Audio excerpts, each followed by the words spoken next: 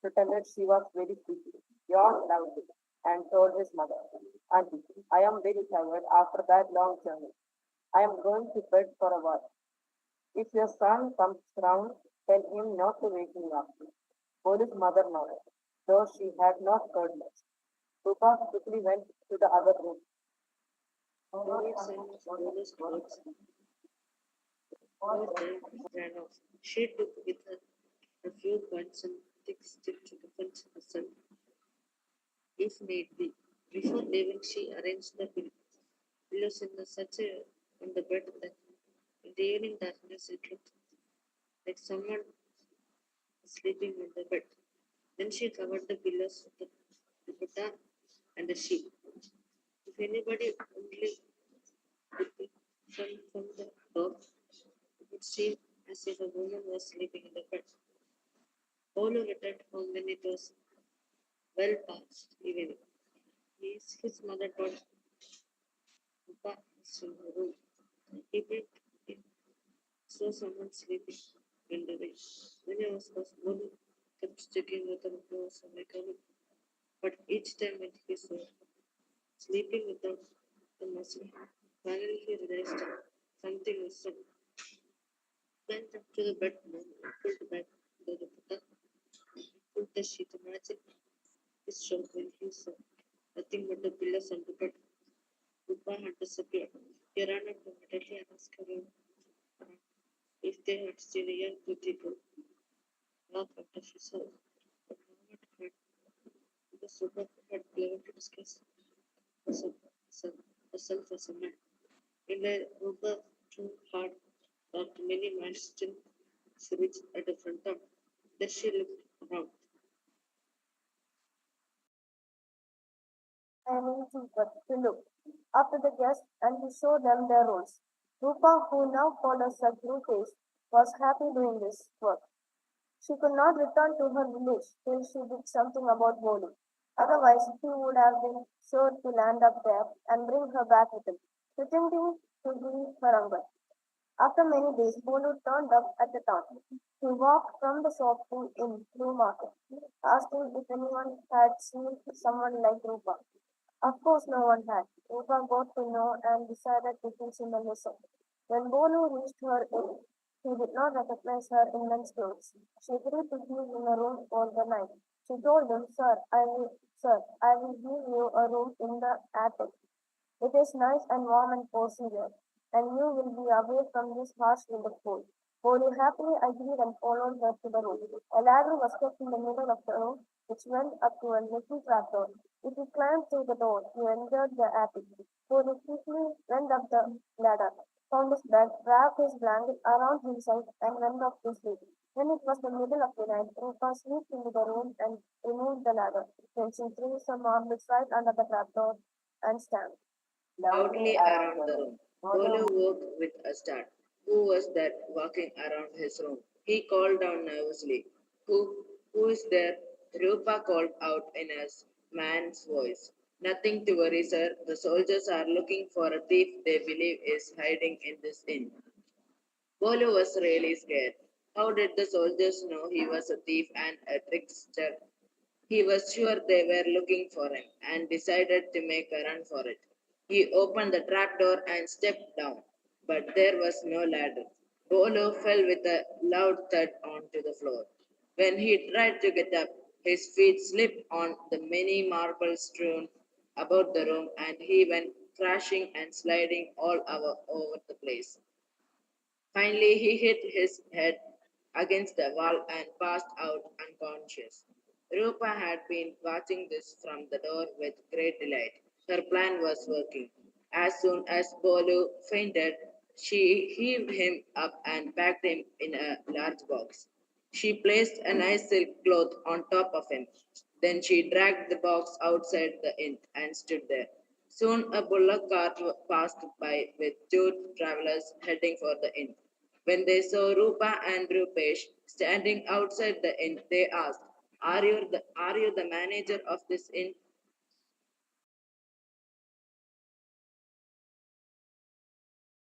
standing here. Then Rupa replied in a worried voice, I look after this inn. I was supposed to go to my own village earlier today to attend a wedding, but there was so much of work that I could not leave. And now here I am, waiting for my cart with this heavy box. Then she lowered her voice and whispered, "This box is full of gifts I bought for the wedding, and if I don't reach in time, everyone will be really disappointed." The two travelers, who were up to no good themselves, looked at each other. The same thought had come to both. They said, "Don't worry, brother. You can take a ride in our car. Why don't you put your box in the car here? But before we start, would you mind getting us a drink of water?" Rupesh or Rupa smiled to herself and wrapped the box onto the cart. Then she went inside to fetch the water. She took her time. As soon as her back was turned, the travelers opened the box to see what it contained. They saw some lovely silk cloth on top. Now assured that they had got their hands on some valuables, they quickly urged their bullocks forward and made a dash for it. Once they were well and truly out of sight, Rupa grinned to herself, her plan hand.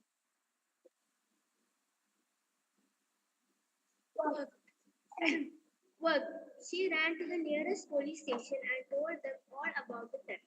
The two men in the bullock cart were just celebrating their theft of the box when they were horrified to see soldiers waiting for them down the road. What could they do? They wondered. They were crossing a bridge over a river at that time and quickly dipped the box into the water. Then, then they heaved a sigh of relief and went their way. So that was the end of Bodu and Rupa too. Returned to her village, where she lived happily on her own. She was not going to trust any stranger anymore. And that's what brave Suma did too. When she was in trouble, she did not talk to any stranger but went straight to the police for help. We must always remain cool like this when in trouble. Signed off, Vishnu Kaka.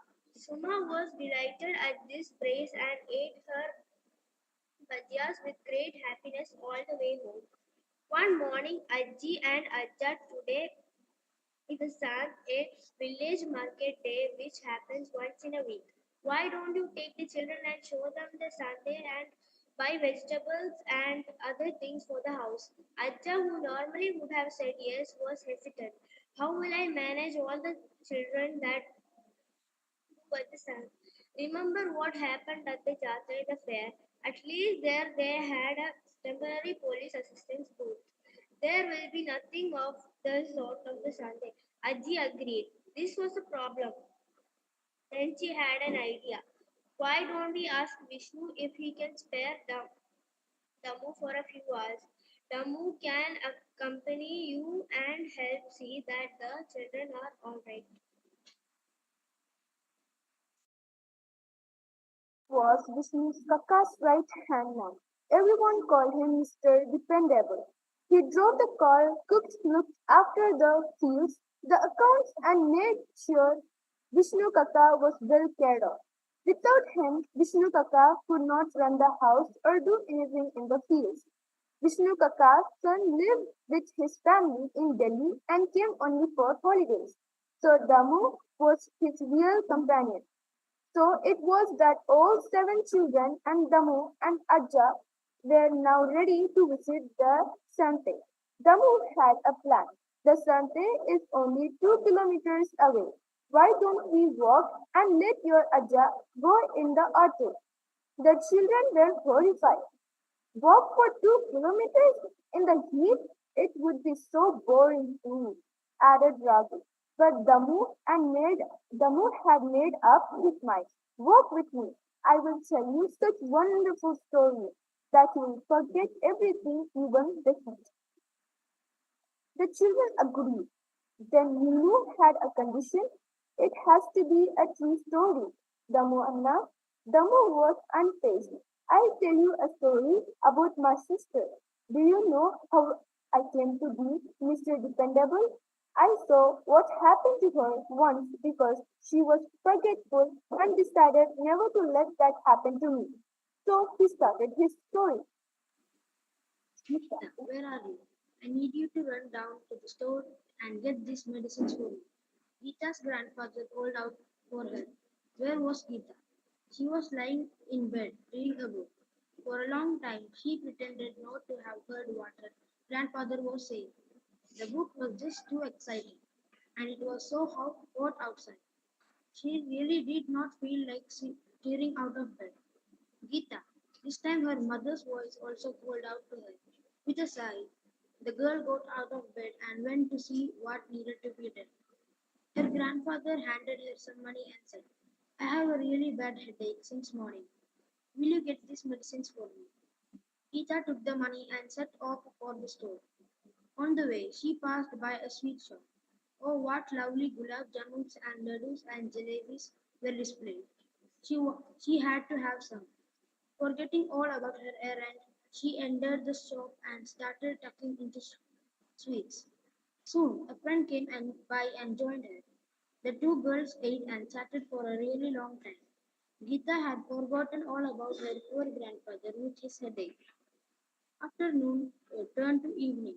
The medicine store shut for the day.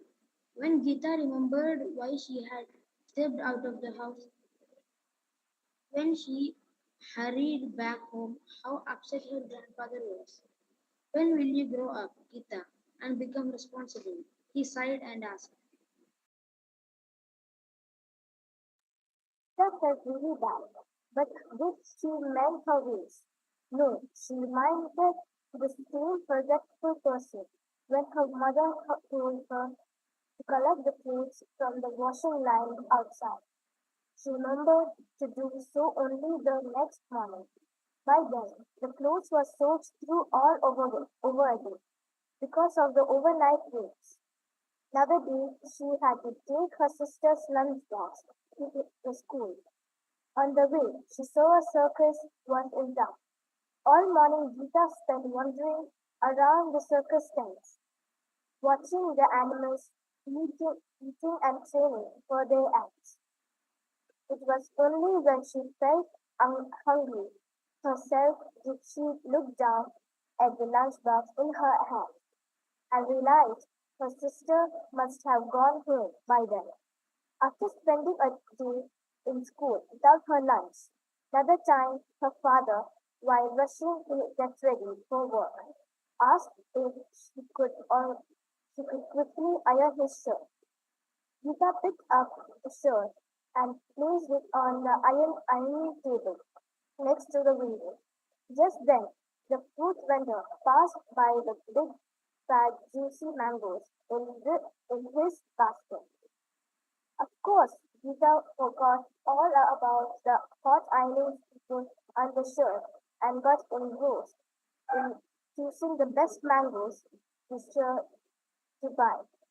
Only when smoke started drowning out the shirt and burned as crisp as toast did she look around and see what had happened. Her father was very upset indeed that day. Some Some days days after after this this incident, incident, Geeta came home from school and announced the whole class was being taken for a picnic the next day. The teacher had asked each student to bring one food item from home, which would be shared by all the children. Geeta had chosen to bring sambar. She was proud of her mother's tasty, tangy sambar and was eager to share it with her friends so they could taste it too. Geeta's mother agreed to make a big pot of sambar for her to take to the picnic next day. And that night, Geeta went to bed feeling very happy, dreaming about the exciting day ahead. The next morning, her mother woke up early and started making the sambar.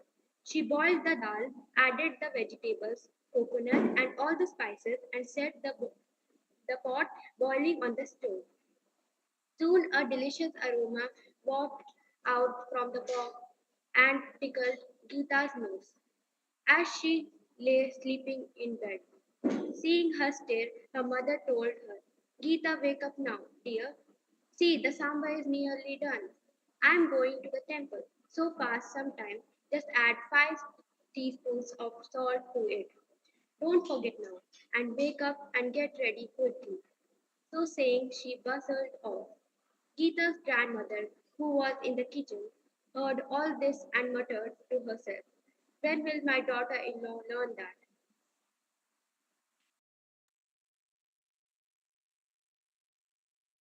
Rita can never remember anything. I am sure the girl will forget to add the salt. Then she will be teased by all her friends. Better be careful. So saying, she went and added the salt in the pot.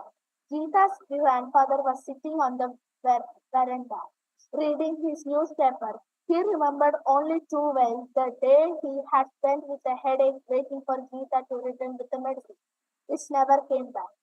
Geeta Geeta and remember something? That's all. That we did it. He murdered and went into the kitchen and added the salt in the sambar himself. Geeta's sister was combing her hair, ready to go off to school. She too recalled the day she had spent feeling hungry in school, waiting for Geeta to return up with her lunchbox. Sure that Geeta would forget about the salt and be laughed at by her friends, she quickly went into the kitchen and added 5 spoons of salt. Geeta's brother was brushing his teeth and hearing his mother's words to his sister. Just she found she would forget about the salt. He dropped in a few spoons of salt into the pot and went up. Geeta's father was carefully ironing his shirt. Like the others, he too slipped into the kitchen and added salt to the pot of sambar. By By now, now, Ge- by now, Geeta had woken up and wonder of wonders, remembered she needed to add the salt. So she too went and added 5 teaspoons as her mother had told her to do. By now, her mother had returned and quickly poured the sambar into a big container and sent her daughter out for her picnic. At the picnic spot, the children had a wonderful time, roaming around and playing. Soon they were too hungry to do anything else. Out came the plates and spoons, and all the containers filled to the brim with food. Plates were piled up with rice, chutneys, vegetables, puris, and all kinds of goodies. Everyone took large helpings of the sambar as Geeta served it out. But no sooner than they put the first spoonful in their mouths, loud, horrible mutter. Everybody started shouting. Astonished Geeta wondered what was wrong. Then ginger, gingerly tasted the rice and sambar on her own plate. It was disgusting. It was as if her mother had degraded out all the salt in the sea and added it to the sambar. Then Geeta remembered her mother had not added the salt. She had. So what had gone wrong? That day, everyone in Geeta's house waited eagerly for her to get back from school and tell them about her wonderful outing. But what was this? She came trudging back, her face sad and tear stained. What had? Then, did anyone else add salt in the sambar? I did, said her grandmother. I did too, said grandfather. So did I, said father. Me too, said her brother. And I, said her sister. They all looked at each other in dismay. No wonder Peter looked so sad. Her friends would have made her feel miserable about the salty sambar. Why did you all do it? Amma had told only me to do so. Vida went. Oh dear, you forget everything you are told to do. So we thought, perhaps you wouldn't remember this time too. All of them said sadly. Now her mother pulled her close, wiped away her tears, and said, see, all this happened because no one could believe you could do anything without being reminded many times about it. Promise me you will be a careful, responsible girl from now on, and we will all trust you to do your work. You just know, and nodded her head. She did become much more careful with her chores after that, and it took a lot of convincing that her friends would come to her house for lunch one day, taste her mother's. She's cooking, especially her tasty tangy samba, and everybody agreed it was the best samba they had ever eaten. When the story was over, the children realized they were already at the sandbar. There were heaps of vegetables, sweets, flowers all around. There were goats, cows, buffaloes, fish, chicken, and eggs for sale. The smell of nuts, cardamom, and other spices hung in the air. It was unlike the fair where people had come to have a good time. Here, a lot of businesses was taking place, and everybody was buying and selling busily. The fruits and vegetables were very fresh. The fresh flowers looked as if they had just been plucked. Everyone was friendly. The fruit vendor saw Aja and said, Namaste, Master Ji. Oh, you have come with your grandchildren. It is nice to see everyone like this. Then he gave each one a mango. When Aja offered money, he wouldn't take it. He said, After you were all my Master Ji, my teacher, can't I give 7 mangoes as gifts to your grandchildren? They are from my garden, not that I purchased them. The children were delighted at his warmth and kindness and returned home very happy that day.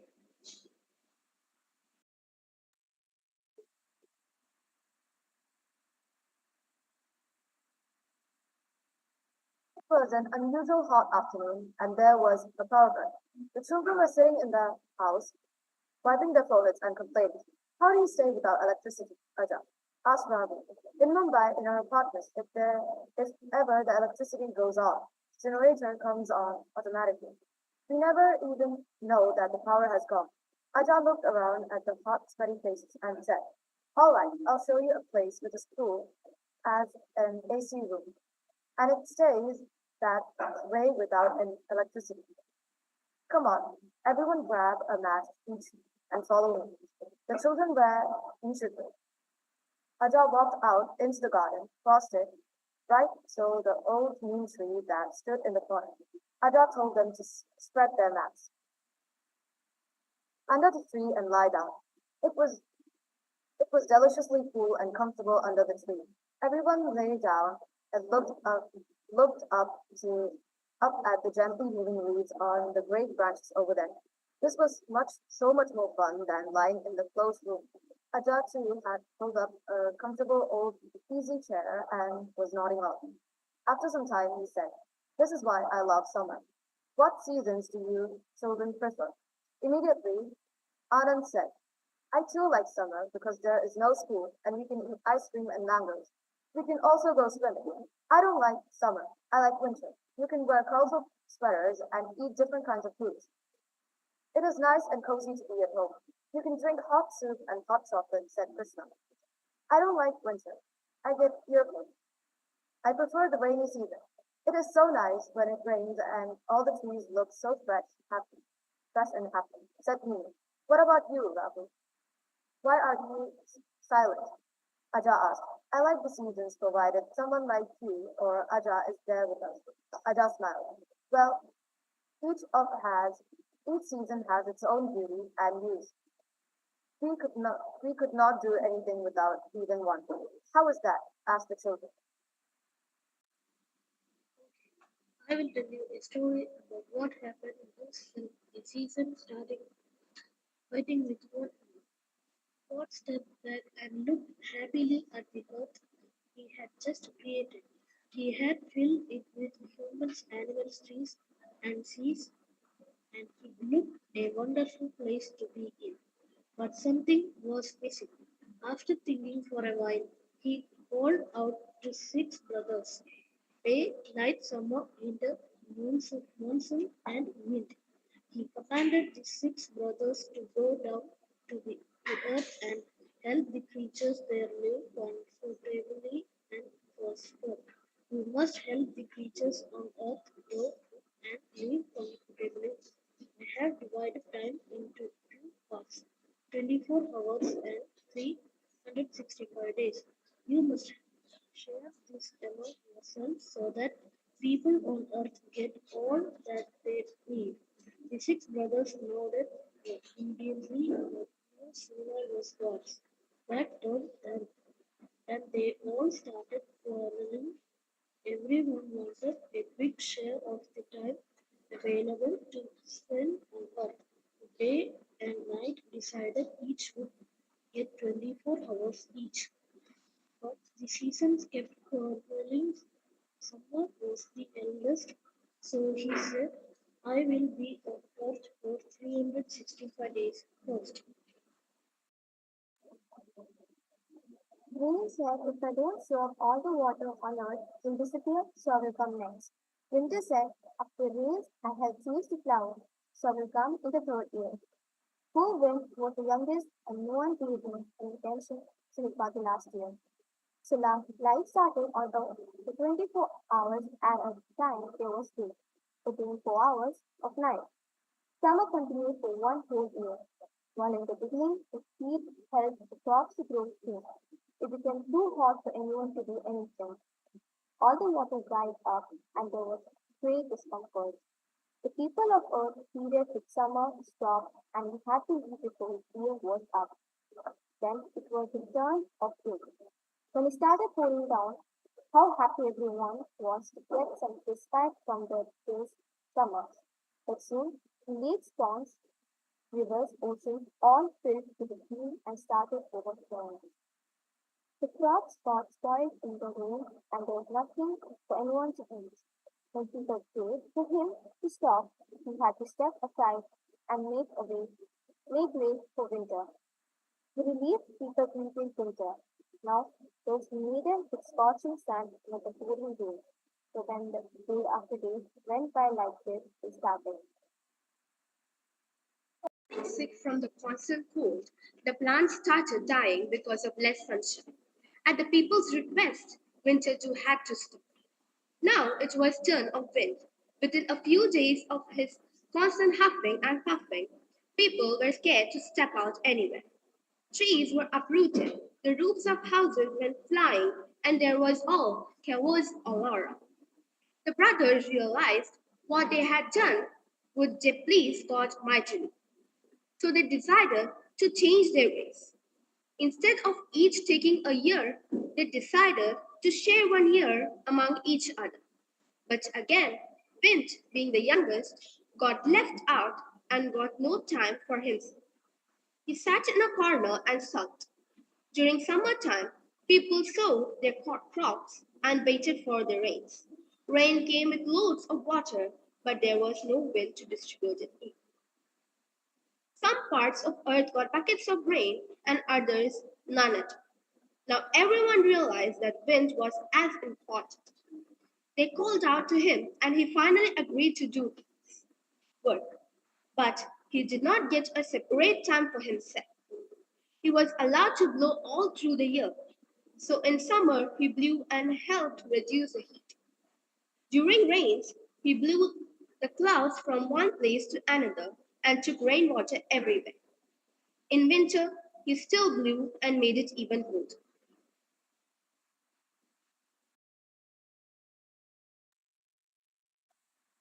One day, the island of Cyprus. One day, early in the morning, the children heard a loud voice moving from outside. Where are you, grandchildren? Children, I have come to take them to my place. They went running out to see a very tall man with twinkling eyes and a grey beard sipping coffee with their grandparents. He wore a crisp white dhoti and shirt and a black cap. His smile was so charming that the children instantly warmed to him. Aji was shaking her head and saying, Ramat, there's no way Pirambi can manage 4 children. Take them out for the day. Why do you want to have them over for the night? But the man called Ramat shook his head. No, no, I will take them for a night stay. My Usman is a great cook and we cook after everything. Pirambi will not be troubled at all. Aji saw this questioning look on the children's faces and explained, this is Rahmat. A long time back when your Ajja was a school teacher, she was your Ajja student. Your Ajja was a school teacher, she was your Ajja student. He lives a little far away now. He has a mango grove there and a large house. All his children live abroad. In his house, there's large library of books and what can be called a ministry with goats, cow, peacocks, pigeons, and parrots. He wants to have you all over for the night. I am sure you will have a good time. But do you want to go? He also tells very beautiful stories. Added Ajja. Rahmat grinned and said, Mustardji, don't exaggerate. Exaggerate. I started reading children's storybooks only after my grandchildren were born. Then I remembered the stories you used to tell us in the school and passed off. Some of them as my own. He turned to the children and said, So what do you think? Kids, will you come with me? I will show you a different part of the village. Everyone was thinking. When Raghu spoke up, can we bring our friends with us? Oh, you mean Vishnu, Kaka's grandchildren? Of course, they can come. The more, the merrier. Parambi will love having so many children in the house. Raghu ran to Sharan's house to give the news. Rahmat Chacha, as everyone called him, had brought a jeep and soon all seven had packed a change and their toothbrushes and filled into it. Rahmat Chacha's house was far, about 30 kilometers away, and on the way they had to go through a forest. The road cutting through the forest was narrow and windy. Tall trees stood on both sides. It was a dark, scary place. Suma looked around nervously and said, Will anyone ever looked around, cut down these trees and widen the road? Ahmed Chacha shook his head. Oh no, the villagers will never allow it. We love our trees and try to see as few are cut down as possible. Trees must us never be cut unnecessarily. Do you want to listen to a story about a kingdom that cut down all its trees?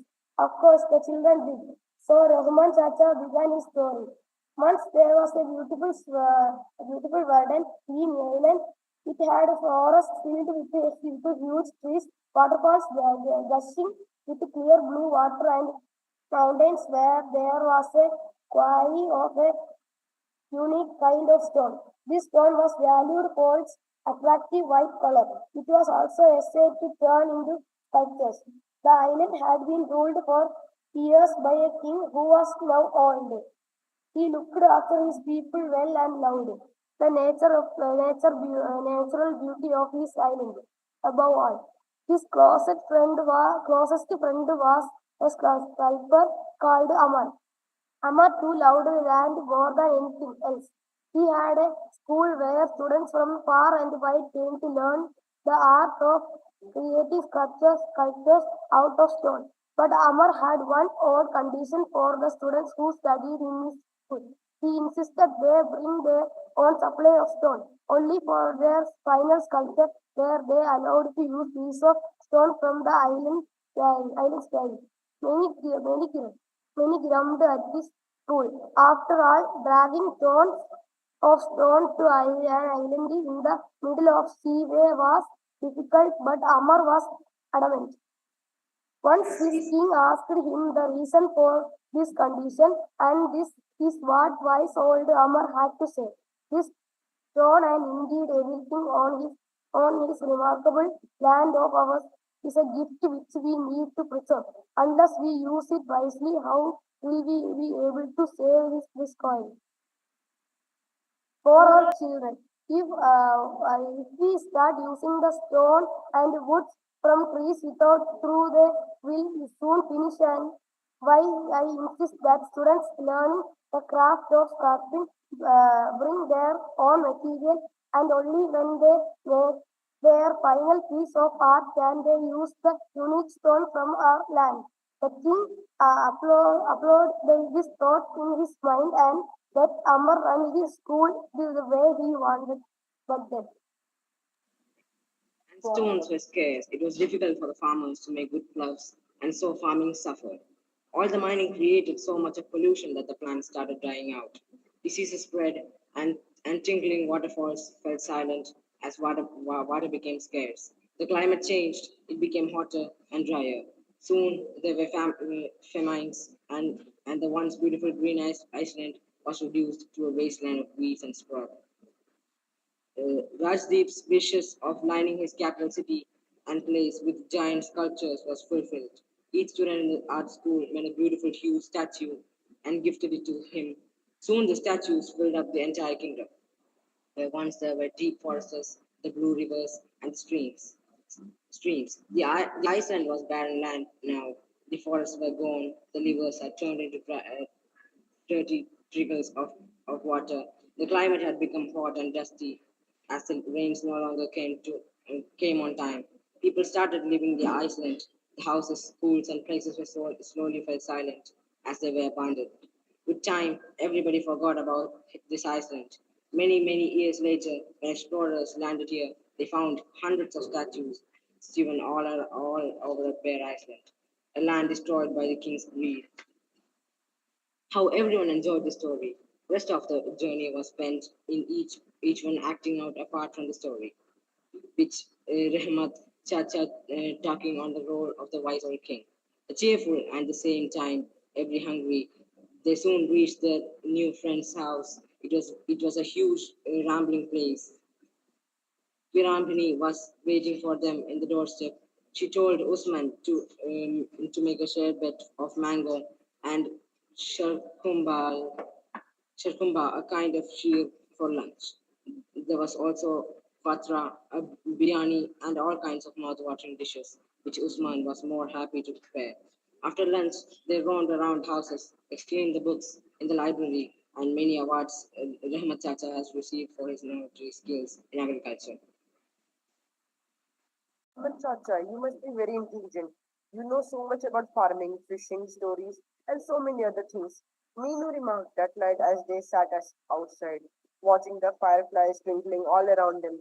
But Rahmat Chacha did not agree. No, not really. There is plenty I still don't know.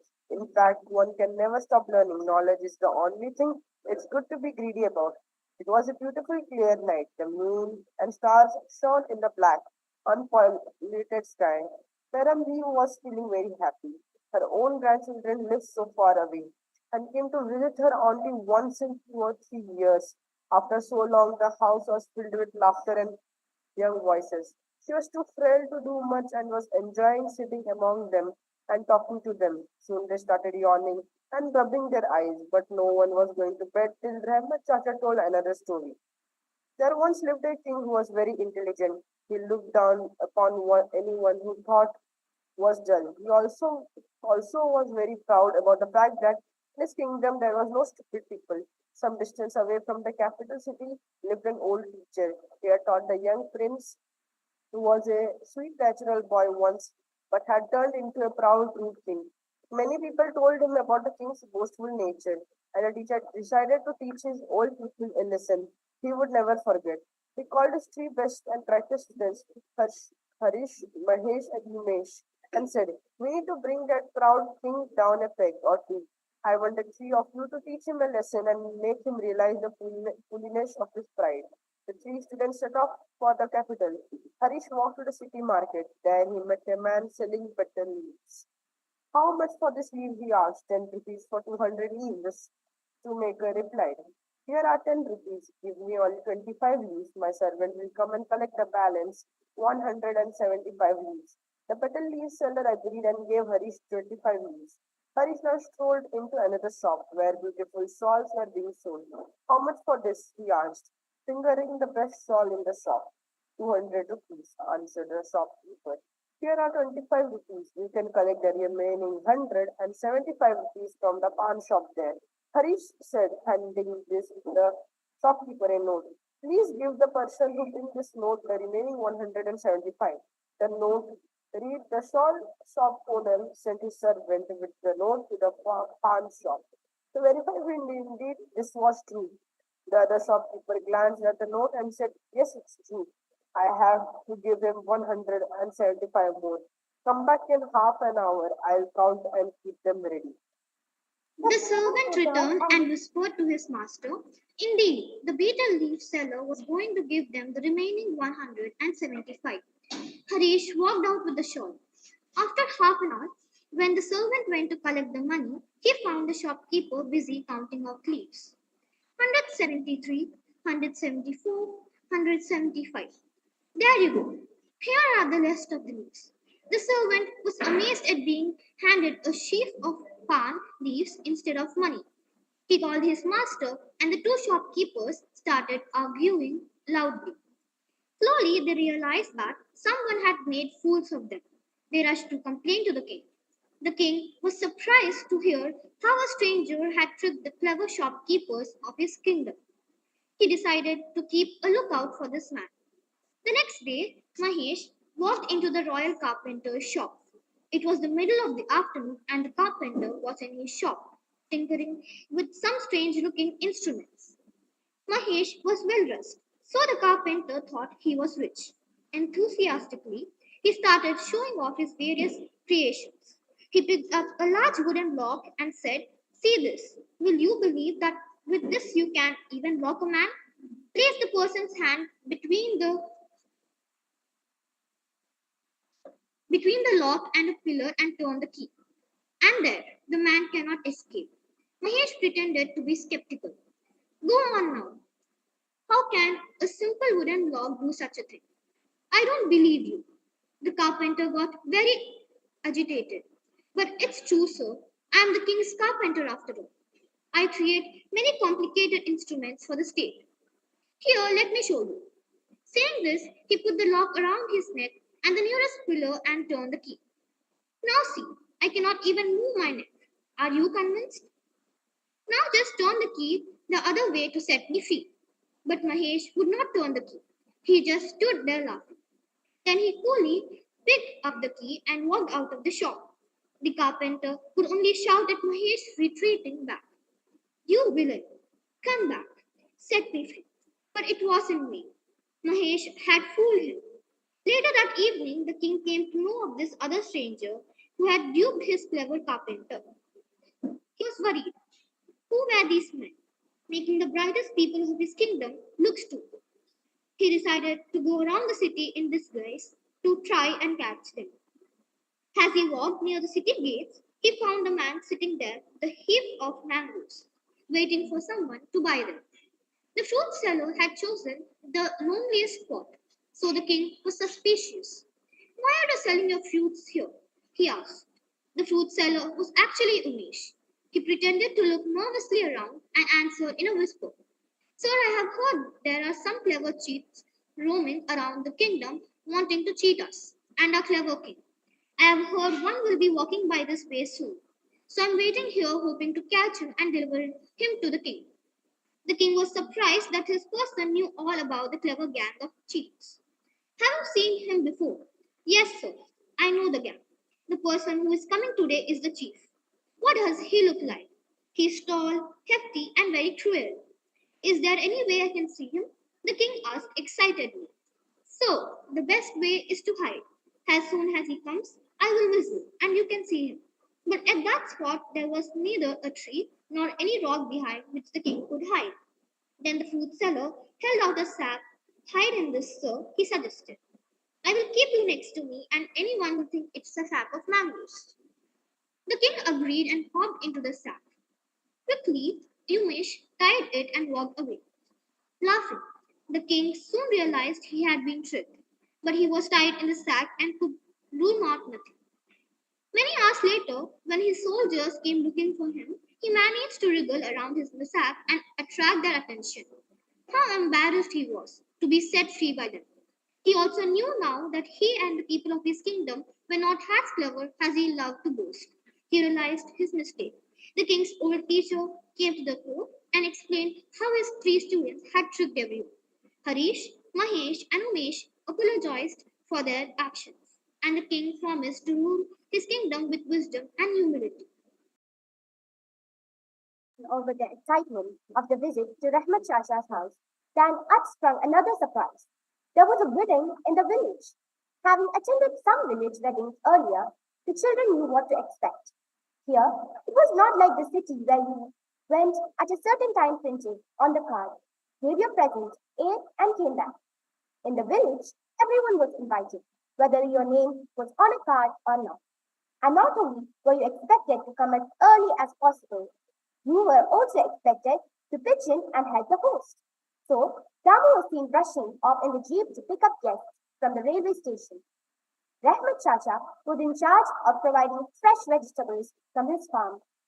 Aj was herding a group of women into the kitchen and telling them what to do. Aja was supervising the cleanliness and had stocked up on big bottles of vinegar and other cleansers. And Vishnu Kaka was dressed in his best spotless dhoti and kurta and was looking after the guests. I'd told the children to wear their nicest clothes and come to the venue. Krishna, always careful of the way she looked, wore her pretty blue silk frock. Ajay noticed and said, Krishna, remember to be careful. There will be a lot of people and food there. Don't get your clothes dirty. Krishna promised to be careful. Soon, Ajay disappeared into the kitchen, which was lined with people chopping and stirring and cooking. Outside, guests were pouring in, and Vishnu Kaka was making sure everyone would serve breakfast. Ajja was seen hurrying about with a bottle of vinyl in his hand. Rahma Chacha was taking care of the flower decorations, while Pirambi Chachi was stringing piles of garlands. Children were playing all over the place. Film songs were played on the mic, and there was a happy chaos everywhere. After the wedding, during lunchtime, while eating sweet pancakes of chiroti with badam milk, someone jostled Krishna and a big puddle of milk fell on her dress. She was great striking. Ajay consoled her. Don't cry. Silk can be washed and made to look just like you. That is the wonderful thing about it. Seeing Krishna's tear-stained face, she said, Today, when we go home, I will tell you the story of how silk was made for the first time. That made Krishna happy. That night, though Ajay was tired, she still told the children the story of silk. Did you know that silk was discovered in China? A long time ago, in a tiny village in China, there lived a poor girl belonging to a weaver's family. One day, the emperor was passing through the village and saw her working in the fields. He noticed her red cheek and rosebud-like mouth, her proud bearing, and her rough, work-worn hand, which meant she worked very hard through the year. He immediately fell in love with her and thought he was much older, decided to marry her. The girl married the ruler of the land and went to live in his palace as his beloved queen. But she was unhappy. She had grown up in the wide open spaces of the countryside, and now she was confined to a palace, magnificent though it was. She was used to working from dawn to night without a moment's rest. But now she had many servants to take care of her needs and did not know how to fill her time. In the village, she had been surrounded by family and friends who exchanged news and gossip as they rode. But in the palace, it was quiet and no one spoke out of turn. The emperor noticed his new wife was sad and tried his best to make her happy. He bought her grand clothes, jewels, and artifacts, threw elaborate parties, hired the best musicians of the land to amuse her. Yet she was sad. One afternoon, the empress sat under a mulberry bush in her garden, lost in her thoughts about her village. She slowly sipped hot water from a cup. Staring up at the blue sky, the girl remembered the birds that flew over her village. Then, sighing softly to herself, she picked up her cup to take another sip. But what was this? A cocoon from the mulberry bush had dropped into the hot water. Her first thought was to throw away the water and the cocoon. But then she took a closer look and she saw some threads peeping out from the cocoon. Where had they come from? She pulled the threads. They were thin, strong, and shiny. She kept pulling and a long line of thread came out. Now, the empress had a great idea. She would take the thread from many cocoons and weave soft, strong cloth from it. She called her servant and everyone got to work. They took cocoons out of the mulberry tree, dropped them in hot water, and removed the thread. They gathered a fair amount of yarn. Then the queen ordered a special weaving machine and wove the first piece of cloth using this thread. Thus, silk, the best and brightest form of cloth, was weaved. The manufacture of silk spread throughout China. It was the cloth that only royalty could wear and was much in demand in lands as far away as Rome. The route through which silk was traded between China and Europe through Asia was called the Silk Route. Now that the Chinese had learned how to make silk cloth, they did not want to share this knowledge with anyone in the world. Generations of Chinese royalty were sworn never to reveal the secret to anyone. When princesses got married and went away to far-off lands, they were not allowed to tell anyone that knew home how silk was made. Many years later, when a clever princess was leaving her house on getting married, As was the custom, her bags were searched carefully to check that she did not carry anything that would help her make silk. This princess had been weaving silk from a young age and wanted to continue to do wherever she went. She had hidden the cocoons in a long, elaborate hairpin. No one thought of looking there. When she went to her husband's house, she took out these cocoons from her hair and started gathering silk thread. In this way, legend goes, the knowledge of how make silk left China. When Yama called. One day, Ajay was sitting and stitching a tear in an old sari. The children came and sat around her. The holidays were finishing and they did not want to be away from her for even a minute. Minu and Krishna affectionately put their arms around Ajay's neck and said, Ajay, why do you have so many wrinkles on your hand? Because I'm old, said Ajay. Why do old people have wrinkles? Asked Minu. Ajay took off her glasses, which she wore only when going out reading, and said, Once upon a time I was also young like you. My skin was smooth and shiny. My hair was long and black. I had very sharp eyes and an excellent memory. But as I grew older, everything changed slowly. We will all grow old like this one day, Shan asked Evia. Yes, every being gets old. It's a part of life. Come, I'll tell you a story about old age. Many, many years ago, there lived in a little town a man named Arun. He was a merchant, and though not very rich, he lived comfortably enough. He had a large family of brothers, sisters, wife, and children. He looked after them well, and in whatever he could, he also helped other poor people in the town. He built rest houses for the travelers, and in these there were dining halls where anyone could come and have a good, wholesome meal for a very little money. One day, while returning home from work, he happened to pass by one such rest house. It had a veranda where people stopped and rested. Sitting there, looking tired and hungry, was a stranger. He was a tall man. His clothes were travel stained and showed that he had come from afar. With him was his horse, looking as tired and hungry as its master. Seeing them, Arun's kind heart melted and he went up to speak to the man. Where have you come from, my brother? He asked. But you must step inside for a hot meal and some rest. The man looked up and gave a smile and said, The rest house is very popular. There is no room for me, and the dining hall is full too. I will wait here for a while and then be on my way. I'm sure I'll find another place to serve me some food down the road. Arun would not hear of this. The thought that someone was going away without food and rest was too much for him. He insisted on the man coming back to his house with them. There he invited the traveler to share a meal with his family. The man was served lovingly and ate his fill. While he sat eating, the man noticed that Arun was sometimes a bit absent-minded. It was as if something was on his mind, and he was worried. Once he had finished eating and had watched the traveler rose to leave, he thanked Arun for his kindness and then said, If you don't mind me asking, sir, I could not help but notice that you were a bit worried. I know I am a stranger to you, but perhaps it would help lighten your burden if you shared your worries with me. But Arun only smiled and shook his head. He did not want to share his thoughts with a stranger. Then the man said, Perhaps if I show you who I really am, you will confide me in me. And in trials the man changed. He was no longer a tired traveler but a god. The pleasant in shimmering clothes with the crown on his head, his horse changed in the buffalo.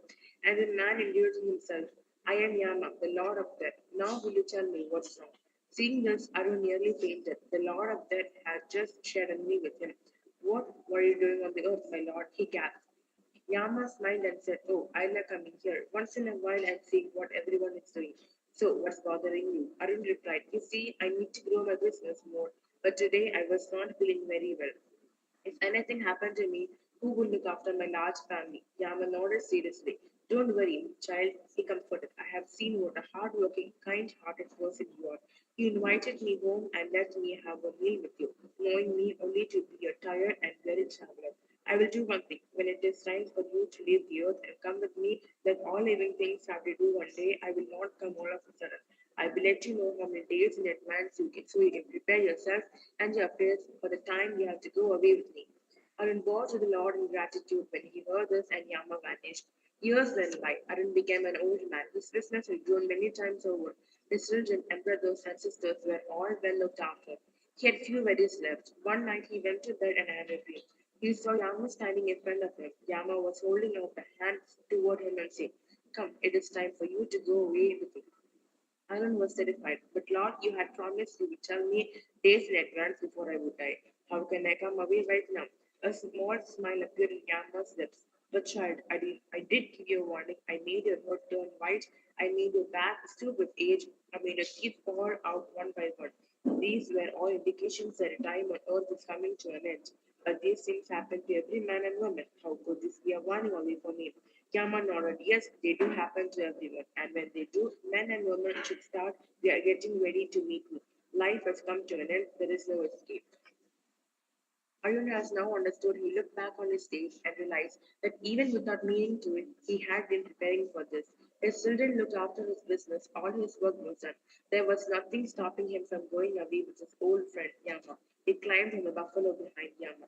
Let's go, he said, and Yama went away with him. One day, Aji was sitting and stitching a deer in an old sari. The children came and sat around her. The holidays were finishing, and they did not want to be away from her for even a minute. Minu and Krishna affectionately put their arms around Aji's neck and said, Aji, why do you have so many wrinkles on your hands? Because I'm old, said Aji. Why do old people have wrinkles? Asked Minu. Aji took off her glasses, which she wore only when sewing or reading, and said, Once upon a time, I was always young like you. My skin was smooth and shiny. My hair was long and black. I had very sharp eyes and an excellent memory. But I had, but I grew old. Everything changed slowly. We will all grow old like this one day, Shambi asked Divya. Yes, every living being gets old. It's a part of life. Come, I'll tell you a story about old age. Many years ago, there lived in a little town a man named Arun. He was a merchant and though not very rich. He lived comfortably enough. He had a large family of brothers, sisters, wife, and children. He looked after them well and in whatever way he could. He also helped out the poor people in the town. He built rest houses for travelers, and these there were dining halls where anyone could come and have a good, wholesome meal for every little money. One day, while returning home from work, he happened to pass by one restaurant. It was a veranda where people stopped and rested. Sitting there, looking tired and hungry, was a stranger. He was a tall man. His clothes were travel stained and shown that he had come from afar. With his host, looking as tired as hungry as his master. Seeing them, Aaron's kind heart melted, and he went up to speak to the man. Where have you come from, my brother? He asked. I only stepped inside for a hot meal and some rest. The man looked up, gave a smile, and said, The rest house is very popular. There is no room for me, and the dining hall is full too. I will wait here for a while, then be on my way. I'm sure I'll find another place to serve me some food down the road. Aaron would not hear of this. The thought that someone was going away without food and rest was too much for him. He insisted on the man coming back to his house with him. There he invited the traveler to share a meal with his family. The man was served lovingly and ate his fill. While he sat eating, the man noticed that Aaron was sometimes a bit absent-minded. It was as if something was on his mind, and he was worried. Once, once they had finished eating and had finished washed up, the traveler rose to leave. He thanked Aaron for his kindness, they said. If you don't mind me asking, sir, I could not help but notice that you were a bit worried. I know I'm a stranger to you, but perhaps I would help lighten your burden if you shared your worries with me. Aaron only smiled and shook his head. He did not want to share his thought with a stranger.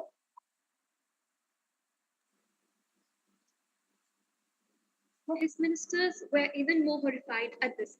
Half the kingdom to some woolly headed writer and teller of stories. How horrible! They all tried to show the king the foolishness of his ways, but he was adamant.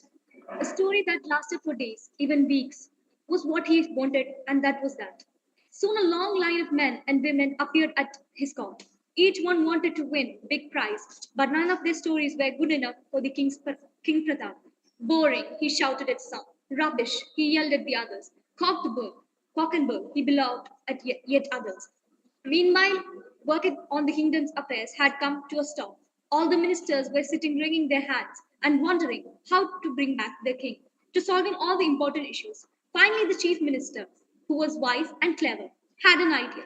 The next day, a scruffy, crazy looking man turned up at the court. His hair was in a mess, his clothes were half torn, and on his feet he wore torn shoes from which his toes stuck out. He marched up to the palace and demanded to be given an audience with the king. The guard let him in. They were used to having all kinds of characters turning up at the gates wanting to tell stories to the king. The old man was admitted into the king's chamber.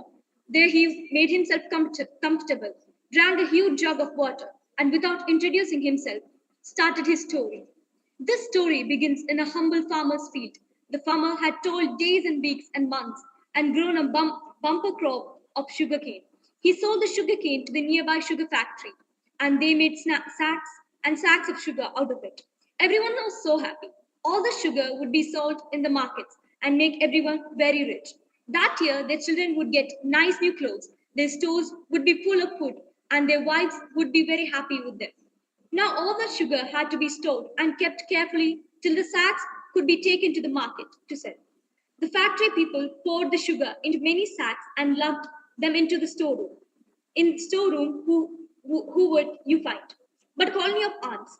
They had decided that building their house near a ready supply of their favorite food was a very good idea, and were always on the lookout for new batches of sugar to be stored there.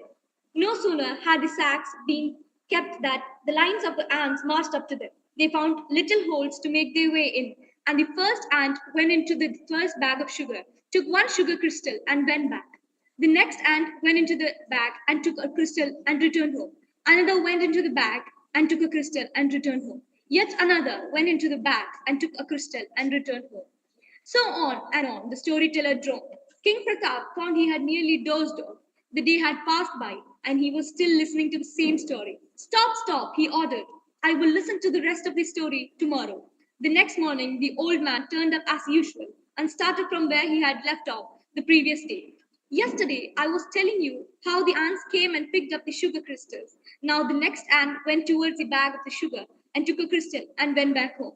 Another went and took a sugar crystal and returned home. Another ant. The story went on and on like this.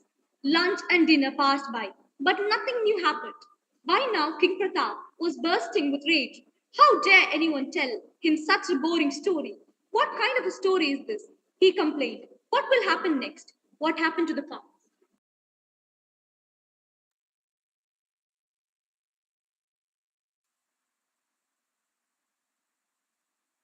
But the old man only smiled and said, have patience, your majesty. That year, the yield was very good, and there were thousands of bags of sugar.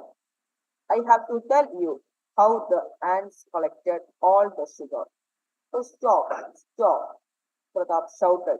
Stop this boring story at once. The man now stood up and said, fine, if you are ordering me to stop, I have won the prize. Give me half your kingdom. The king was in dilemma now. He had announced a competition and prize, no doubt, but could he honestly give away half the kingdom to this crazy looking storyteller with his boring tales. As he sat pondering, the man went even wider and took off his dirty robe, rubbed off the dirt from his face, and shook back his shaggy white hair. Everywhere was astonished. Why, this was the chief minister himself. Don't worry, your majesty, the minister told his overjoyed king. I did not want half your kingdom. I only wanted to show you how you were wrong to neglect your work and listen to stories night and day. Your people deserve a good king, someone who will work hard to look after them, someone who will think of his own happiness only once his people are happy. That's what good kings do, you know. Not just giving orders and enjoying yourself. Poor Pratap looked ashamed at this. Yes, he had been an extremely selfish king. From now on, storytelling was only at night after all his work was done. So that was how the summer holidays ended. Everyone packed their bags and reached the station. Their mothers had come to take them back home. Aja, Aji, Vishnu Kaka, Samu, and Rahma Chacha. Everyone had come to see them all. No one felt like leaving Aji's side, and Minu kept hugging her till she had no board the train. Soon the train puffed out of the station. The children leaned out to wave their goodbyes. Slowly, Shiknon has left behind, but the children would continue to remember their Aja and Aji and everyone else and all the stories which would remain with them forever. And they would be back during their next summer holidays when they would hear so many more.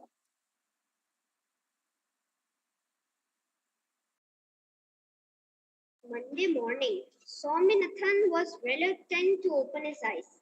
He considered Monday specially unpleasant in the calendar. After the delicious freedom of Saturday and Sunday, it was difficult to get into the Monday mood of work and discipline. That dismal, that, that dismal building, the far-eyed Vedanayagam, his class teacher and the headmaster with his thin long cane.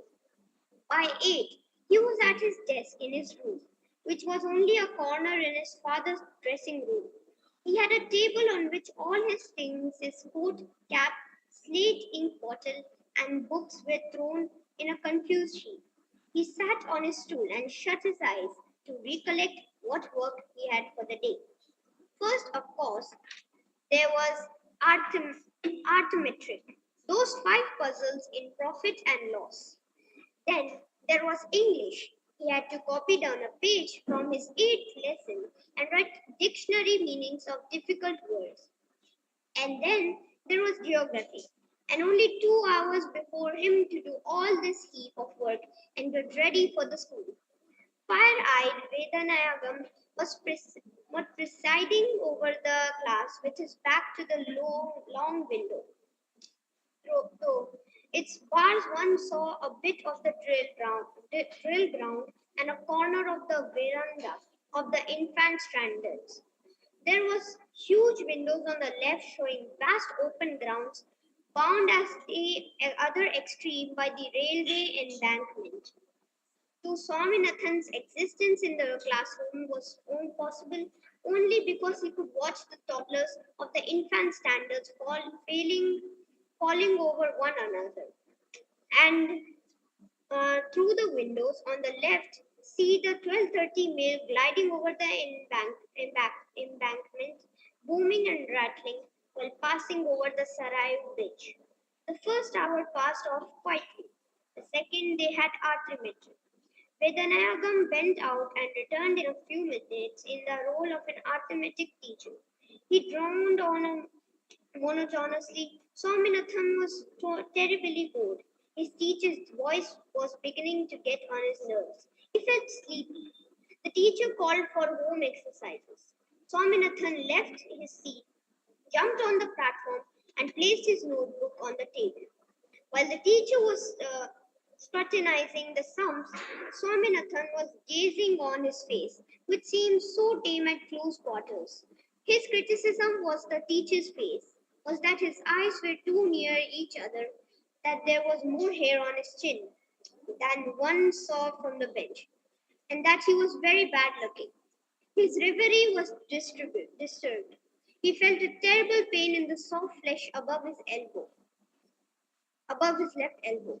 The teacher was pinching him with one hand and with the other crossing out all the sums. He wrote very bad at the bottom of the page, flung the notebook in Swaminathan's face, and drove him back to his seat. Next period, they had history. The boys looked forward to it eagerly.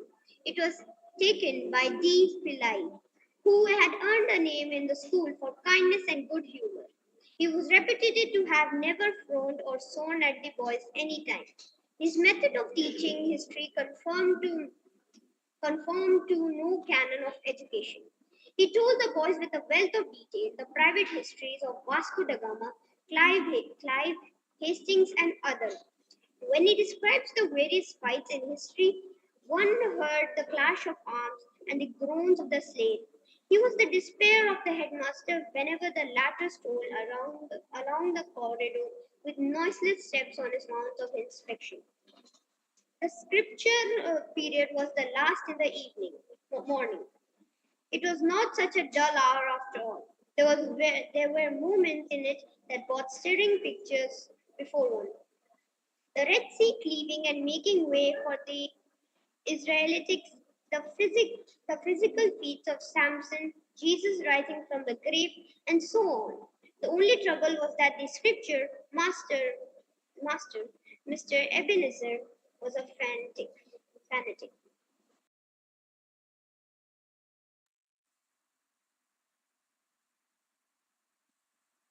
Orange idiots, the teacher said, clenching his fists. Why do you worship dirty, lifeless wooden idols and stone images? Can they talk? No. Can they see? No. Can they bless you? No. Can they take you to heaven? No. Why? Because they have no life.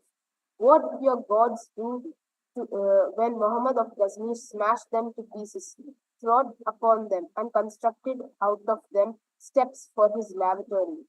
If those idols and images had life, why did they not parry Muhammad's onslaughts? He then turned to Christianity. Now see our Lord Jesus. He could cure the sick, relieve the poor, and take us to heaven. He was a real God. Trust him and he will take you to heaven. The kingdom of heaven is within us. Tears rolled down Ebenezer's cheeks when he pictured Jesus before him. The moment his face became purple with rage as he thought of Sri Krishna. Did our Jesus go gadding about with dancing girls like your Krishna? Did our Jesus go about stealing butter like that arch squadron Krishna? Did our Jesus practice dark tricks on those around him? He paused for a breath. The teacher was intolerable. Today, Swaminath's blood boiled. He got up and asked, if he did not, why was he crucified? The teacher told him that he might come to him at the end of the period and learn it in private.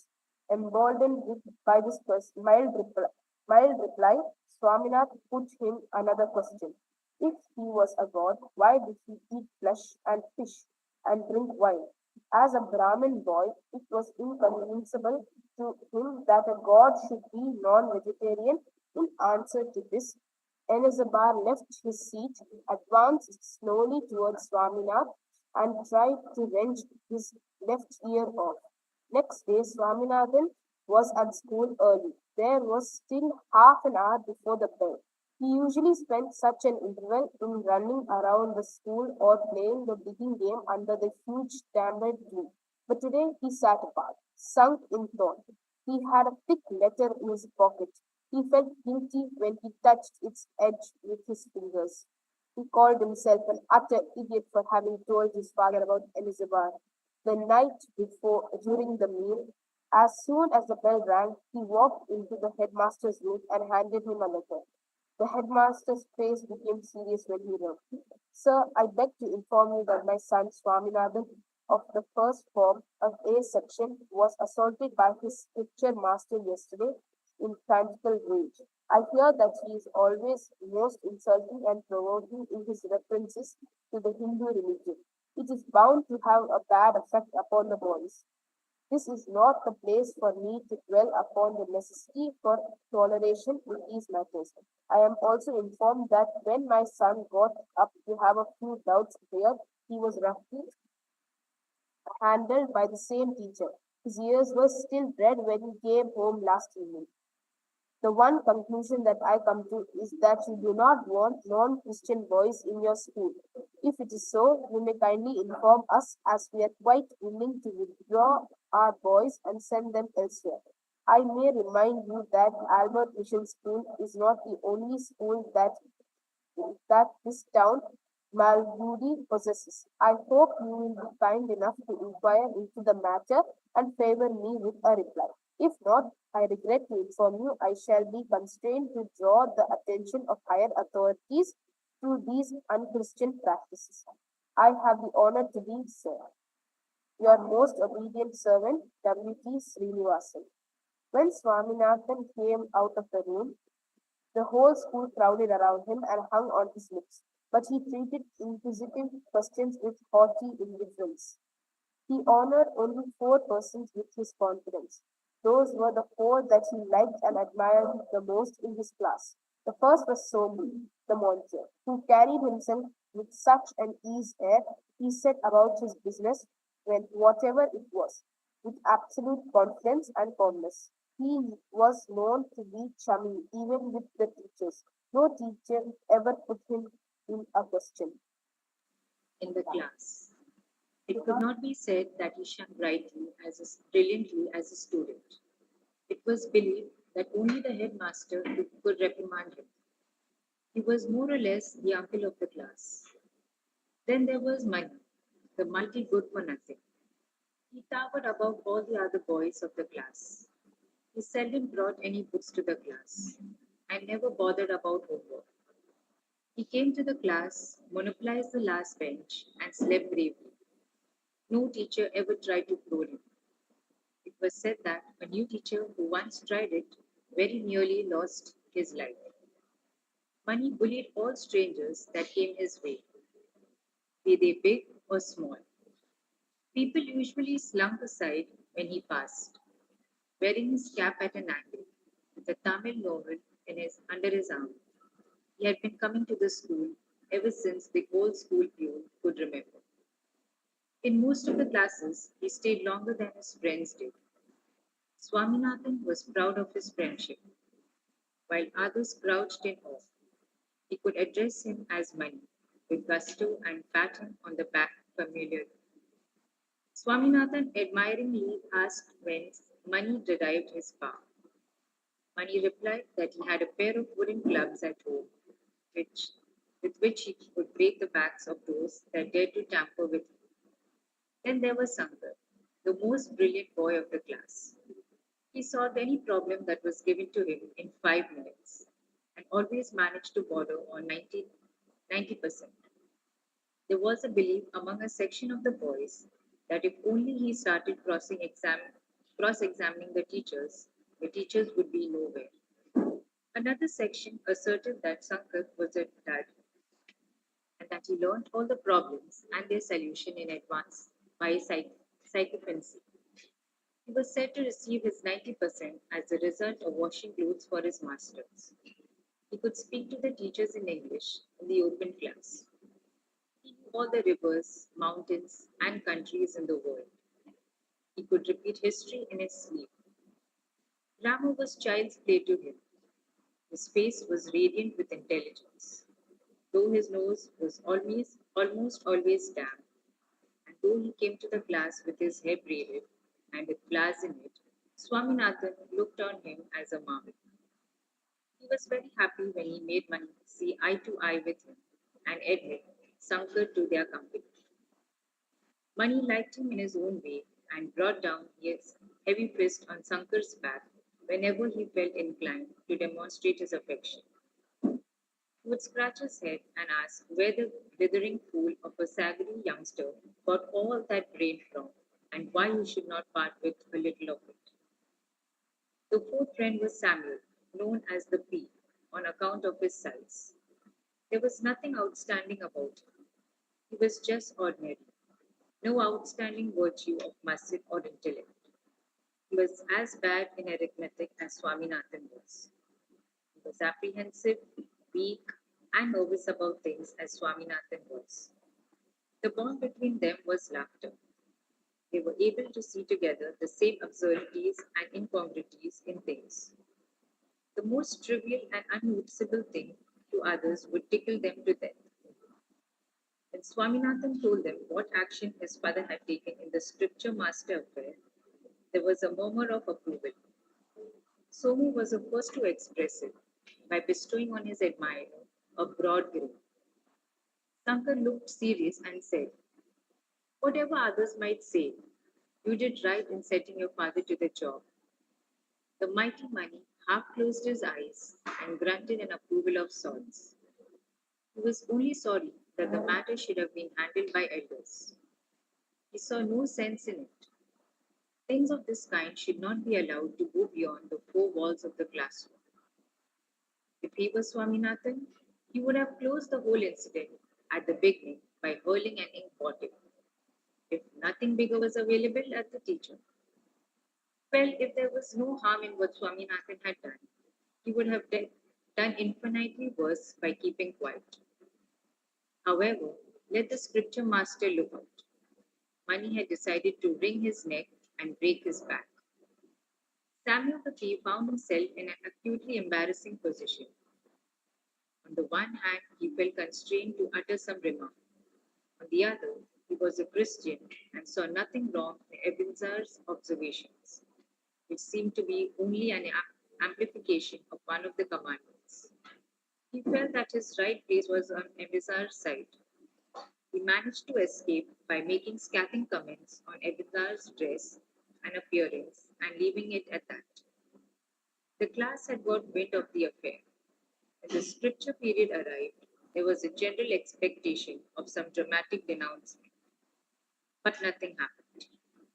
Ebenezer went on as merrily as ever. He had taken the trouble that day to plow through Bhagavad Gita, and this generous piece of writing lends itself to any.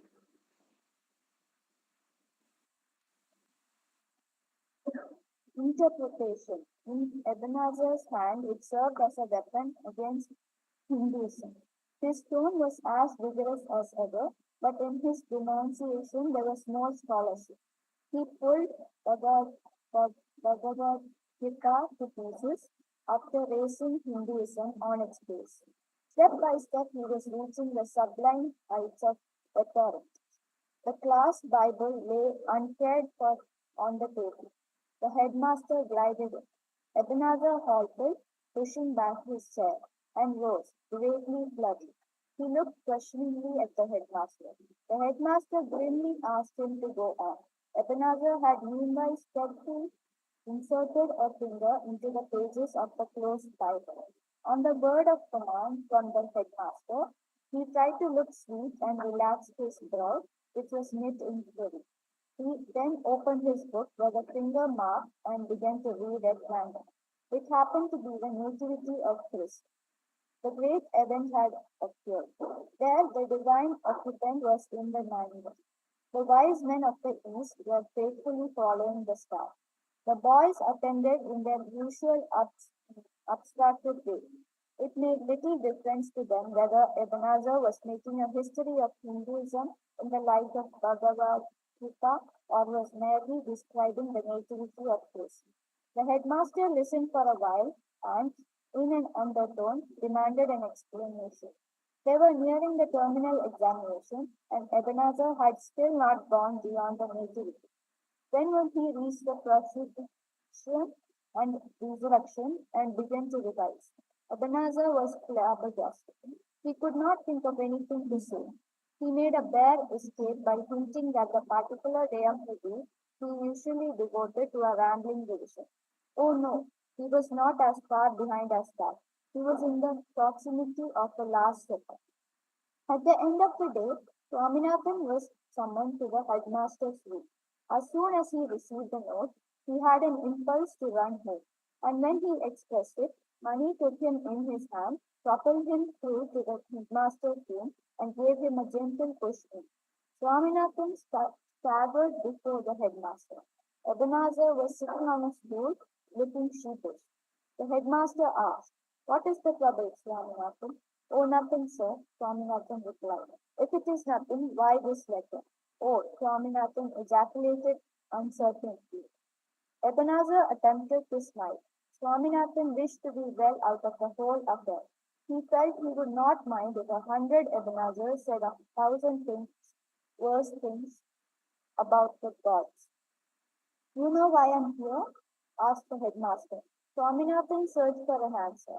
The headmaster might be there to receive letters from boys' parents. He might be there to play Ebenezer alive. He might be there to deliver 6 cuts with his cane every Monday at 12 o'clock. And above all, why this question? "I don't know, sir," Swaminathan replied innocently. "I'm here to look after you," said the headmaster. Swaminathan was relieved to find that the question had such a simple answer. "And so," continued the headmaster, "you must come to me if you want any help. before you go to your father. Swaminathan furtively glanced at Ebenezer, who writhed in his chair.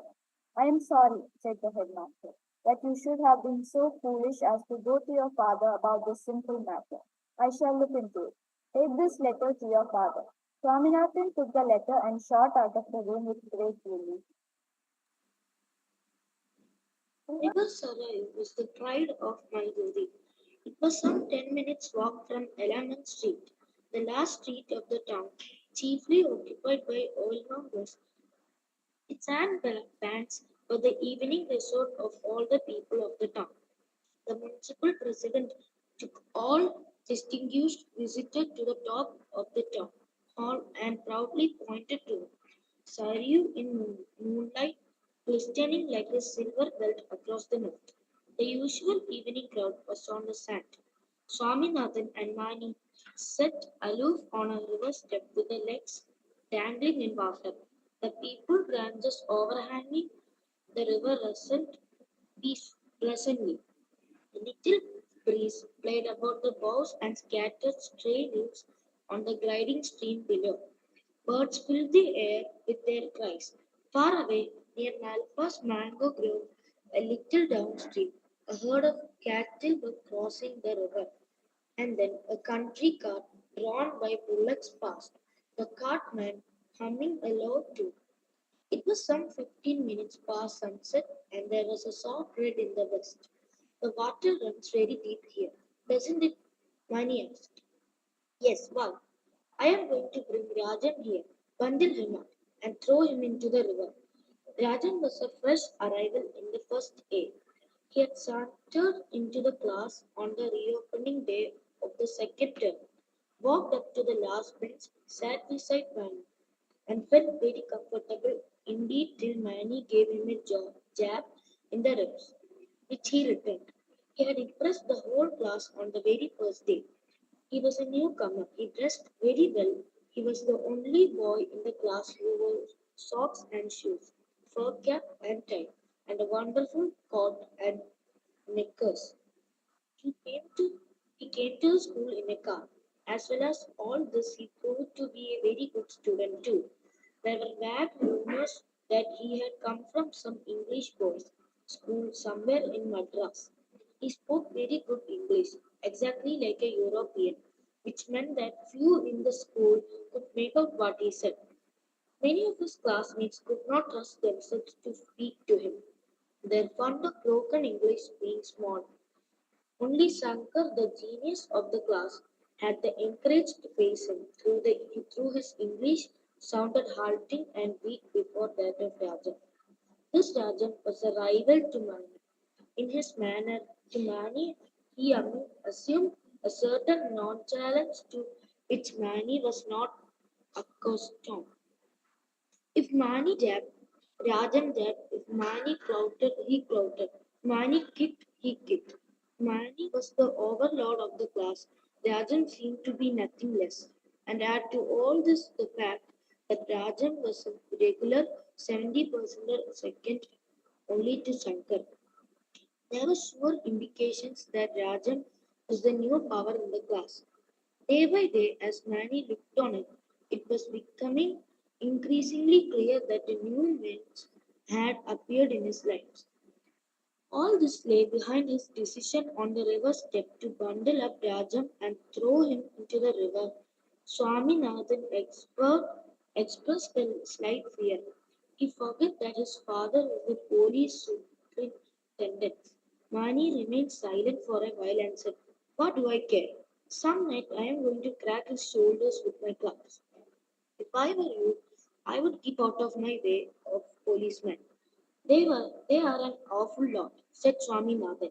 If you are me, huh? But thank God I'm not you, a milk-toothed coward like you. Swaminathan bit his lips and sighed. And that reminds me, said the other. You are in need of little warning. I find you hanging about that Rajam a bit too much. Well, have a care for your limbs. That is all I can say. Swaminathan broke into loud protestations. Did Mani think that Swaminathan could respect anyone but him? Mani, the dear old friend and guide? What made him think so? As far as Swaminathan could remember, he had never been within 3 yards of Rajan. Oh, how he hated him, the wild upstart, then had Mani. Seen with, seen him with Rajam? Oh yes, it must have been during the drawing period on Monday. It was Rajam who had come and talked to him in spite of the cold face that Swaminathan had given to him. That ass had wanted a pencil sharpener, which he did not get, as he was promptly directed to go to a shop and buy it if he needed it so urgently. Oh, there was no comparison between Rajam and Mani. This pleased Mani greatly. For the first time that evening, he laughed, and laughed heartily too. He shook Swaminathan and gave such an affectionate twist to his ear that Swaminathan gave a long bow, and then he suddenly asked, "Did you bring the thing that I wanted?" "Oh, Mani, I beg 100 pardons of you. My mother was all the time in the kitchen. I could not get it. It referred to lime pickle. You are nasty little coward. Oh, this river bank and the fine evening. How splendid it would have been." Swaminathan was to act as a code of communication between Rajam and Mani. They were sitting on the last bench with their backs against the yellow wall. Swaminathan sat between Rajam and Mani. Their books were before them on the desk, but their minds were busy. Mani wrote on a piece of paper, "Are you a man?" and gave it to Swaminathan, who pushed it across to Rajam. Put on a put on as offensive a look as possible. Rajam read it, crumbled it, and threw it away. At which Mani wrote another note repeating the question, with the addition, "You are the son of a dog if you don't answer this," and pushed it across. Rajam hissed into Swaminathan's face, "You scoundrel! Don't disturb me," and crumbled the letter. Further progress was stopped. "Swaminathan, stand up," said the teacher. Swaminathan stood up faithfully. "What is Lisbon famous for?" asked the teacher. Swaminathan hesitated and then said, "For being the capital of Spain." The teacher bit his moustache and fired a second question. "What do you know about the Indian climate?"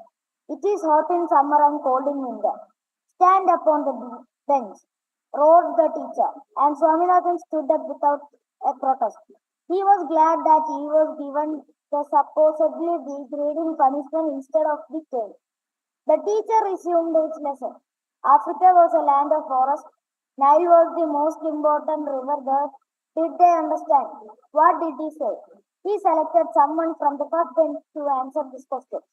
Nile was the most important river in Africa, the boy answered promptly, and the teacher was satisfied. What was Nile? The most important river in Africa, a boy answered with alacrity and was instantly snubbed for it.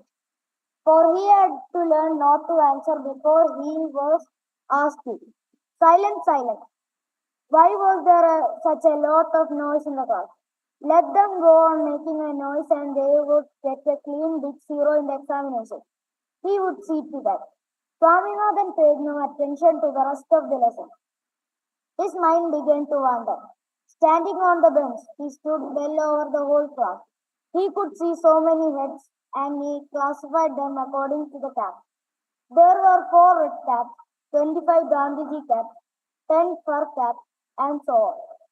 When the work for the day was over, Swaminathan, Mani, and Rajan adjourned to a scheduled spot to say what was in their mind. Swaminathan stood between them and acted as the medium of communication. They were so close that they could have heard each other, even if they had spoken in whispers. But it was a matter of tone between enemies to communicate through a medium. Mani faced Swaminathan steadily and asked, "Are you a man?" Swaminathan turned to Rajam and repeated, "Are you a man?" Rajam flared up and shouted, "Which dog doubts it?" Swaminathan turned to Mani and said ferociously, "Which dirty dog doubts it?" Have you the courage to prove that you are a man?" asked Mani. Swaminathan turned to Rajam and repeated it. "How? How?" repeated Swaminathan to Mani. Meet me at the river near Nalappa's grove tomorrow evening. Swaminathan was pleased to echo. What for? Asked Rajan. To see if you can break my head. Oh, to pieces, said Rajan. Swaminathan's services were dispensed with. They gave him no time to repeat their words. Rajam shouted in one ear and Mani in another ear. So we may expect you at the river tomorrow, said Swaminathan. Yes, Rajan assured them. Mani wanted to know if the would other would come with guards. No, he would not. And Mani voiced another doubt. If anything happens to you, will you promise to keep it out of your father's knowledge? Rajan promised, after repudiating the very suggestion that he might act otherwise. Nalappa's grove stood a few yards before them. It was past six, and the traffic for the day between the banks was over. The usual evening crowd was far behind them. Swaminathan and Mani were squatting around on the sand. They were silent. Mani was staring at them with a small wooden club under his arm. He was thinking he was going to break Rajam's head in a short while and throw his body into the river. But if it should be recovered. But then how could they know that he had done it? But if Rajam should come and trouble him at night as a spirit since his father's death? He was sleeping alone. What if Rajan should come and pull his hair at night? After all it After all, it would be better not to kill him. He would content himself with breaking his limbs and leaving him to his fate. If he should batter his head, who was going to find it out? Unless, of course, he cast a sly look at Swaminathan, who was blinking innocently, unless, of course, Swaminathan informed the police. At the sound of creaking of boots, they turned and found that Rajan had come. He was dressed in khaki and carried under his arm an air gun that was given to him a couple months ago on his birthday. He stood very stiff and said, Here, I am ready. You are late. Yes, we will start. Rajan shouldered his gun and fired a shot in the air. Mani was startled. He stood still, his club down. You heard the shot, asked Rajan. The next the next is going to be into your body. If you are keen upon a fight, but this is unfair. I have no gun while you have. It was to be hand to hand fight. Then why you have brought your club? You never said anything about it yesterday. Mani hung down his head. What have I done to offend you? Asked Rajan. You called me a sneak before someone. That's a lie. There was an awkward pause. If this is all the cause of your anger, forget it. I won't mind being friends, nor I, said Mani. Swaminathan gasped with astonishment. In spite of his pausing before Mani, he admired Rajan intensely and longed to be his friend. Now, this was the happiest conclusion to all the unwanted trouble. He danced with joy. Rajan lowered his gun and Mani dropped his gun. To show this goodwill, Rajan pulled out of his pocket half a dozen of biscuits. The river mild rumble, the rustling of the people leaves, the half light of the late evening, and the three friends eating and glowing with new friendship. Swaminathan felt at perfect peace with the world. Swami's grandmother.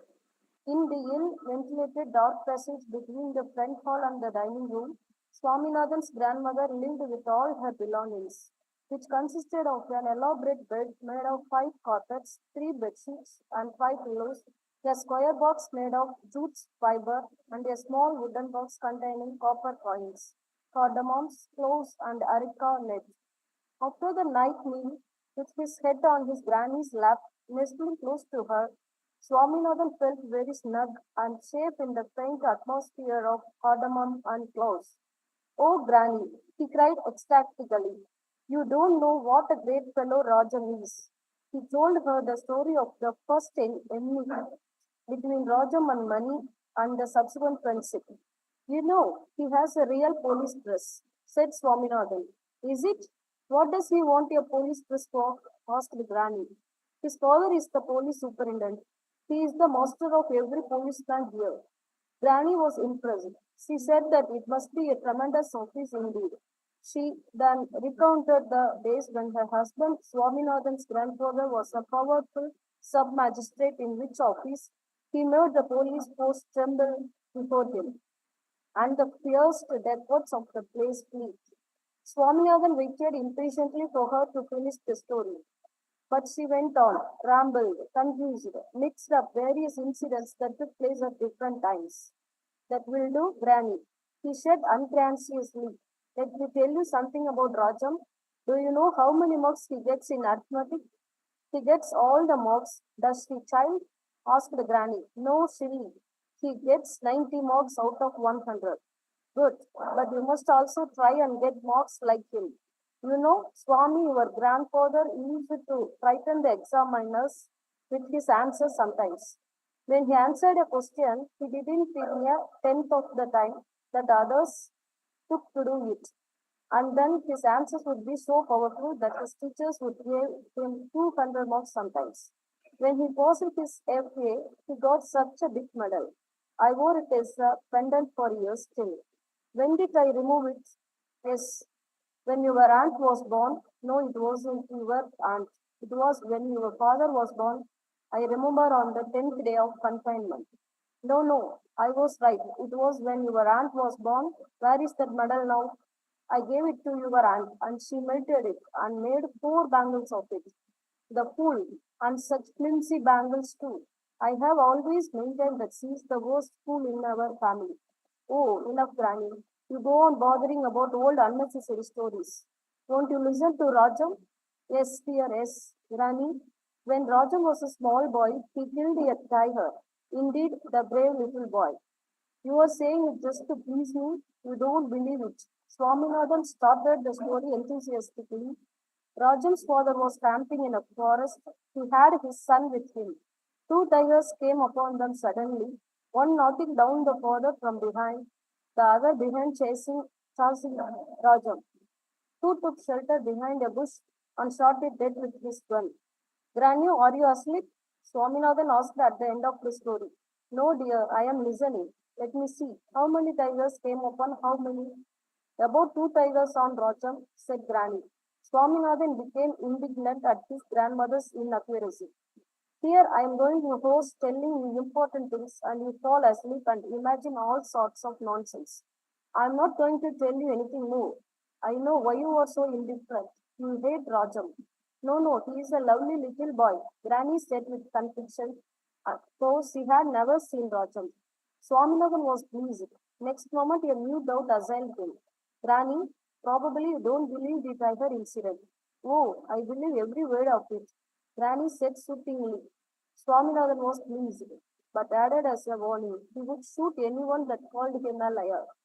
Granny expressed her approval of his attitude and then begged leave to start the story of Harichandra, who, just to be true to his word, lost his throne, wife, and child, and got them all back in the end. She was halfway through it when Swaminathan's rhythmic snoring punctuated her narration, and she lay down to sleep. Saturday afternoon, since Saturday and Sunday came so rarely to Swaminathan, it seemed absurd to waste them at home, gossiping with Granny and Mother or doing sums. It was his father's definite orders that Swaminathan should not start loafing in the afternoon and that he should stay at home and do schoolwork. But this order was seldom obeyed. Swaminathan sat impatiently in his study, trying to wrest the meaning out of the poem in his English.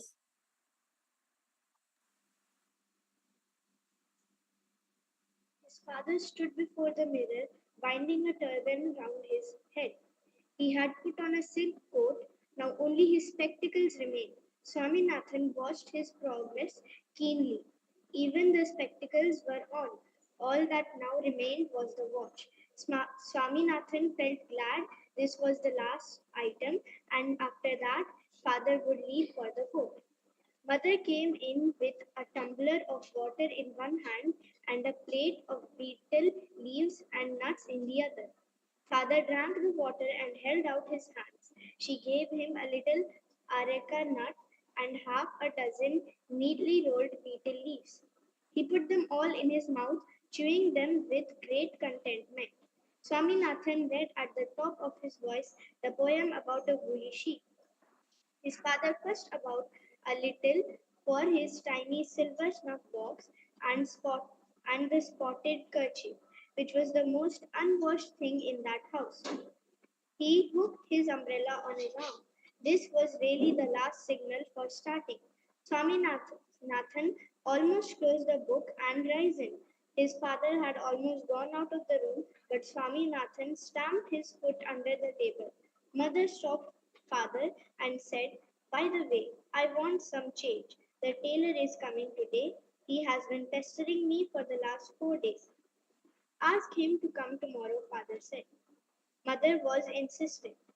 Father turned to his bureau, searched for the keys, opened it, took out a purse, and gave her the change. "I don't know how I'm going to manage things for the rest of the month," he said. Peering into the purse, he locked the bureau and adjusted his turban before the mirror. He took a heavy pinch of snuff and, wiping his nose with his kerchief, walked out. Swaminathan heaved a sigh of relief. "Bolt the door," came father's voice from the street door. Swaminathan heard the clicking of the bolts. He sat at the window, watched his father turn to the corner, and then left his post. His mother was in the kitchen giving instructions to the cook about the afternoon coffee. Granny was sitting up in her bed. "Come here, boy," she cried as soon as she saw him. "I can't, no time now. Please,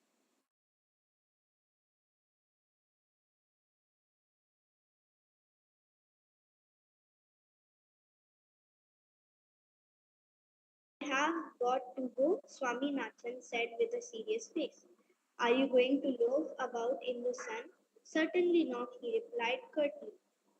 Wander about recklessly and catch fever?" "No, mother, I'm going to wander about." "Has your father asked you to stay home on holidays?" "Yes, but my drawing master has asked me to see him. I suppose even then I should not go," he added bitterly. "If I fail in the drawing examination, I think you will be pleased." Swaminathan ran down Grove Street, turned to his right, threaded his way through Abu Lane, stood before a low-roofed, dingy house, and gave a low whistle. He waited for a second and repeated it. The door chain clamped. The door opened a little, and Mani's head appeared and said, "Fool, my aunt is here. Don't come in. Go away and wait for me there." Swaminathan moved away and waited under a tree. The sun was beating down fiercely. The street was almost deserted. A donkey was standing near a gutter, patiently watching its sharp shadow. A cow was munching a broad green plantain leaf. Presently, Mani sneaked out of his house. Rajam's father lived in Lawley Extension, named after the mighty engineer Sir Frederick Lawley, who was at one time the superintending engineer for Malgary Circle, which was consistent of about 50 neat bungalows, mostly occupied by government officials. The trunk road to Trichinopoli passed a few yards in front of these houses. Swaminathan and Mani were nervously walking up the short drive leading to Rajam's house. A policeman in uniform cried to them to stop and came running towards them. Swaminathan felt like turning and fleeing. He appealed to Mani to speak to the policeman. The policeman asked what they were doing there. Mani said in a tone in which overdone carelessness was a trifle obvious, "If Rajam in the house, we are here to see him. He asks us to come." The policeman at once became astonishingly amiable and took them along to Rajam's room. Me and Swaminathan, the room looked large. There were chairs in it, actually chairs, and a good big table with Rajam's book arranged neatly on it. What impressed them most was the timepiece on the table. Such a young fellow to own a timepiece. His father seemed to be an extraordinary man. Presently Rajam entered. He had known that his friends were waiting for him, but he liked to keep them waiting for a few minutes because he had seen his father doing it. So he stood for a few minutes in the adjoining room, biting his nails. When he could keep away no longer, he burst in upon his friend. Sit down, boys, sit down, he cried when he saw them standing. In a few minutes, they were chatting about odds and ends, discussing their teachers and schoolmates, their parents' toys and games. Rajan took them to a cupboard and threw it open. They beheld astounding things in it, miniature trains and motors, mechanical marvels, and a magic lantern with sight, a good many large picture books, and 100 other things. What interested Money most was a grim airgun that stood in a corner. Rajan gave them permission to handle anything they pleased. In short, while Swaminathan was running an engine all over the room, Money was shooting arrow after arrow from a bow at the opposite wall. When he tried off his he took up the gun and devastated the furniture around its lead board. Are, are you fellows, any of you hungry? Rajan asked. No, they said half-heartedly. Hey, Rajan cried. A policeman entered. Go and ask the cook to bring some coffee and tiffin for free. The ease and authority with which he addressed the policeman filled his friends with wonder and admiration. The cook ended with a big plateful of eatables. He set down the plate on the table. Rajam felt that he must display his authority. Remove it from the table, you. He uttered. He roared at the cook. The cook removed it and placed it on a chair. You dirty ass, take it away. Don't put it there. Where am I to put it, Raju? Asked the cook. Rajam burst out. You rascal, you scoundrel. How you talk back to me? The cook made a wry face and muttered something. Put it on the table, Rajan commanded. The cook obeyed, mumbling, if you are rude, I'm going to tell your mother. Go and tell her. I don't care, Rajan retorted. He peered into the cup and cursed the cook for bringing it to the cook looked up for a moment, quietly lifted the plate and said, come and eat in the kitchen if you want food. When they were with it. This was a great disappointment to Swaminathan and Mani, who were waiting with watering mouths. To Rajan, it was a terrible moment to be outdone by his servant before his son. He sat still for a few minutes, and then said with a forced laugh, scoundrel, that cook is a buffoon. Wait a minute. He went out. After a while, he returned, carrying the plate himself. His friends were a bit astonished by the signs of defeat. Obviously, he could not subdue the cook. Swaminathan puzzled his head to find out why Rajan did not shoot the cook's head, and Mani wanted to ask if he could be allowed to have his own way with the cook for a few minutes. But Rajan set their minds at rest by explaining to them, I had to bring this myself. I went in and gave the cook such a kick for his impertinence that he is lying unconscious in the kitchen. What is a tale? The geography master was absent, and the boys of the first A had leisure between 3 and 3:45 on Wednesday. Somehow Swaminathan had missed his friend and found himself alone. He wandered along the corridor of the infant standard.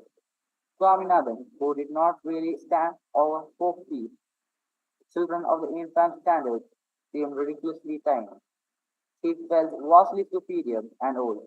He was filled with contempt when he saw them dabbling in wet clay, trying to shape models. It seemed such a meaningless thing to do at school. Why they could as well do the things resembling elephants, angles, and whatnot in the backyards of their house. Why did they come all the way to a school to do this sort of thing? Schools were meant for. All serious things like geography, arithmetic, Bible, and English. In one room, we found all the children engaged in repeating simultaneously to the first two letters of the Tamil alphabet. He covered his ears and wondered how the teacher was able to stand. He passed on another room. He found an ill-bred, noisy crowd of children. The noise that they made sitting on their benches and swinging their legs got on his nerves. He wrinkled his brow and twisted his mouth in the hope of making the teacher feel his instrument. But unfortunately, the teacher was sitting with his back to some. He paused at the foot of the staircase leading to the senior classes, the second and the third forms. He wanted to go up and inspect those classes which he eagerly looked forward to joining. He took two or three steps up and changed his mind. The headmaster might be up there. He always handled those classes. The teachers too were formidable, not to speak of the boys themselves, who were snobs and bullies. He heard the he heard the click of sandals far off and recognized the footsteps of the headmaster. He did not want to be caught there. That would mean a lot of unsatisfactory explanations. It was with pleasant surprise that he stumbled into his own set, which he had to thought was not at school, except Rajam and Mani. All the rest were there. Under a huge tamarind tree, they were playing some game. Swaminathan joined them with a low, ecstatic cry. The response disappointed him. They turned their faces to him with a faint smile and returned to their game. What surprised Swaminathan most was that even the general sumo was grim. Something seemed to be wrong. Somewhere Swaminathan assumed an easy tone and shouted, "Boys, what about a little place for me in the game?" Nobody answered this. Swaminathan paused and announced that he was waiting for a place in the game. "It is a pity. We can't take more," Shankar said curtly. "There are people who can be very efficient as tails," said the P. The rest laughed at this. "You said tail, didn't you?" asked Shankar. "What makes you talk of tail now?" "It's just my pleasure. What do you care? It doesn't apply to you anyway," said the bee. "I'm glad to hear it. But does it apply to anyone here?" asked Shankar. "It may. What is a tail?" "A long thing that attaches itself to an ass or a dog." Swaminathan could comprehend a very little except that the remark contained some unpleasant reference to himself. His cheeks grew hot and he wanted to cry. The bell rang and they ran to their classes. Swaminathan slunk to his seat with a red face. It was the English period presided over by Indanurama, who was reading the story of the old man who planted trees for grocery and was paid 10 rupees by a king.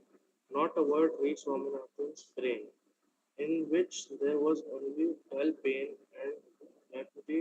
If he had been questioned, he would have been plundered and would have had to spend the rest of the hour standing on the bench. But his luck was good. The period was over. He was walking home alone, rather slowly. With a troubled heart, Somu was going a few yards in front of him. Swaminathan cried out, "Somu, Somu, Somu, won't you stop?" Somu stopped till the other came up. After a brief silence, Swaminathan, what is the matter with you fellows?" "Nothing very particular," replied Somu. "By the way, may I inform you that you have earned a new name, the tail, Rajam's tail, to be more precise. We aren't good enough for you, I believe." But how can everyone be a son of police superintendent with that he was off? This was probably Swaminathan's first shock in life. It was paralyzed on his mental process. When his mind started working again, he faintly wondered if he had been dreaming. The state Somu, the general Somu, the uncle Somu was with the same Somu that had talked to him a few minutes ago. What was wrong in thinking and going about with Raju? Why did it make them so angry? He went home, flung his coat and cap and books on the table, plumped down and plumped down the cold coffee that was waiting for him, and sat on the floor vacantly gazing into the dark intersection of the gutter that pondered. Beneath the middle street, a dark volume of water was rushing along. Odd pieces of paper, leaves, and sticks floated by. A small piece of tin was gently climbing along. Swaminathan had an impulse to plunge his hand in and pick it up, but he let it go. His mind was inert. He watched the shining bit float away. It was now at the end of the compound wall. Now it had passed under the tree. Swaminathan was slightly irritated when a brick obstructed the progress of the tin. He said that the brick must either move along or stand aside without interfering with the traffic. The piece of tin released itself and dashed along furiously, disappearing around a bend at the end of the street. Swaminathan ran in, got a sheet of paper, and made a board. He saw small ants moving about aimlessly. He carefully caught it, placed it in the boat, and lowered the boat into the stream. He watched in rapture its quick motion. He held his breath when the boat with its cargo neared a danger zone formed by stuck-up bits of soap and other odd tendrils. The boat made a beautiful swerve to the right and avoided destruction. It went on and on. It neared a fatal spot where the waters were swirling around and round in eddies. Swaminathan was certain that his boat was nearing its last moment. He had no doubt that it was going to be drawn right to the bottom of the circling eddies. The boat whirled madly round, shaking and swaying and quivering. Providentially, a fresh supply of water from the kitchen in the neighbor's house pushed it from behind out of danger. But it rushed out at a fearful speed, and Swaminathan felt that it was going to turn turtle. Suddenly, it calmed and resumed a normal speed. But when it passed under a tree, a thick dry leaf fell down and upset it. Swaminathan then ran frantically to the spot to see if he could save at least the ant. He peered long into the water, but there was no sign of the ant. The boat and its cargo were wrecked beyond recovery. He took a pinch of earth, uttered a prayer for the soul of the ant, and dropped it into the gutter. In a few days, Swaminathan got accustomed to his position as the enemy of Somo and company. All the same, now and then, he had an irresistible desire to talk to his old friends. When the scripture master pursued his lips and scratched his nose, Swaminathan had a wild impulse to stamp on the priest's leg and laugh, for that was a joke that they had never failed to enjoy day after day for many years past. But now, Swaminathan smothered the impulse and chuckled at it himself alone. And again, when the boy with the red cap nodded in his seat and woke up with a start every time he set his gun down, Swaminathan wanted to whisper into the priest's ear, "Look at that fellow third on the first bench, red cap. Now he is falling off again," and giggled. But he merely bit his lip and kept quiet. Soma was looking in his direction. Swaminathan thought that there was friendliness in his look. He felt a momentary ecstasy as he realized that Soma was willing to be friendly again. They stared at each other for a while, and just as Swaminathan was beginning, He put on a sweet, friendly look. Soma's expression hardened, and he turned away. Swaminathan was loitering in the compound. He heard familiar voices behind, turned round, and saw Sonu, Sangha, and the P following him. Swaminathan wondered whether to stop and join them, or wait till they had passed and then go in the opposite direction. For it was awkward to be conscious of the stare of three pairs of hostile eyes behind one's ear. He believed that every minute movement of his body was being watched and commented on by the three followers. He felt that his gait was showing unfavorably in their eyes. He felt they were laughing at the way in which he carried his face. There was a slight itching on his knee. His hand almost rose, but he checked it, feeling that the scratching would be sedulously watched by the six keen eyes. He wanted to turn to his right and enter the school hall, but that would be considered as cowardice. They would certainly think that he was doing it to escape from them. He wanted to run away, but that would be no better. He wanted to turn back and get away in the opposite direction, but that would mean meeting them square in the face. So his only resource was to keep on walking as best he could, not showing that he was conscious of his followers. The same fellows 10 days ago, what they were, now what formidable creatures they had turned out to be. Swaminathan was wonderstruck at the change. It was becoming unendurable. He felt that his legs were taking a circular motion and were twirling around each other when he walked. It was too late to turn and dash into the school hall. He had passed it. Now he had only one way of escape. He must run. It was imperative. He tried to check. He paused suddenly, turned this way and back, as if looking for something, and then cried aloud. Oh, I have left my notebook somewhere. Raised his hand, and was off from the spot like a stag. It was Saturday, and Rajan had promised to come in the afternoon. Swaminathan was greatly excited, whereas he had entertained him, probably in his own room, but his father, after came in to dress and undress, no, he would be at court. Swaminathan reminded himself with a relief. He cleaned his table and arranged his books so neatly that his father was surprised and had a word to say about it. Swaminathan went to his grandmother. Granny, he said, I have talked to you about Raja, haven't I? Yes, that boy who's very strong but never passes his examination. No, no, that's money.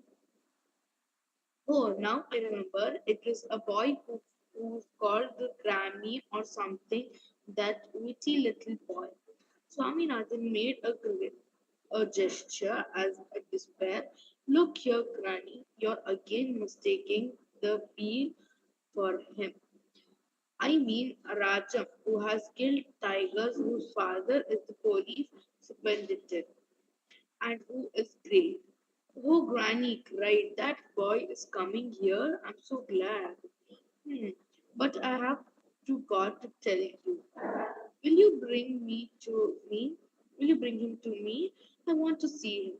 Let us see. Swaminathan said virtually. I can't promise, but I have to go tell when he is with me. You must not call him or me to my room. Why so? Asked Granny. The fact is you the fact is you are well, you are too old, said Swaminathan with brutal candor. Granny accepted her loss cheerfully. That he must give his friend something very nice to eat haunted his mind. He went to his mother and was squatting before a cutter with a bundle of plantain leaves beside her. He sat before her nervously, crushing a piece of leaf this way and that, staring into minute bits. Don't throw all those bits on the floor. I simply can't sweep the floor anymore, she said. Mother, what are you preparing for the afternoon? Tiffin. Time enough to think of it, said mother. You had better prepare something very nice, something fine and sweet. Rajam is coming this afternoon. Don't make the sort of coffee that you usually give me. It must be better, very good and hot. He remembered how in Rajam's house everything was brought to the room by the cook. Mother, would you mind if I don't come here for the coffee and movement? Can you send it to my room? He turned to the cook and said, look here, you cannot come to my room in that dhoti. You will have to wear a clean white dhoti and shirt. After a while, he said, Mother, can you ask father to lend me his room for just an hour or two? She said that she could not as she was very busy. Why could she herself not go and ask? Oh, he will give more readily if you ask, said Swaminathan. He went to his father and said, Father, I want to ask you something. Father looked up from the papers over which he was bent. Father, I want your room. What for? I have to receive a friend, Swaminathan again. You have your own room, father said. I can show it to Rajam. Who is this Rajam? Such a big man. He is the police Supendita's son. He is not an ordinary. I see. Oh yes. You can have my room, but you be sure not to mess up things on the table. Oh, I will be very careful. You are such a nice father. Father guffawed and said, now run in, boy, and sit at your books. Rajam's visit went off much more smoothly than Swaminathan has anticipated. Father had left his room open. Mother had prepared some marvel with wheat, plum, and sugar. Coffee was really good. Granny kept her promise and did not show her snail self to Raj, and Swaminathan was only sorry that the cook did not change the dhoti. Swaminathan seated Rajam in his father's evolving chair. It was nearly 3 hours since he had come. They had talked about all subjects, many about trains, tigers, tiger hunting, police, and ghosts. Which is your room? Rajam asked. Swaminathan replied with a grave face. This is my room. Why? Rajam took him to swallow this. Do you read such books? He asked, eyeing the big gilt edged law on its table. Swaminathan was embarrassed. Rajam made matters worse with another question. But where are your books? There was just a flicker of a smile on his lips. The fact is that, said Swaminathan, this table belongs to my father. When I'm out, he meets his clients in this room.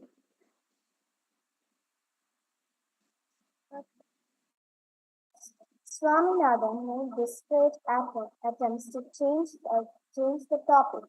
You have seen my grandmother, Radha. No, will you see her to me? I should love to see her, replied Radha. Wait a minute then, said Swaminathan, and ran out. He had one last hope that his granny might be asleep. It was infinitely safer to show one's friends a sleeping granny. He saw her sitting on her bed, compassionately. He was disappointed. He stood staring at her, lost in thought.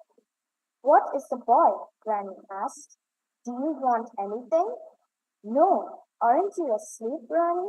He said. A few minutes later, I have brought Rajan to see you. Have you? Cried Granny. Come near, Rajan. I can see your face there. You know I am old and blind.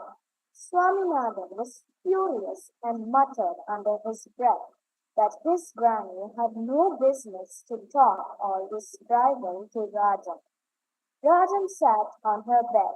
Granny stroked his hair and said that he had fine soft hair, though it was really short and prickly. Granny asked what his mother's name was, and how many children she had. She then asked if she had many jewels. Rajan replied that his mother had a black trunk filled with jewels and a green one containing gold and silver vessels. Rajan then described to her mother Madras, its lighthouse, its sea, its trams and vessels, and its cinemas. Every item made Granny gasp with wonder.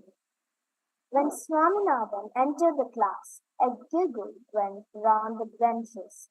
He walked to his seat, hoping that he might not be the cause of the giggling, but it continued.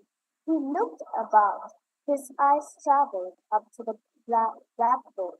His face burned red. On the board was written a huge letters.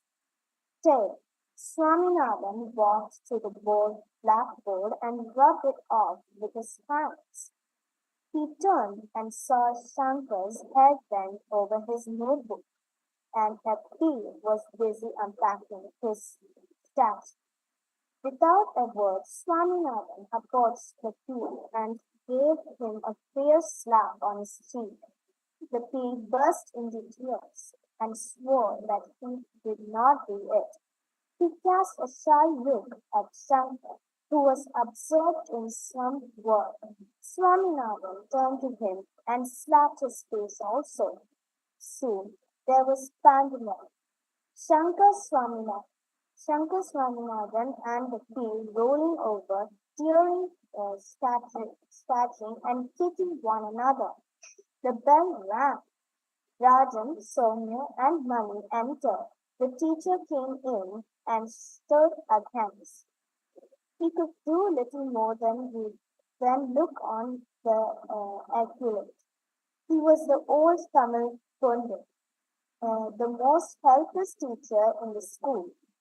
Soumya and Mani, part of the fighters, the teacher ascended the platform and took his seat.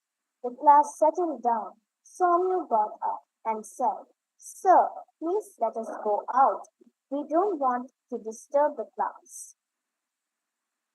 The teacher demurred, but already Mani had gone out, pushing Swaminathan and the babe before him. Samuel followed him with Shankar. They came to a lonely spot in the field adjoining the school. There was tense silence for a while, and Mani broke it. What is wrong with you, you little rubbers? Three stared to speak at once. Swaminathan's voice was the loudest. The P wrote big tail on the backboard big. "No, I didn't," you screamed the P. The other two wrote it, cried Swaminathan, pointing at Shankar. "Rascal, did you see me?" howled Shankar. Mani covered their mouths with his hands. "What is a tail, anyway?" he asked, not having been told anything about it till then. "They called me Rajan's tail," sobbed Swaminathan. A frozen expression came over Mani's face, and he asked, "And who dares to talk of Rajan here?" "Oh, dare," repeated Soumya. "If any of you fellows have done it," growled Mani looking at the trembling Shankar and the pea. "If they have, what can you do?" asked Soumya with a complimentary smile. "What do you mean, Soumya? What do you mean?" "Look here, Mani," Soumya cried, "for a long time. I have been waiting to tell you this. You think too much of yourself and your powers." Mani, on Somu's knee. Somu pushed it off away with a heavy blow. Mani aimed a kick at Somu, which would send him rolling. Somu stepped aside and delivered one himself, which nearly bent the others. The three youngsters could hardly believe their eyes. Somu and Mani fighting. They lost their heads. They thought that Somu and Mani were killing each other. They looked accusingly at one another and then ran towards the school. They burst in upon the headmaster, who gathered from them with difficulty that in the adjacent field two murders were being committed at that very moment. He was disposed to laugh at first, but the excitement and seriousness on the boy's face made him check his laughter and scratch his chin. He called a peon, and with him set off to the field. The fighters, rolling and rolling everywhere on the field. The headmaster and the peon easily picked them apart, much to the astonishment of Swaminathan, who had thought till then that the strength that Somu or Mani possessed was not possessed by anyone else in the world. Chapter 6. The Friend in Need. One afternoon, 3 weeks later, Swaminathan stood before Mani's house and gave a low whistle. Mani joined him. They started for Rajam's house, speculating on the way about the surprise which Rajam said he would give them if they saw him that afternoon. I think, said Swaminathan, Rajam is merely joking. It's merely a trick to get us to his house. He was merely pushed into a gutter for this down. Probably he has bought a monkey or something. Swaminathan ventured again. Mani was gracious enough to admit that it might be so. They thought of all possible subjects that might surprise them and gave up the attempt in the end. Their thoughts turned to their enemies. You know what I'm going to do? Mani asked. I am going to break Somo's waist. I know where he lives. He lives in Kavya Street behind the market. I have often seen him coming out at nights to a shop in the market for betel leaves. I shall first fling a stone at the municipal lamp and put it out. You have no idea how dark Kabul street is. I shall wait with my club, and as soon as he appears, he will sprawl in the dust with broken bones.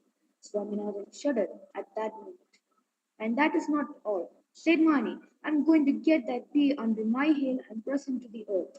And Shankar is going to hang by his tuft over Suraya up from a pupil branch. They stopped talking when they reached Rajam's house. The gate was bolted and they got up the wall and jumped in. A servant came running towards them. He asked, why did you climb the wall?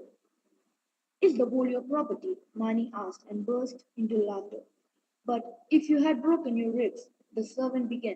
What is that to you? What is that to you? Your ribs are safe, are they not? Swaminathan asked ungraciously and laughed. And just a and just a word more, Mani said. Do you happen to be any chance to the police superintendent's son? No, no, replied the servant. Very well then, replied Mani. We have come to see and talk to the police superintendent's son. The servant beat a hasty retreat. They banged their fist on Rajam's door. They heard the clicking of the latch and hid themselves behind the pillar. Rajam peeped out and shut the door again. They came out, stood before the door, and wondered what to do. Swaminathan applied his mouth to the keyhole and meowed like a cat. Mani pulled him away and putting his mouth to the hole, barked like a dog. The latch clicked again, and the door slightly opened. Mani whispered to Swaminathan, you are a blind kitten, I'll be a blind puppy. Mani fell down on his knees and hands, shut his eyes tight, pushed the door with his head, and entered Rajam's room in the role of a blind puppy. Swaminathan rolled behind him with shut eyes, meowing for all he was worth. They moved round and round the room, Rajan adding to the interest of the game by meowing and barking in answer. Every few seconds, the blind puppy brushed its side against a leg and thinking that it belonged to Rajam softly bit the calf muscle. Imagine its confusion when it opened its eyes and saw that it was biting its enemy, Somu, the blind kitten, nestled close to a leg and scratched it with its paw. Opening its eye, it found that it was fondling a leg that belonged to its enemy, Shankar. Mani remained stunned for a moment and then scrambled to his feet. He looked around, his face twitching with shame and rage. He saw the pea sitting in a corner, his eyes twinkling with mischief, and felt impelled taken by the truth. He turned round and saw Raja regarding him steadily, his mouth still quivering with a smothered grin. Swaminathan, he felt that the best place for himself would be the darkness and obscurity under a table or a chair. What do you mean by this, Rajan? Mani asked. Why are you so wild? It is it was your fault, said Mani vehemently. I didn't know. He looked around. Well, well, well, I didn't ask you to crawl and bark, did I? Somu and laughed. Mani glared around. I am going away, Rajan. This is not the place for me, Rajan replied. You may go away if you don't want me to see you or speak to you anymore. Mani frightened uneasily. Rajan looked him aside and stood him. Rajan then turned to Swaminath, who was lost in the bottomless mystery. He comforted and flattered him by saying that it was the best imitation of a cat and a dog that he had ever witnessed in his life. He admitted that for a few minutes he wondered what, whether he was watching a real cat or a dog and a dog. They would get prizes if they did it in pairs. If Swaminath and Nani would be good enough to repeat the fun, he would be delighted and even ask his father to come and watch. This was soothing. Swaminath and Nani felt proud of themselves. And after the round of eating that flowed, they were perfectly happy except when they thought of the other three in the room. They were in this state of mind when Rajan began a lecture of friendship. He said impressive things about friendship, quoting from this book, The Story of, the Dying Old Man and the Fagots, which proved that union was strength. A friend in need was a friend indeed. He then started giving hair-raising accounts of what hell and the store for person who fostered anything. According to Rajam, it was written in the Vedas that a person who fostered enmity should be locked up in a small room after his death. He would be he would be made to stand stark naked on a pedestal of red hot iron. There were beehives all around with bees as big as lemons. If the signer stepped down from the pedestal, he would have to put his foot on innocent scorpions and centipedes that crawled about the room in hundreds. A stutter went through the company. The signer would have to stand thus for a month without food or sleep. At the end of the month, he would be transferred to another place, a very narrow bridge over a lake of boiling oil. The bridge was so narrow that he would be able to keep only one foot on it at a time. Even on the narrow bridge, there were plenty of wasp nests and cactus, and he would be goaded from behind to move. He would have to balance on one foot and then on another for ages and ages to keep himself from falling into the steaming lake below and move on identically. identically. The company was hugely impressed. Rajan then invited everyone to come forward and say that they would have no more enemies. If Shankar said it, he would get a bond, uh, a bond notebook. If Swaminath said it, he would get clockwork engine, and if Somu said it, he would get a belt. And if Mani said it, he would get a nice pocket knife, and the team would get a marvelous little pen. He threw open the cupboard and displayed the prices. There were there was silence for some time as each sat yawning his nails. Rajam was shaking with his peacemaking efforts. The tea was the first to rise. He stood before the cupboard and said, "Let me see the fountain pen." Rajan gave it to him. The king turned it around and gave it back without any comment. "Why don't you like it?" Rajan asked. The tea kept staring into the cupboard and said, Can I have that book?" He pointed at a tiny book with lot of yellow and black designs on it and a miniature Rajmahal on its lid. Rajam said, "I can't give you that. I want it." He paused. He had two he had two more books like that in his trunk. He changed his mind. "No, I don't want it. You can take the book if you like." In, in a short while, Mani was sharpening a knife on his palm. Somu was trying a belt on. Shankar was fingering on thick bound notebooks, and Swaminath was jealously clasping a green angel to his bosom.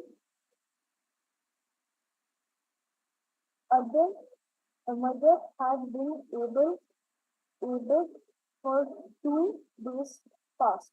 Swaminath missed her very much in the kitchen and felt uncomfortable without her attention. He was taken to her room where he saw her lying disheveled and pale on her bed. She asked him to come nearer. She asked him was why why he was looking emaciated and if he was not eating and sleeping well. Swaminath kept staring at her grandson. Her here seemed to be a different mother. He was cold and reserved when he spoke to her. Her appearance depressed him. He wriggled himself from her grasp and ran up. His granny told him that he was going to have a brother. He received the news without enthusiasm. That night he was allowed to sleep on Granny's bed.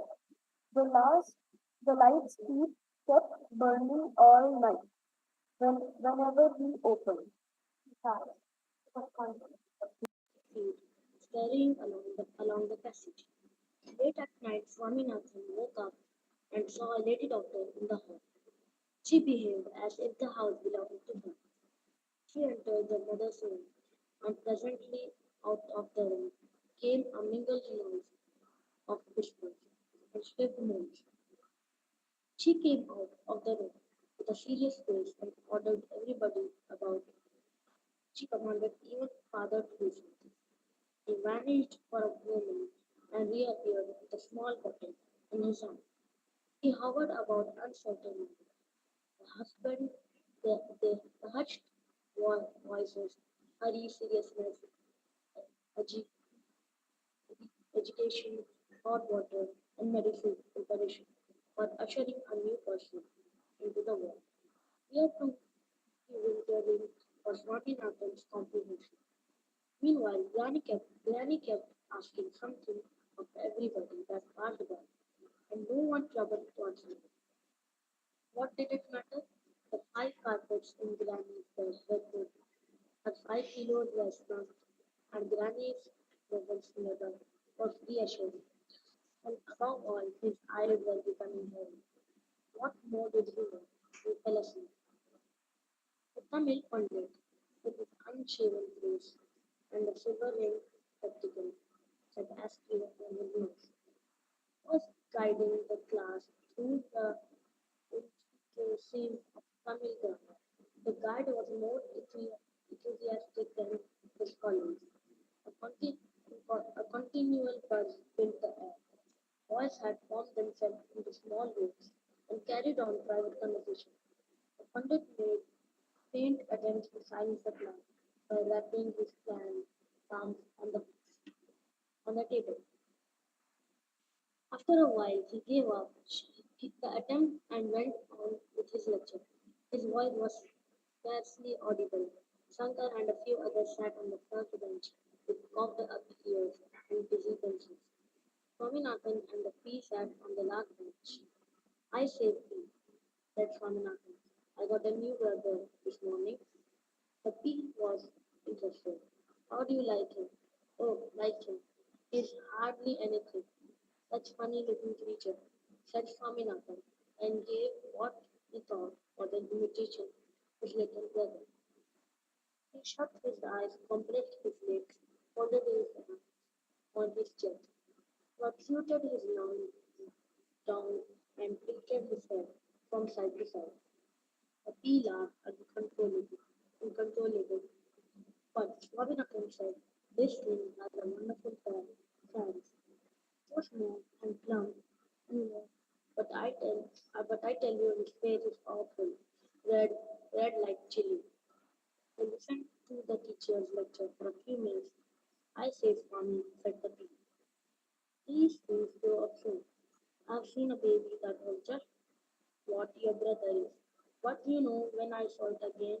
The Michael Mass, I could hardly recognize it. In a plea, in a play. Just 2 weeks before the examination, Swaminathan realized that his father was changing.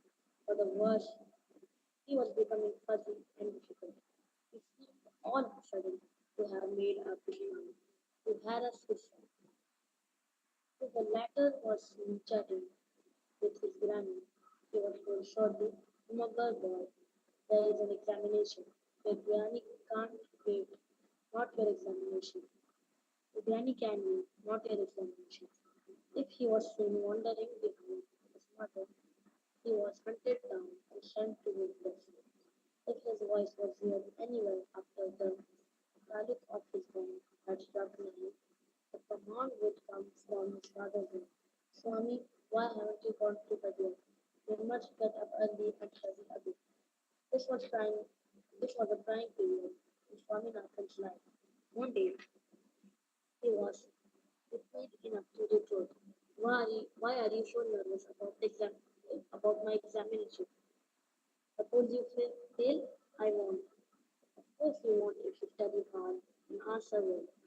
Suppose you fail and all your classmates grow up leaving you behind. You can start doing just what you like on the very day your examination is over. Swaminathan reflected. Suppose the P, Mani, Rajan, and Shankar deserted him and occupied second farming. His father was right. And then his father drove home the point. Suppose all your juniors in the fifth standard become your classmates. Swaminathan sat at the cement for a half an hour. At the cement for half an hour. At school, everybody seemed to be overwhelmed by the thought of the examination. It was weeks since anybody had seen the smile of Shankar's face. No more had become pleasant and businesslike. The P took time to grasp jokes and seldom gave out any. And as for Rajam, she came to the school at the stroke of the first bell, took down everything the teacher said, and ran away. and left at the stroke of the last bell. Hardly uttering a dozen words. Money was beginning to worry and took every opportunity to take Shankar aside so as to clear the doubt that arose from time to time as he trotted through the steps to dodge the step of those incorrect people. There was general belief in the school. That the clerk was omniscient and knew all the questions paper of all the classes. One day, Mani went to the clerk's house and laid a neat bundle containing fresh brinjals at his feet. The clerk was pleased and took money in and seated him on a seat. The clerk looked extremely amiable and Mani felt that he could ask anything at that moment and get it. The clerk was murmuring something about his cat, a lamb in that was nestling close to him. Most of what he was saying did not enter Mani's head. He was waiting feverishly to open the topic of the question papers. The clerk had meanwhile passed from cats to eyeflies, but it made little difference to Mani, who was waiting for the other to pause for the breath to launch his attack. You must never let these eye flies buzz near your eyes. All cases of eyesore can be traced to it. When you get eyesore, the only thing you can do is to take a slice of raw onion. Mani realized that the other would not stop and buffeted him. There is only a week more for the examination, sir. The clerk was slightly puzzled. Yes, indeed a week more. You must take care to choose only the juicy variety. The large juicy variety, not the small onion. Sir, Mani interrupted, ignoring the juicy variety. I am much worried about my examination. He tried to look pathetic.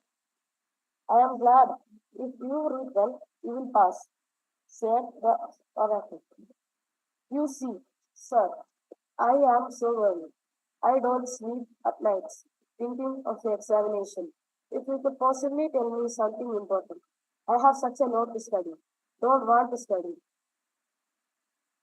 Unnecessary things that may not be necessary for the examination. He mended thus. The clerk understood what he was driving at, but said, just read all your portion and you'll pass. Mani realized that diplomacy was not his life. He asked bluntly, please tell me, sir, what question you are getting for our examination. The clerk denied having any knowledge of the question papers. Mani flattered him by asking if a little more of the same dubious flattery. The clerk was moved to give what Mani believed to be valuable things. In spite of the fact that he did not know the first form's text work, the clerk ventured to advise you must pay particular attention to geography. Maybe you will have to practice map drawing a lot.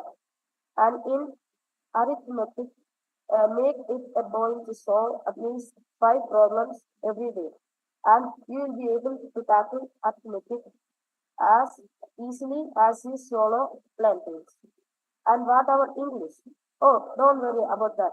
Have you read all your lessons? Yes, sir. Mani replied without conviction. It is all right then. You must read all the important lessons again. And if you have time, yet again, and that will be ample. These answers satisfied Mani greatly. On his way home, he smiled to himself and said that the 4 annas he invested on brinjals was not after all a waste. Money felt important.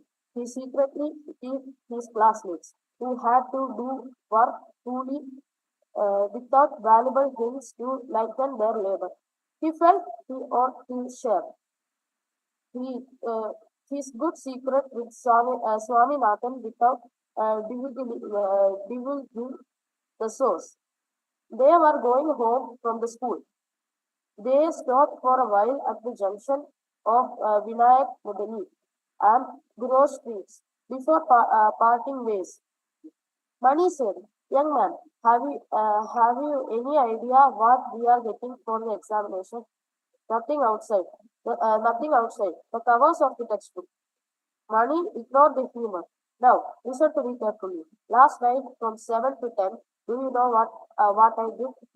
Munched groundnuts. Idiot. Don't joke. I made two maps of India, two of Africa, and one map of Europe. Say all the maps in the atlas." Maybe Mani said, not quite liking the remark, but I do it with some definite purpose.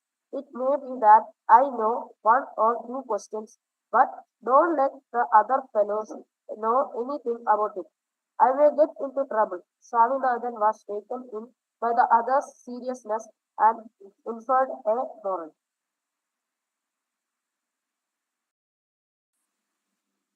Reaching home, Swaminathan felt rather dull. His mother was not at home. Granny was not in a talkative mood. He related to her some exciting incidents of the day.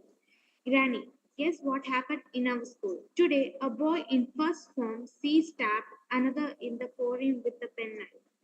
"For what for?" asked Granny Mackenzie. They were enemies finding that it fell flat. He brought out the big event of the day. "Granny, Granny, here is another thing." The headmaster knocked his toe against a doorpost and oh, there was such a lot of blood. He went limping about the school the whole day. He couldn't take the third form and so they had to leave. The lucky fellows. Is it? Asked Granny. Swaminathan praised to his intense disgust that his granny was in one of her dull, sleepy moods. He stared near the swing cradle of his little brother. Through at first he had been skeptical of his brother's attractions and possibilities. Now day by day he was finding him more interesting. This little one was now 6 months old and was charming. His Ailments were he made shrills noises whenever he saw anybody, thrust his fists into his mouth, and danced his round arms up to the elbow frequency and displayed his bare red gums in a smile. Swaminathan loved every inch of it. He would spend hours balancing himself on the edge of the cradle and trying to make him say Swaminathan. The little one would curl and Swaminathan would shake, pretending that it was others' fertile version of his name. Now he peered in and was disappointed to find the baby asleep. He cleared his throat aloud and coughed in the hope of waking him. But the baby slept. He waited for a moment and tiptoed away, reminding himself that it was best to leave the other alone, as he had a knack of throwing the house in turmoil for the first half hour whenever he woke from sleep. Staying at home in the evenings was extremely irksome. He sighed at the thought of the sad banks of Surya and Mani's family, but his father had forbidden him to go out till the examinations were over. He often felt he ought to tell his father what he thought of him, but somehow, when one came near doing it, one failed. He would have to endure it after only for a week. They thought that he would have to put up with his travels only for a week at worst give him fresh energy. He sat at his table and took out his atlas. He opened the political map of Europe and started gazing at it. It puzzled him how people managed to live in such a crooked country as Europe. He wondered what the shape of the people might be who lived in places where the outline narrowed as in a cave and how they managed to escape being strangled by the contour of their land. And then another favorite problem began to tease him. How did those map makers find out the shape of a country? Was how did they find out Europe was like Camel said? Properly, they stood on high towers and copied what they saw below. He wondered if he would be able to see India as it looked in the map. If he stood on the top of the town hall, he had never been there, not ever did he wish to go there. Through his Indricolas Taylor of Ranga informed him that there was a torture chamber in the top story of the town hall to which Pannas we caught young people. He shook himself from his brown study and copied the map of Europe. He kept the original and his own copy side by side and congratulated himself on the ability to draw. Through his outline looked like some strange animal that had part bull's face and part camel's. It was past 7 by now, and his father come home. He was greatly pleased to see his son at work. That is right, boy, he said, looking at map. Swaminathan felt that the moment was worth all his suffering. He turned over the pages and opened out the map of Africa. 2 days before his examination, he sat down to draw up a list of his needs on a piece of paper. He wrote, unrolled white paper, nips, ink, clips, pins. He nibbled his pencil and reread the list. The list was disappointing. He had never known that his wants were so few. When he first sat down to draw the list, he had hoped to fill 2 or 3 imposing pages, but now the cold lines on the paper numbered only 5. He scrutinized the list again. Unrolled white paper, 20 sheets. He asked himself why he was so particular about the papers being unruled. It was a well known fact that, try as he would, his lines had a tendency to curl up towards the right hand corner of the paper. That would not do for examinations. He had better keep a stock of ruled paper and then nibs. He wondered how many nibs would one need for an examination? 1, 2, 5, and then the ink column worried him. How much of it did one buy?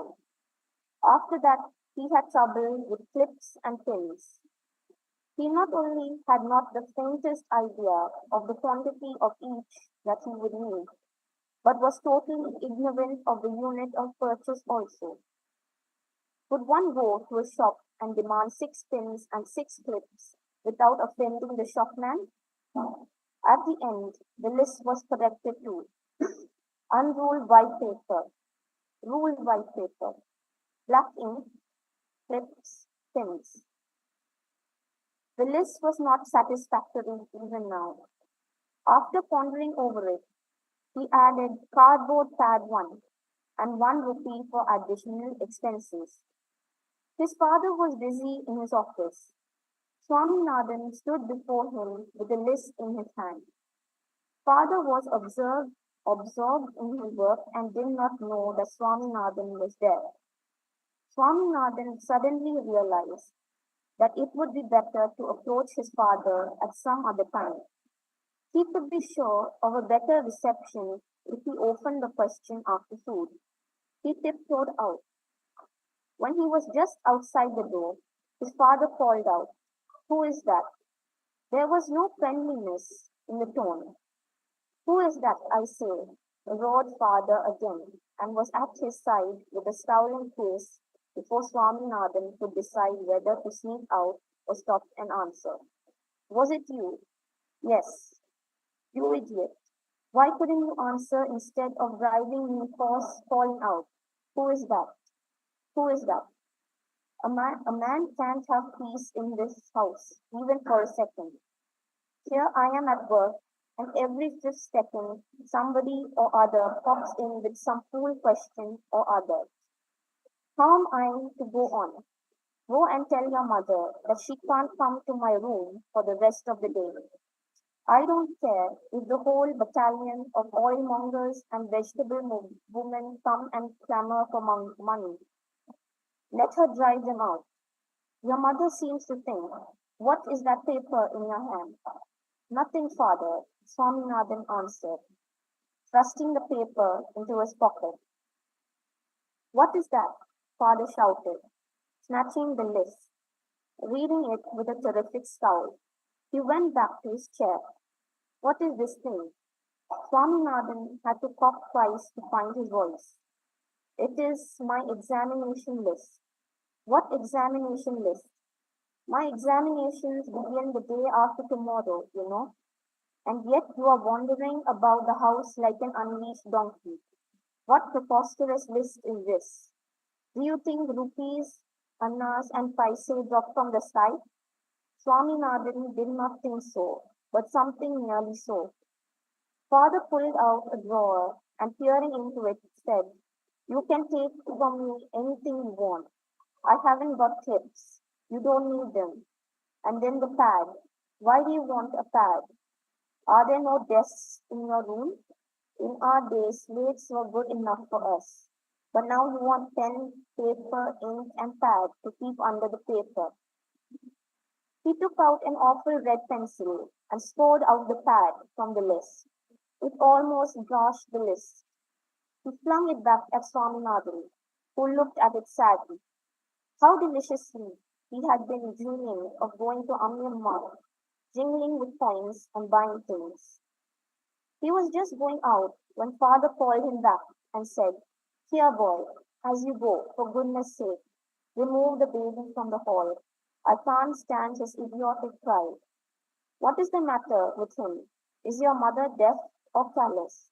The child may cry till he has fits, for aught she cares."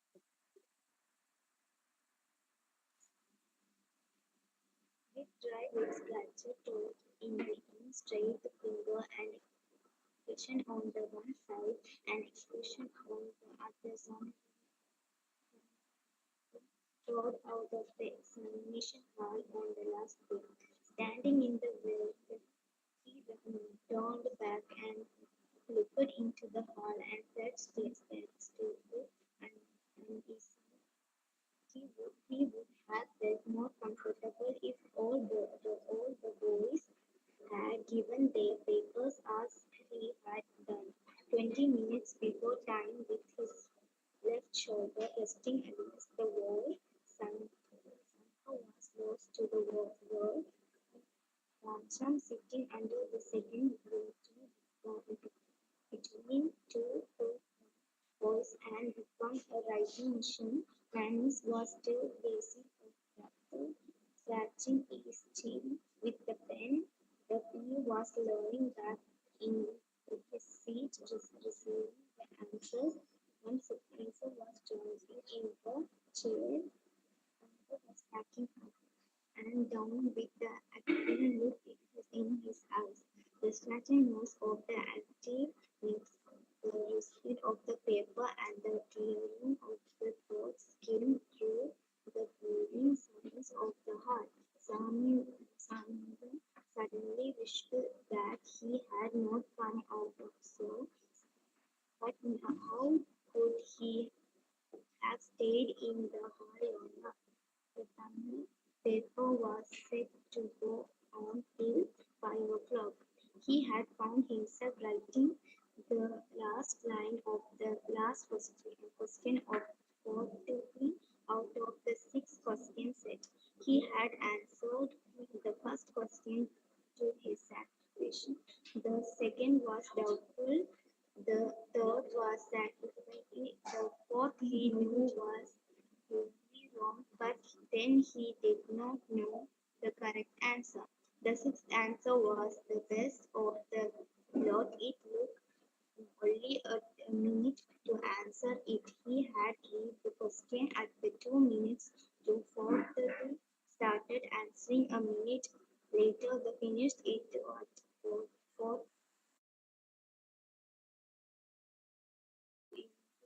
from the story of the Brahmin and the tiger. A Brahmin was passed along the edge of a pond. A tiger helped him from the other bank and offered him a gold bangle.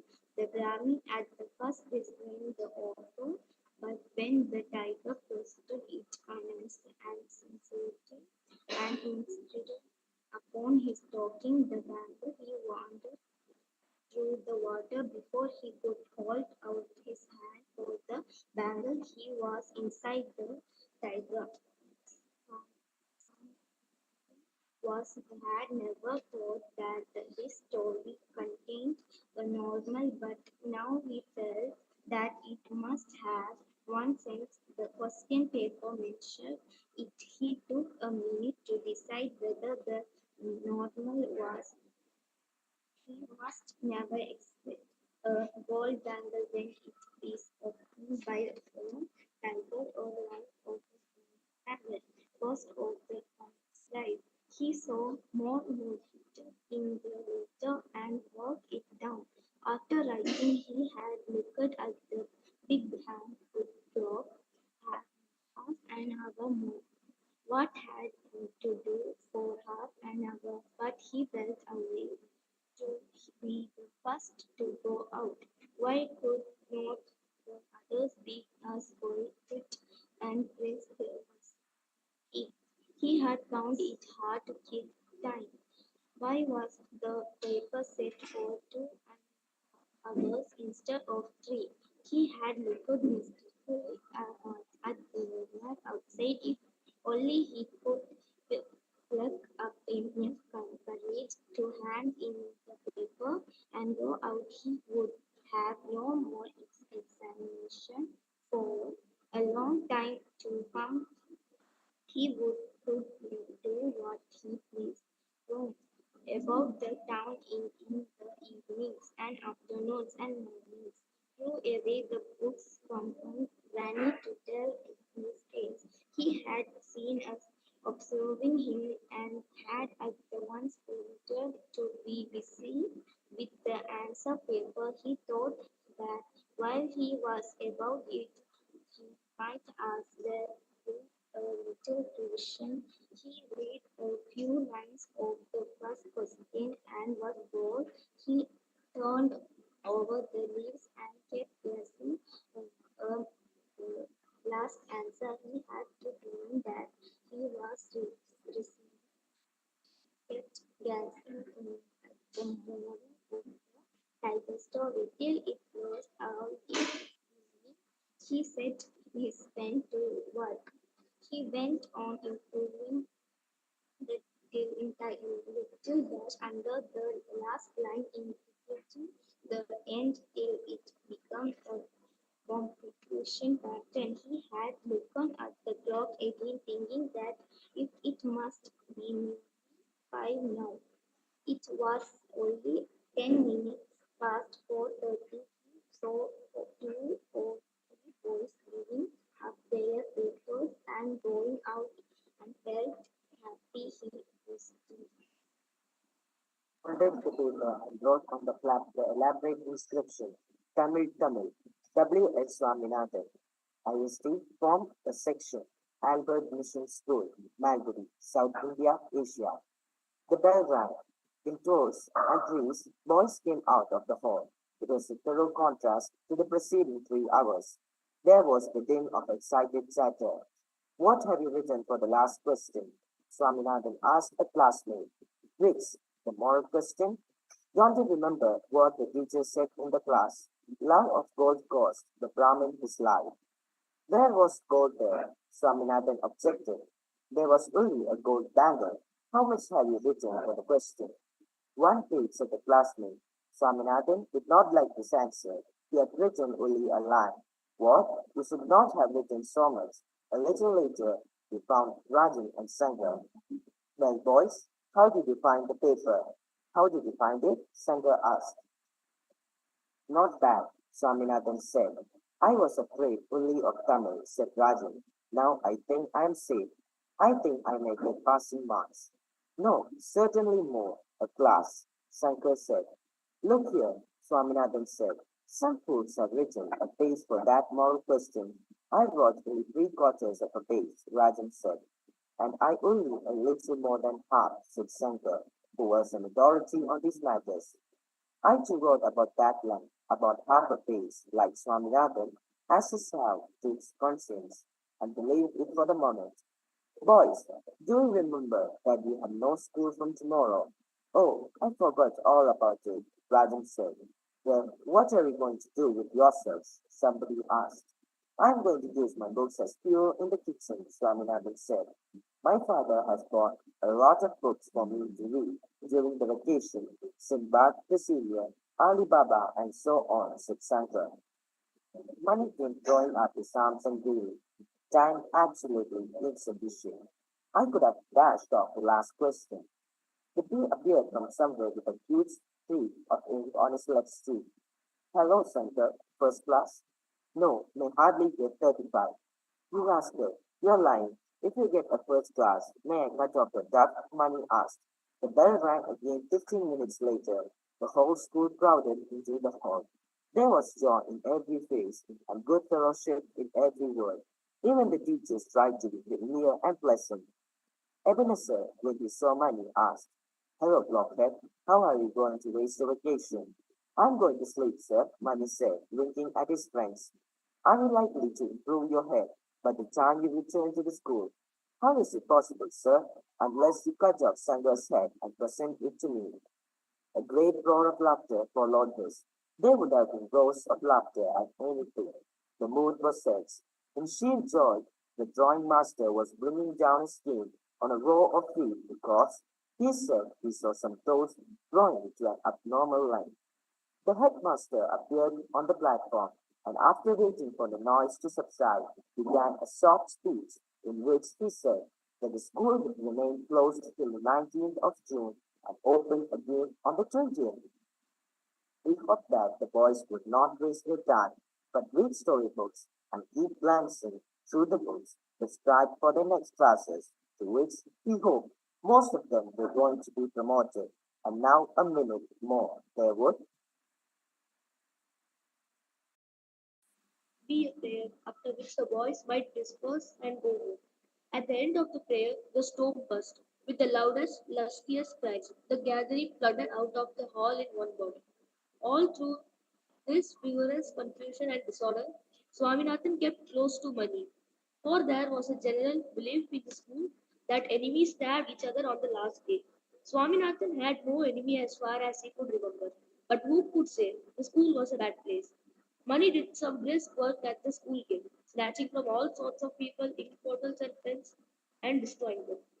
After him was a crowd seething with excitement and joy.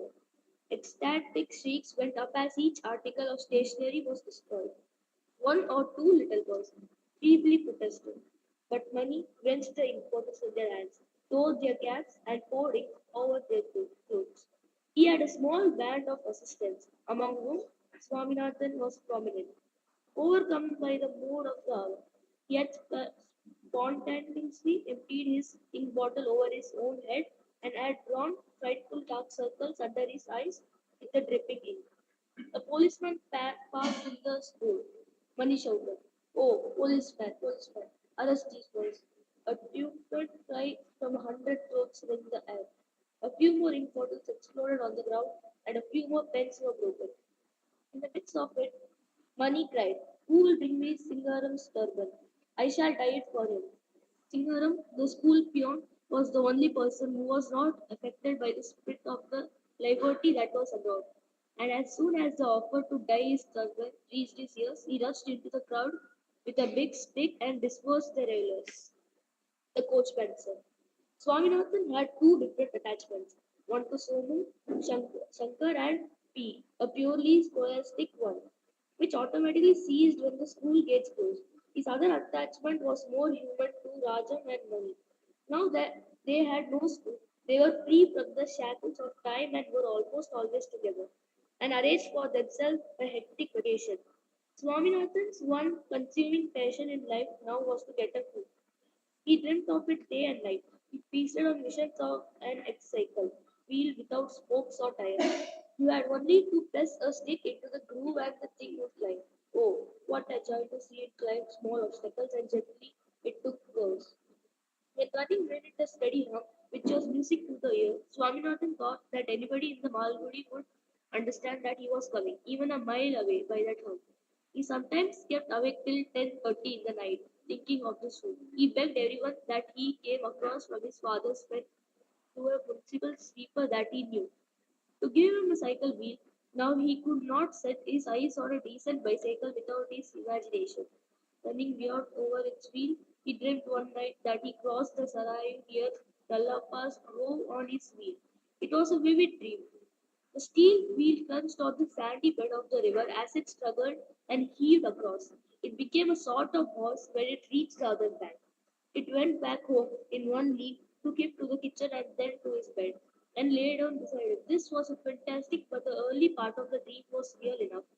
It nearly maddened him to wake to a hopeless morning. In sheer despair, he opened his heart to a coachman, a casual acquaintance of his life. The coachman was sympathetic. He agreed that existence was difficult without a food. He said that he would be able to give Swaminathan one in a few hours if the latter could give him 5 rupees. This was an immense sum, which Swaminathan hoped to possess in some distant future. When he when he should become as tall as his father, he said so, at which the coachman gave a convincing talk on how to get it. He wanted only 6 paise to start with in a short time. He would make it 6 annas and after that convert it to 6 rupees. And Swaminathan could spend the 5 out of 6 rupees on the food and the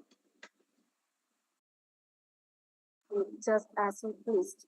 Swaminathan declared that nothing would give him greater happiness than giving that extra rupee to the coachman. If any doubts arose in Swaminathan's mind, they were swept away by the other's rhetoric. The coachman's process of minting higher currency was this. He had a special metal pot at home in which he kept all base copper coins together with same mysterious help, whose name he would not reveal even if he were threatened with torture. He kept the whole thing, he said, buried in the ground. He squatted on the spot at dead of night and performed some yoga. And lo, when the time came, all the copper was silver. He could make even gold, but to get the herbs for it, he would have to walk 250 miles across strange places, and he did not consider it worth all that expression. Swaminathan asked him when he might see him again, as he had to think out and execute a plan to get 6 paise. The coachman said that if the other did not get the money immediately, he would not be available for weeks to come as his master was going away and he would have to go away too. Swaminathan cringed and begged him to grant him 6 hours and ran home. He first tried Granny.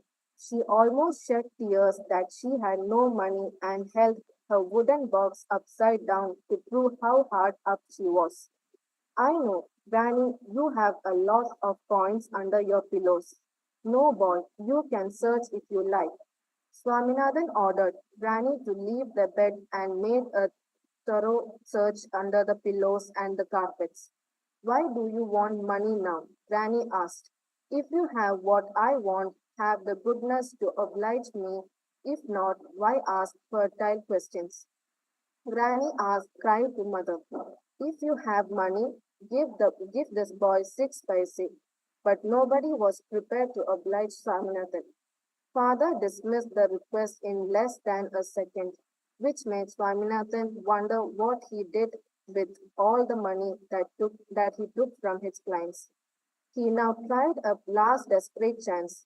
He fell on his hands and knees and resting his cheek on the cold cement floor, peered into the dark space under his father's heavy wardrobe. He had a wild notion that he might find a few coins scattered there. He thrust his hand under the wardrobe and moved it in all directions. All that he was able to collect was a distressed envelope, musty with a cobweb and a dust, a cockroach and pinches of fine dust. He sometimes believed that he could perform magic if only he set about it with sufficient innocence. He also remembered Ebenezer saying in the class that God would readily help those that prayed to him. He secured a small cardboard box, placed in it a couple of pebbles, and covered them with fine sand and leaves. He carried the box to the puja room and placed it in a corner. It was a small room in which a few framed pictures of gods hung on the wall and a few bronze and brass idols kept staring at Swaminathan from a small carved wooden pedestal. A permanent smell of flowers, camphor, and incense hung in the air.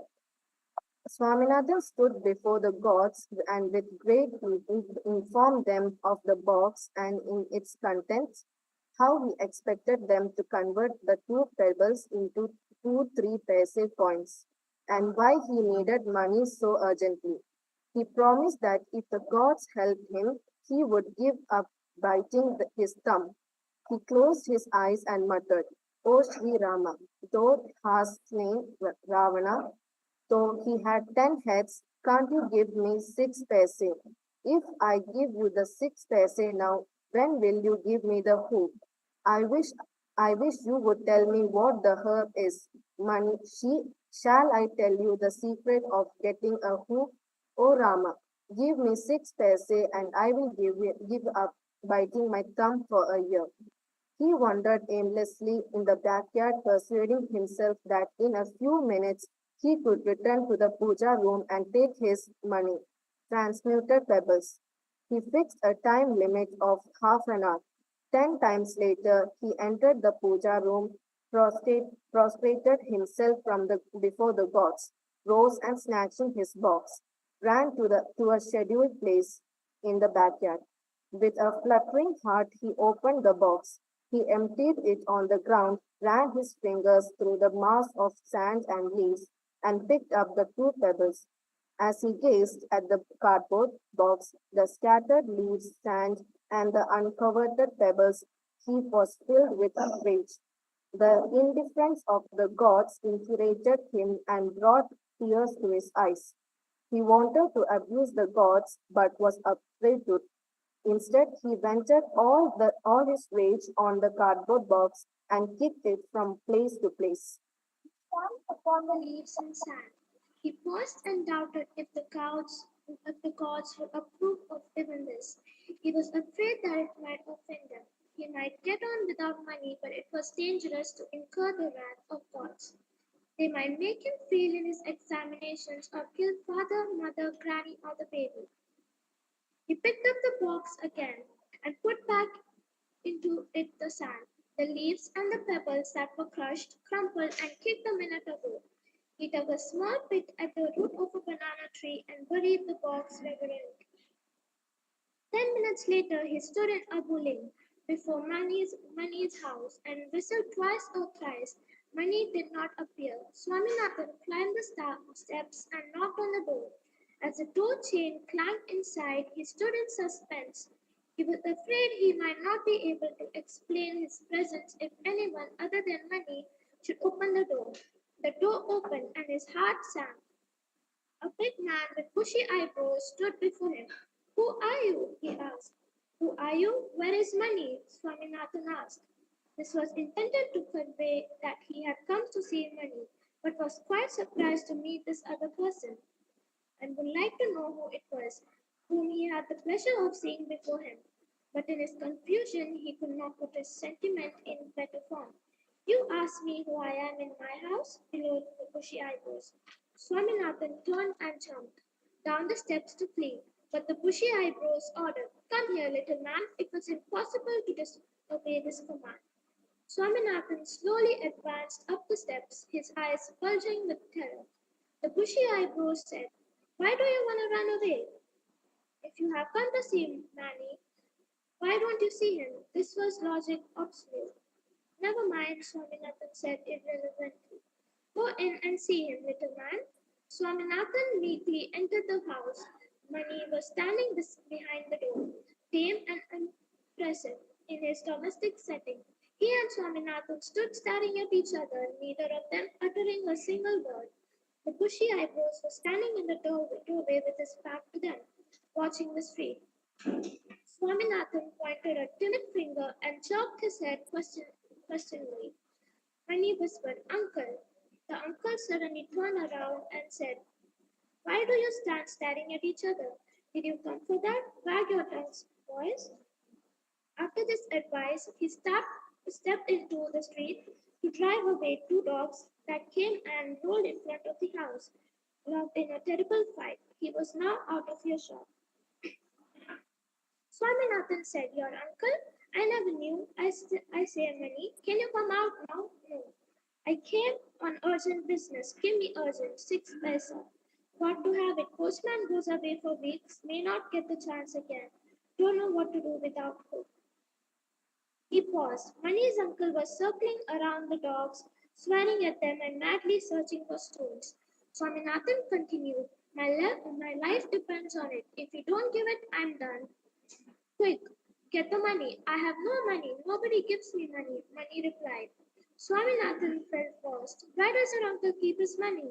Look into that box. I don't know. Money, come here. His uncle cried from the street. Drive away these evils. Get me a stone. Rajan, can you lend me a policeman? Swaminathan asked 2 weeks later. Policeman? Why? There is a rascal in this town who has robbed me. He related to Rajan his dealings with the coachman.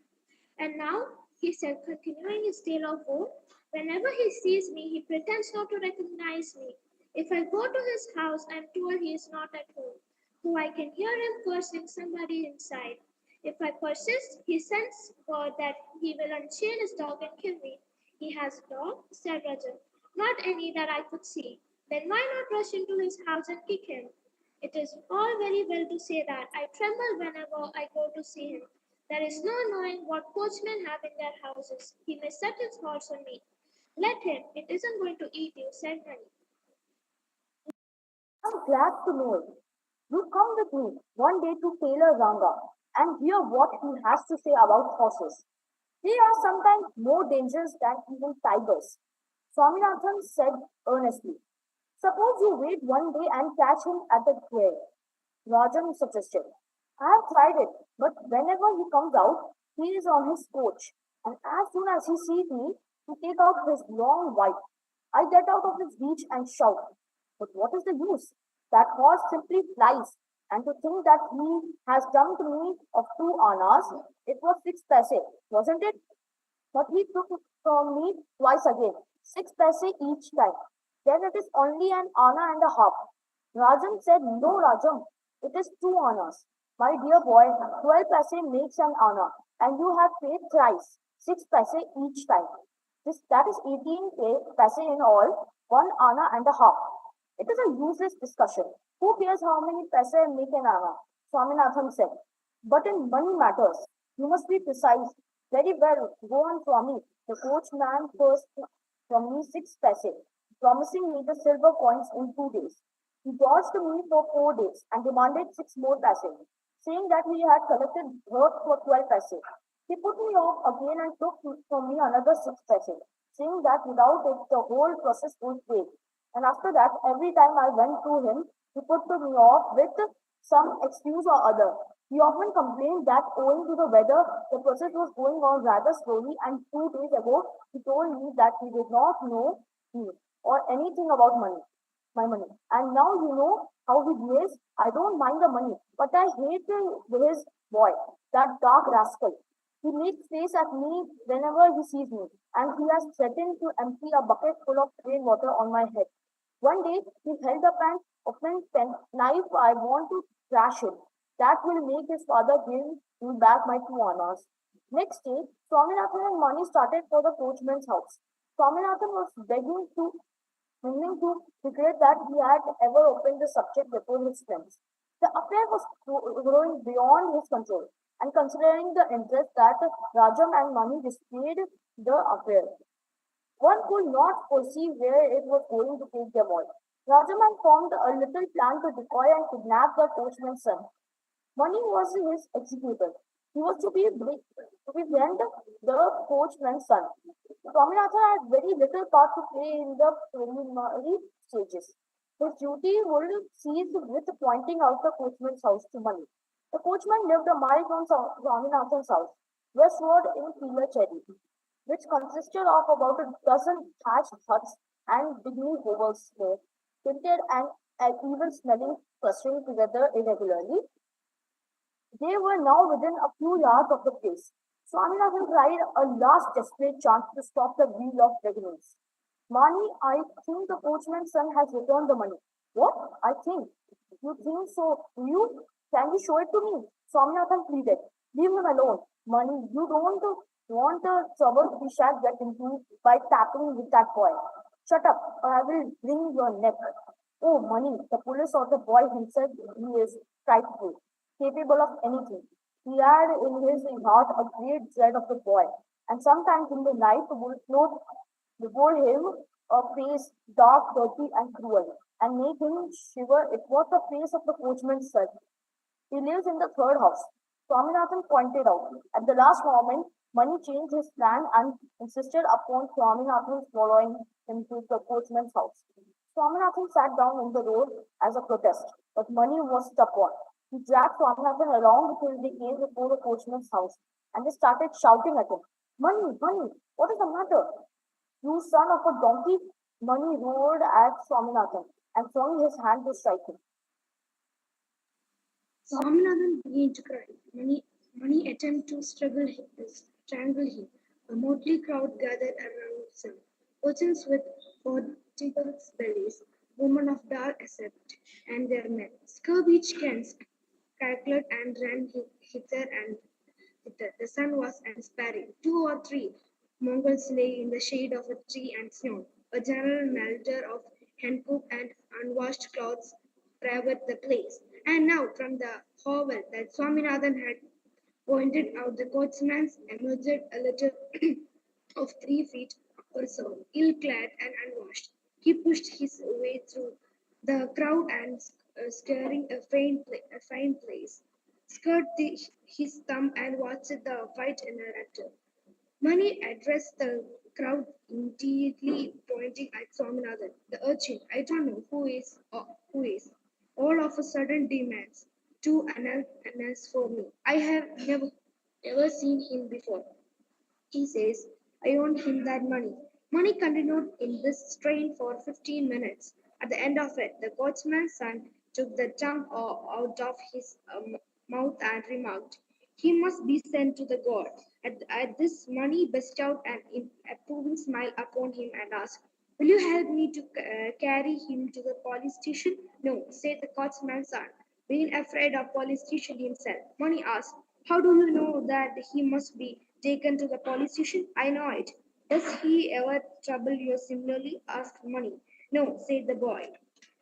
What is the two annas that your father took from me? So asked Swaminathan, turning to the boy, his tear-dressed face. The crowd had meanwhile melted after making half-hearted attempts to bring peace. Money asked the boy suddenly, do you want to stop? He held a shining red top. The boy put out his hand for the top. Money said, I can't give you this. If you come with me, I will give you a bigger one. Let us become friends. The boy had no objection. Would you let me see it? He asked. Money gave it to him. The boy turned it in his hand twice or thrice, and in the twinkling of an eye disappeared from the place. Money took time to grasp the situation. When he did grasp it, he saw the boy entering a hall far off. He started after him. When Money reached the hall, the door was closed. Money knocked a dozen times before a surly man appeared and said that the boy was not there. The door was shut again. Money started knocking again. Two or three menacing neighbors and came around the threatened to bury him alley if he dared to trouble there in their own locality. Swaminathan was desperately appealing to Money to come away, but it took a great deal more to move him.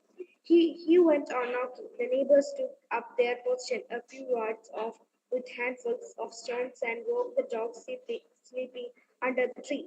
It was only when the dogs came bouncing towards them that Money shouted, run to Swaminathan and set an example himself. A couple of stones hit Swaminathan on the back. One or two hit Money also. A sharp stone snicked Money's right heel. They become blind and insensible to everything except the stretch of road before them in the father's presence. During summer, Malgudi was one of the most hottest town in South India. Sometimes the heat went above 110 in the shade and between 12 and 3 any day. In summer, the dusty blanched roads were disturbed. Even donkeys and dogs, the most violent of animals, preferred to move to the edge of the street. Poor catwalk and minor projection from building cased a sparse strip of shade when the fierce sun tilted towards the west.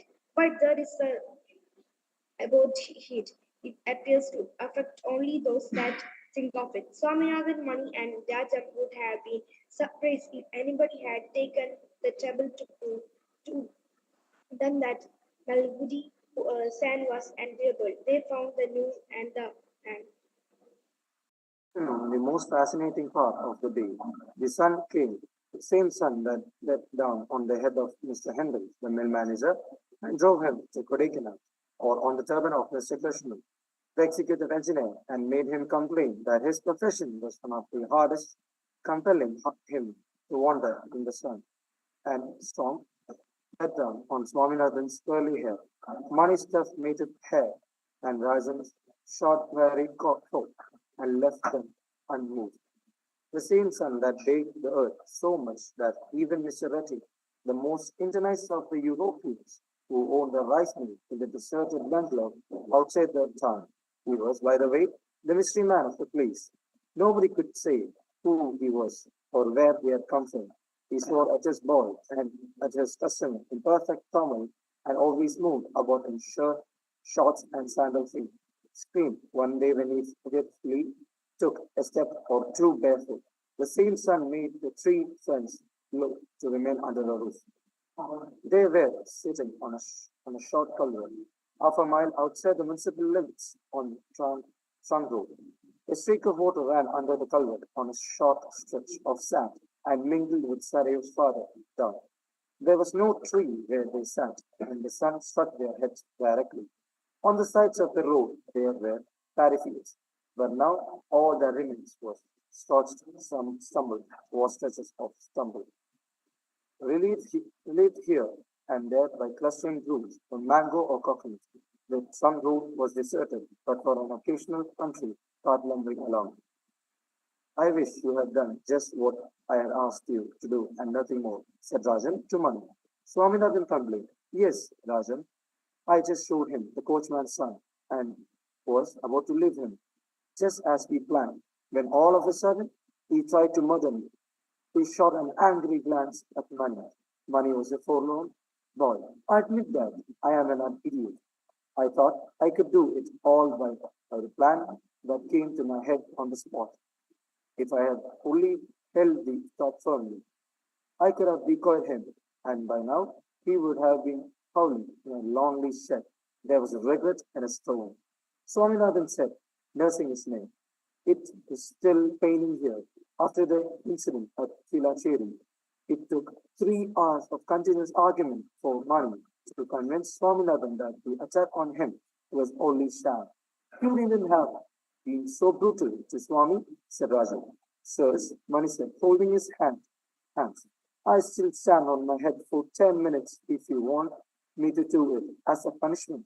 While he pretended to scratch Swami to show the coachman's boy that I was his enemy. A jingling was now heard.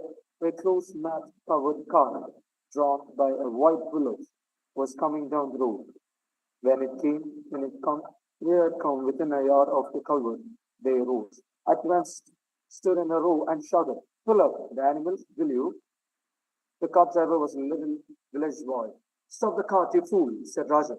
If he does not stop, we shall arrest him and confiscate his cart. This was Swaminathan. The cart driver said, boys, why do you stop me? Don't talk, commanded, Mani commanded. And with his serious face, went round the cart and examined the wheels. He bent down and scrutinized the bottom of the cart. Hey, cartman, get down. Boys, I must go, pleaded the driver. Whom do you address as boys? Asked Rajan, menacingly. Don't you know who we are? We are the government police out to catch humbugs like you and Swaminathan. I shall shoot you if you say a word, said Rajan to the young driver. Though the driver was ridiculous, he felt that there must be something in what they said. Mani wrapped a wheel and said, the culvert is weak. We can't let you go over it unless you show us the pass. The driver jabbered. Please, sirs, let me. I have to be there. Shut up, Rajan commanded.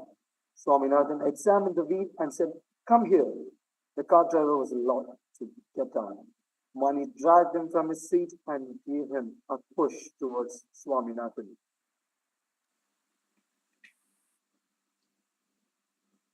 The book title is United Minds, written by the APJ Abdul Kalam. Chapter 1, The Dream and the Message. Dream, dream, dream. Dream transform into thoughts, and thoughts result in action. On 30th September 2001, I was on my way to Bokaro from Ranchi in Jharkhand when the helicopter carrying me crashed moments before landing. It hit the earth with a third of its engine failed. All of us on board had a miraculous escape, grateful to God but unfazed by the incident. I went ahead with my scheduled program of addressing the students in Bokaro. At night, however, a panel of doctors persuaded me to take a tranquilizer to alleviate my perceived shock. The drug made me sleep hours ahead of my usual time, 1 a.m. I also failed to rise at my usual 6 a.m. and woke up only after 8 o'clock.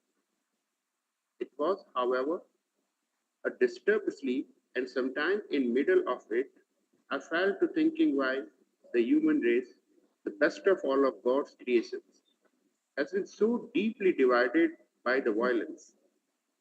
I imagine a conversation between five people who together symbolize the finest attributes of the human mind and whom I admire deeply. Through their conversation, I sought an answer, and this experience much more intense and vivid than a dream. Thought, for want of a better word, I shall return it that. I saw myself in a desert by miles of sands all around. It was a full moon, and the desert was bathed in its light. Five men, Mahatma Gandhi, Albert Einstein, Emperor Ashoka, Abraham Lincoln, and Caliph Omar, stood in a circle, their clothes ruffled by the winds. I felt myself dwarfed, standing next to the majestic Emperor Ashoka.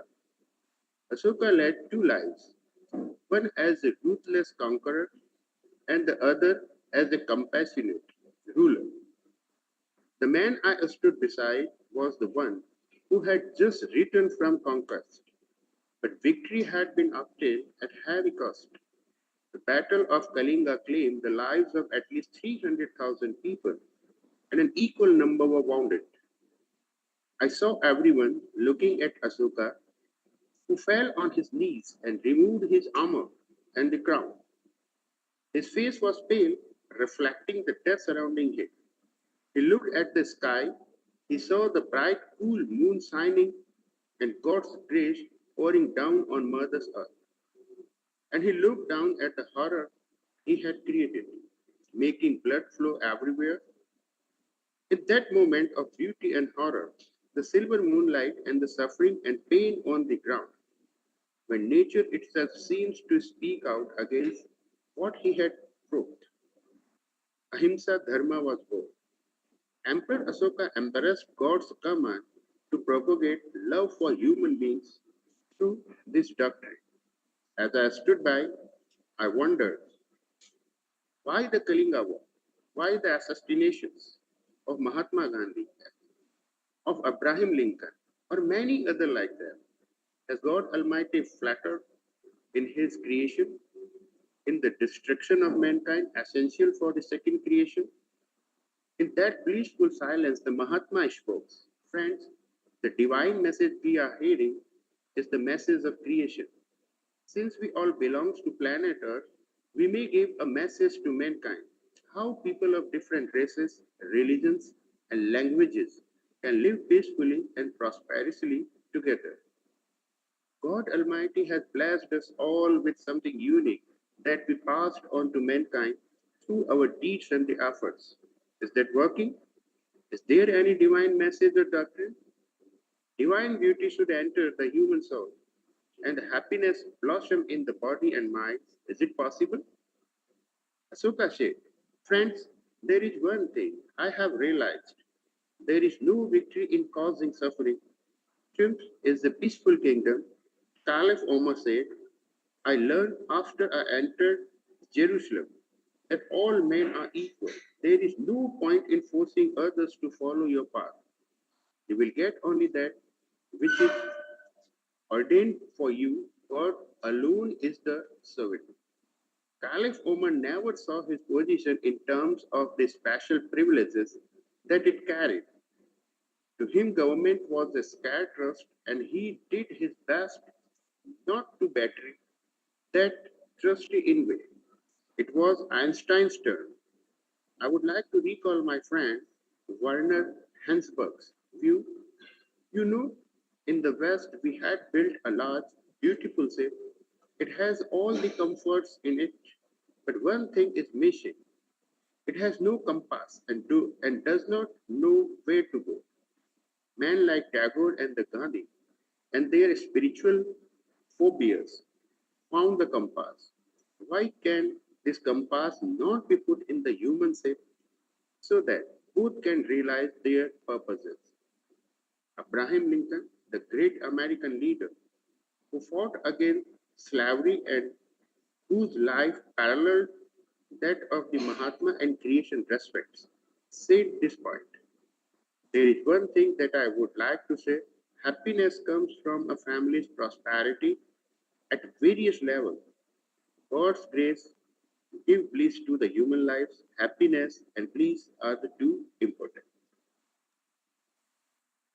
Perhaps there is so much conflict between peoples and nations because in our pursuit of prosperity and power, we have lost sight of ethical values.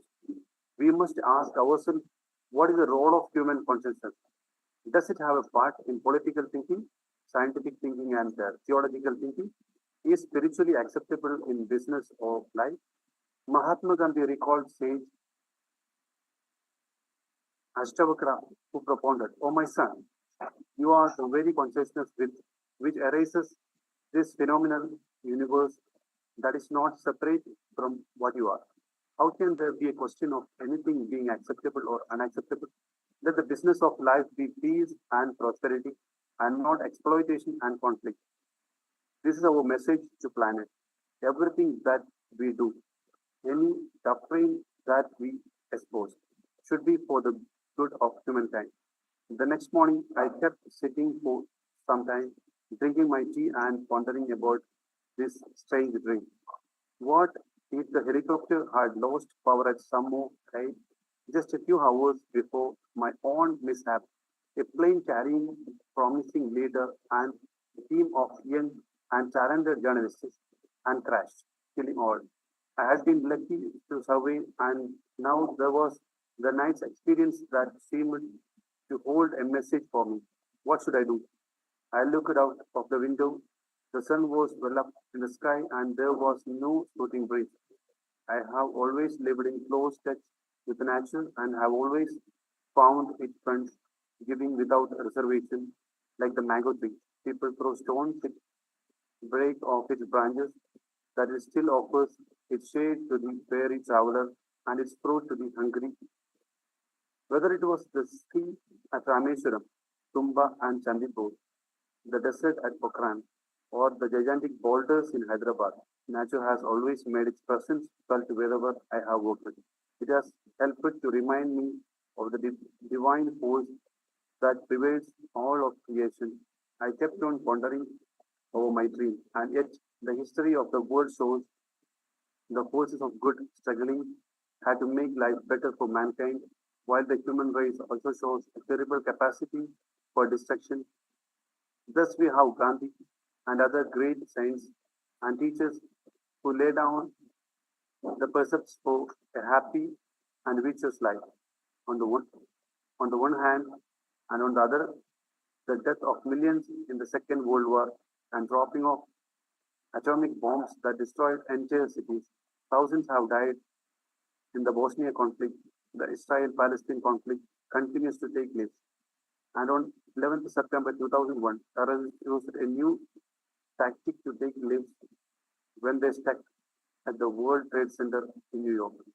At home, in the Bhopal gas tragedy, 30,000 people died as the result of the carelessness of multinational companies, and thousands more have died in Kashmir Valley violence.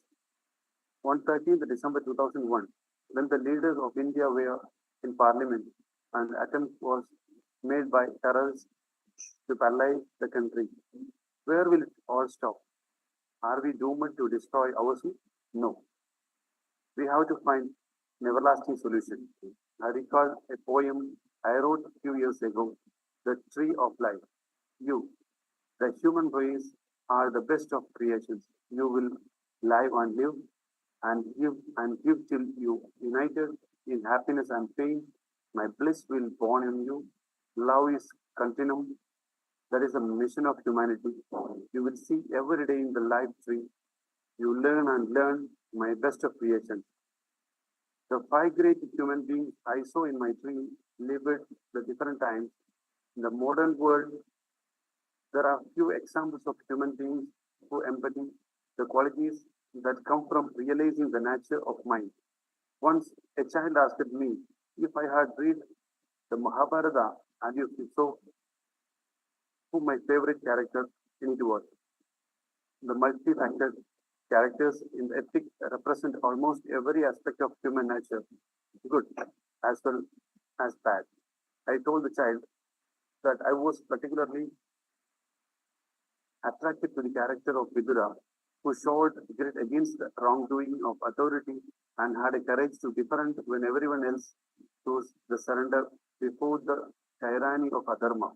Today, it's hard for us to find one true Vidura among leaders. It's hard for us to imagine such an enlightened being, and even harder for us to aim for such enlightenment.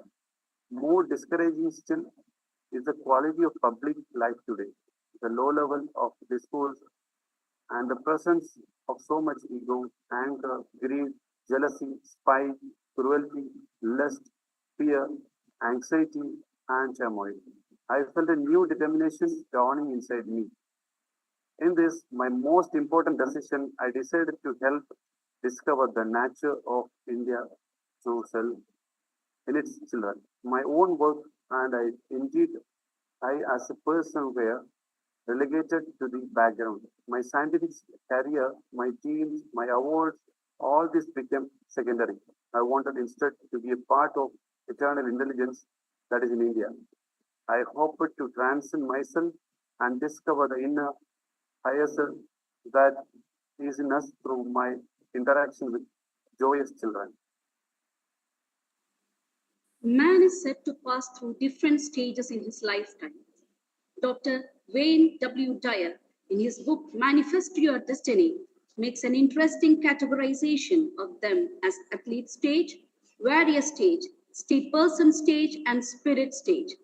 It occurred to me that nations too make a similar transition, and in extending this analogy to them, I have termed the last two stages Big Brother and self realization stages, respectively. The stages do not follow in sequence necessarily. They can be coexistent with one aspect dominant. In the first, athlete stage, a nation fresh from independence struggle or some other transition embarks on an energetic pursuit of performance and achievement. This has happened in Japan, Singapore, and Malaysia. When a nation leaves this stage behind, it generally enters the warrior stage. Proud of its achievements, it finds ways to demonstrate its superiority over others, perhaps through conquest. Ego is the driving force. During this stage, people are busy with goals and achievements in competition with others, and this, as Dyer points out for the individual, generates anxiety. Convincing others of its superiority becomes the theme. In the next Big Brother stage, the ego has been tamed somewhat, and with its newfound maturity, awareness shifts to what is important to other nations and societies. In the Big Brother stage, the nation is still an achiever, but it is not so obsessed with proving its strength. The idea is to help others become better. The erstwhile Soviet Union, by its developmental role in some countries, had adopted this role. As with the individual, so too with the nation. The transition from the warrior stage to the Big Brother stage is a rewarding but difficult exercise. There is one stage even higher than this, Big Brother stage. In this, a nation recognizes its truest essence. It comes out of the wisdom that the earth is no single nation's inheritance, but of all, and its people are aware of the responsibility of the individual towards his fellow human beings. This can be called the realization stage, and India may have the potential to achieve it. In my working career of 43 years, I have changed my tasks in several institutions. Change is crucial. It brings new thought. New thought leads to innovative actions. On 15th August 2001, I took a decision to go for another change. I mentioned my intention to Prime Minister Adal Bihari Vajpayee, who asked me to rethink. I had spoken to him of my desire to be relieved on a few earlier occasions too, but he advised me to continue and prevail. As a rocket man too, I worked with stages. Each stage is jettisoned after taking the rocket further along its intended trajectory. I worked with the Indian Space Research Organization during 1963 to 82. In 1980, India launched its first satellite launch vehicle successfully that put the Rohini satellite into orbit and became a member of the exclusive space club. I headed the team as project director of the mission for SLV-3. Our success in this effort gave the nation satellite launch vehicle technology and expertise in control, guidance, propulsion, and aerodynamics, besides the ability to design various rocket systems. Above all, this project enriched the organization with enhanced capabilities in design, development, and management systems, integrating inputs from different institutions such as R&D laboratories, industry, and academia. And the program also gave leaders in technology and management. Today, they are all working in various space and defense programs. This was my first stage in which I learned leadership from three great teachers, Dr. Vikram Sarabhai, Professor Sadish Dhawan, and Dr. Brahm Prakash. This was the time of learning and acquisition of knowledge for me. The second stage could then be from 1982 in the Defense Research and the Development Organization. Again, it was teamwork against the background of denial of technology through the instruments of the Missile Technology Control Regime and the Nuclear Non-Proliferation Treaty. I had the opportunity to work with teams and DRDO labs that led to the design, development, production, and operationalization of two strategic missiles. These types of strategic missiles will not be available to India from any country, no matter how friendly our relations with it. During this period, three new laboratories and facilities, one in the area of missile technology called Research Center Emirat at Hyderabad, and two other missile test centers, one on the mainland and other on an island near Chandipur on the coast of Bay of Bengal, were born with excellent capabilities. In addition, the nation became strong as capability is in critical technologies emerged from laboratories and academic institutions that helped us overcome the constraints of the MTCR. My team could design and develop any type of missile system, including the intercontinental ballistic missile. During this stage, I have gone through many successes and some failures. I learned from failures and hardened myself with courage to face them. This was my second stage, which taught me the crucial lesson of managing failures. Which can be the participation in India's mission to become a nuclear weapon state with a great partnership between the Department of Atomic Energy and DRDO with the support of the armed forces. This was a mission well accomplished. However, when children ask me, what has given you happiness in your life to the best? Last 40 years, I say I get happiness when heart patients carry care, coronary sent in their arteries, and when the physically handicapped children fitted with the lightweight floor reaction orthosis calipers find their difficulties eased somewhat. Both of them came as spin-offs from missile technologies. During this stage, I held the position of chairman of the Technology Information Forecasting and Assessment Council under the Department of Science and Technology for nearly 2 tenures, about 8 years. This period saw the creation of Technology Vision 2020 based on the work of task teams consisting of 500 experts in all who had available To them, inputs from 5,000 scientists and technologists from different fields. Later, the technology vision document and the national security aspects got integrated, and the India Millennium Mission IMM 2020 emerged. When I took over as principal scientific advisor to the government of India in November 1999, the task was to do detailing and evolve a working plan for IMM 2020. It is indeed a roadmap for transforming India into a developed country, the second vision of the nation. Certain experimental work on education, agriculture, and also development of a number of villages in an integrated way is currently progressing. A cabinet paper on the subject has been moved for approval of the government. During this third stage, it was building technological strength with institutional partnership, adapting technology to societal needs, and formulating the vision for the nation that occupied me. The helicopter mishap of 30 September 2001 made me realize that the time to jettison the third stage had arrived. This thought was further reinforced on 2nd October, the birthday of Mahatma Gandhi, when I visited Mata Amritanandmayi's ashram at Kollam in Kerala. She emphasized the need to integrate spirituality with education to create a new generation of leaders and entrepreneurs. On 12 October 2001, 3 days before I would complete my 70 orbits around the sun, I formally wrote to the Prime Minister about my decision to retire and requested to be relieved in a month's time. He relented this time and I prevailed. Meanwhile, I keep visiting schools. During my visits to many states, particularly two of the two northeastern states, Assam and Tripura and Jharkhand, and also a few places in Tamil Nadu. I have addressed thousands of students, about 40,000 at last count. I have found that I communicate well with this age group.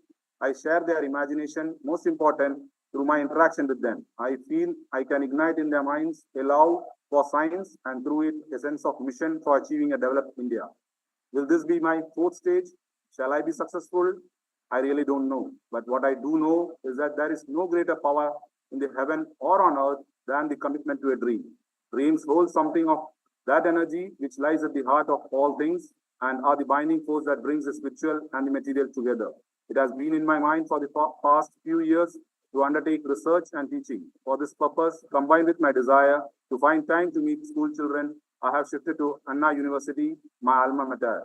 What a great feeling it is to be among young people, bubbling with creativity and enthusiasm. What a great responsibility the elders of this country have at hand to guide this tremendous energy in a constructive way for nation building. How can we make up for these missed opportunities and the failures of the past? Give us a role model. Men often become what they believe themselves to be. If I believe I cannot do something, it makes me incapable of doing it. But when I believe I can, then I acquire the ability to do it even if I didn't have it in the beginning. Mahatma Gandhi. Why should I meet young students in particular? Seeking the answer, I went back to my student days. From the island of Rameswaram, what a great journey it's been. Looking back, it all seems quite incredible. What was it that made it possible? Hard work? Ambition? Many things come to my mind. I feel the most important thing was that I always assessed my worth by the value of my contribution. The fundamental things that you must know that you deserve the good thing of your life, the benefits that God bestows. Unless our students and young believe that they are worthy of being citizens of a developed nation, India, how will they ever be responsible and enlightened citizens?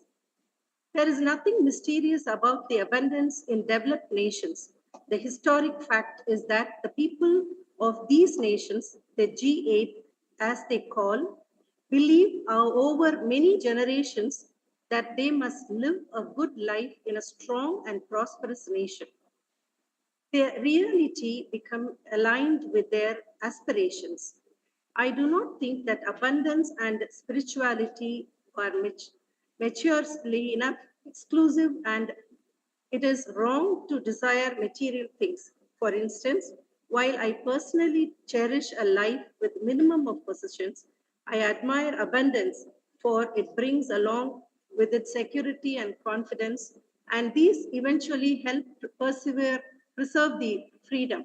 Nature too does not do anything by half measures. As you will see, it will look around you. Go to a garden in season, there is a profusion of flowers. Or look up, the universe stretches into infinite, vast beyond belief. All that we see in the world is an embodiment of energy. We are a part of cosmic energy too, as Sri Aurobindo says. Therefore, when we begin to appreciate the spirit and the matter are both part of existence, are in harmony with each other, we shall realize that it is wrong to feel that it is somehow shameful or non spiritual to desire material things. Yet, it is what we often lead to believe. Certainly, there is nothing wrong with an attitude of making do with the minimum in leading a life of ascension. Mahatma Gandhi led such a life, but in his case, as in yours, it has to be a matter of choice. You follow such a lifestyle because it answers a need that arises from deep within you. However, making a virtue of sacrifice and what is forced upon you to celebrate suffering, it is different thing altogether.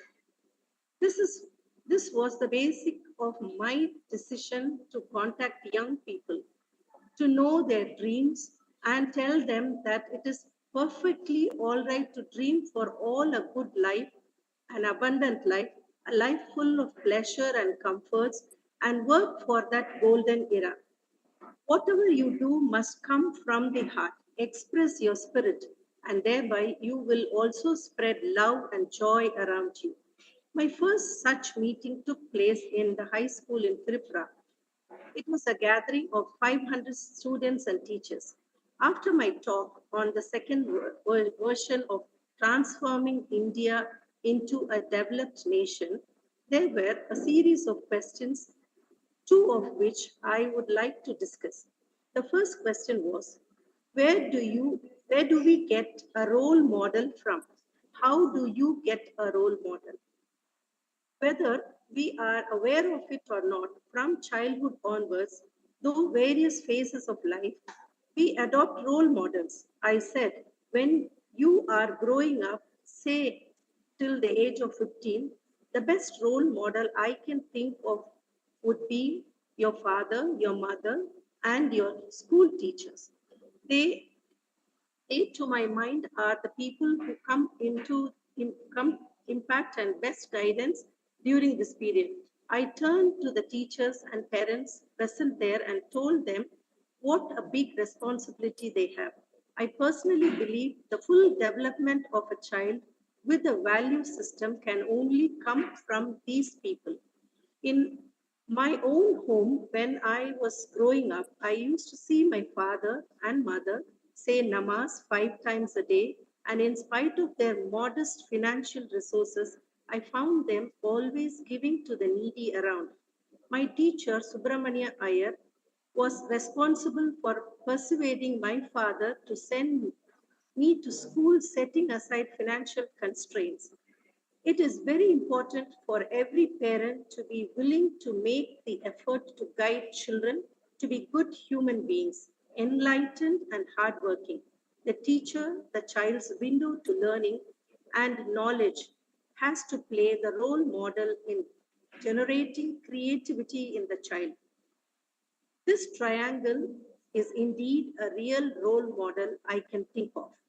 I would even go to the extent of saying that if parents and teachers show the required education to shape the lives of the young, India would get a new life. As it is said, behind the parents stands the school, and behind the teacher, the home. Education and the teacher-student relationship have to be seen not in a business terms, but with the nation's growth in mind. A proper education would help nurture a sense of dignity and self-respect among our youth. These are qualities no law can enforce. They have to be nurtured ourselves. The children enjoyed this answer, though I don't know whether the parents and teachers got the message. Another girl, in all seriousness, asked, every day we read in the newspaper or hear our parents talk about Atgawadi's terrorists. Who are they? Do they belong to our country? This question really shocked me. I myself was searching for an answer. They are our own people. Sometimes we create them through political and economic isolation. Or they can be fanatics, sometimes sponsored by hostile nations trying to disrupt normal life through terrorism. I looked at the audience, at the people sitting by my side, at the teachers, and at the sky for an answer. I said, children, I am reminded of our epics, the Ramayana and Mahabharata. In the Ramayana, the battle is between the divine hero Rama and demon king Ravana. It is a long drawn battle that finally Rama wins. In the Mahabharata, there is a battle at Kurukshetra.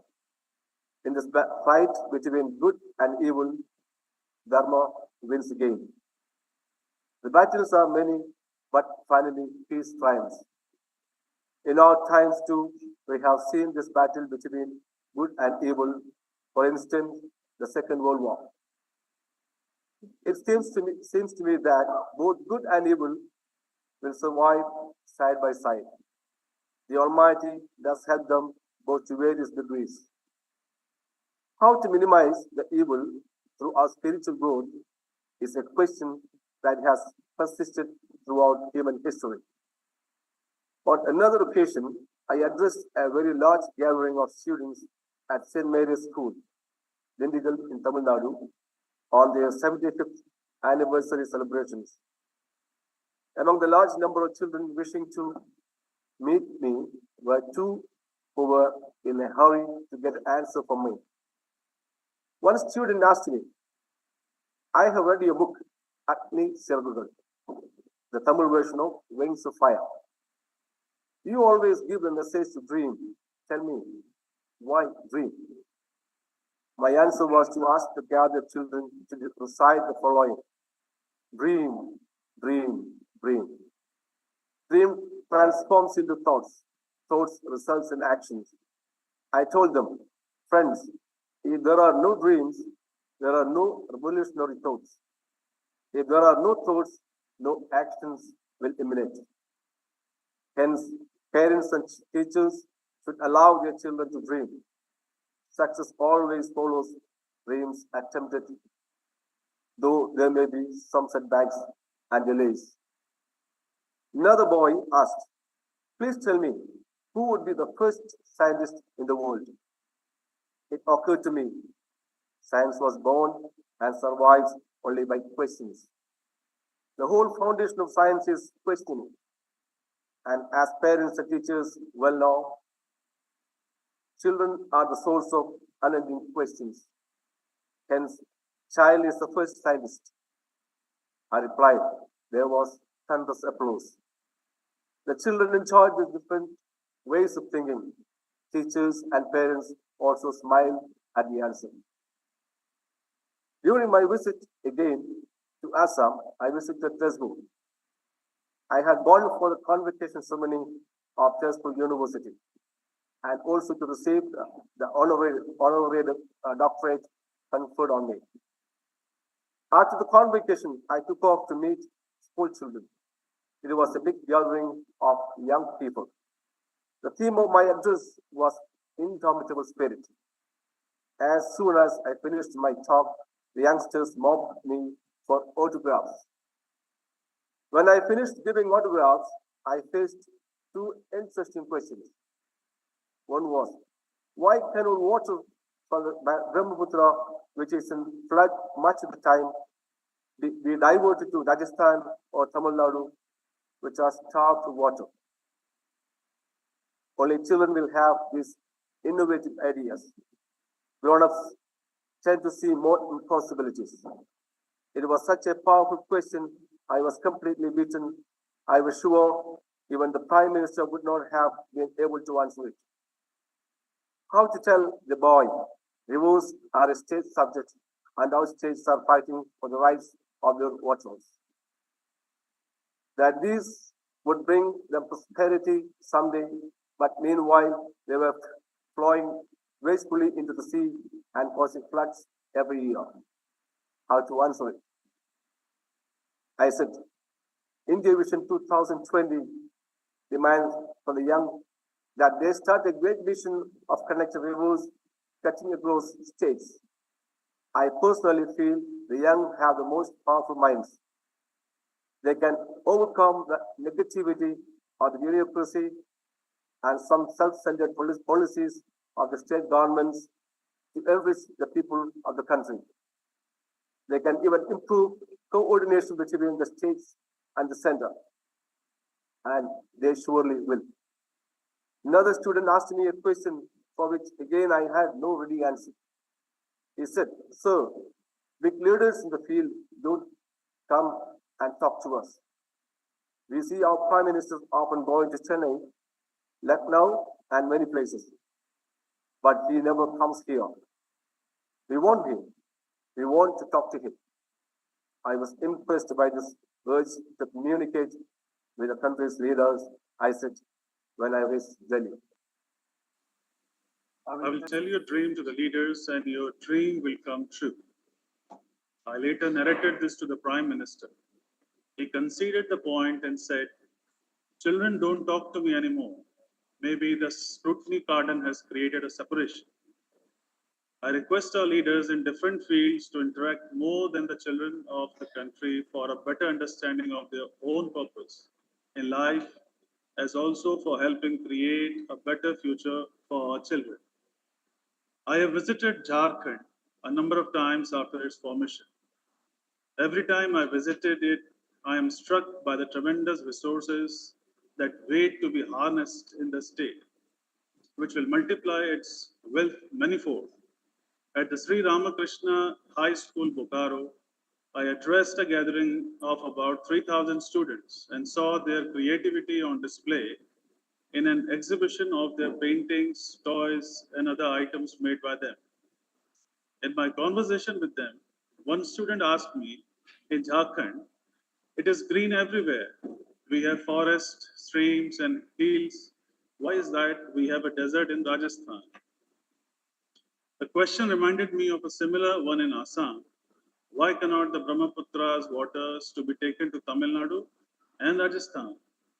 20 years ago, you would not have been much cultivation in Rajasthan, but once the Indira Gandhi Canal was constructed, agriculture became possible in many places. It is possible for man to transform the desert into fertile land. I repeated what I told the student in Assam. It has to be one of the greatest missions of India to connect rivers so that water can reach many water-starved states. Visionary action is needed. When you grow up, you will probably be part of reconstructing this nation and giving shape to these thoughts.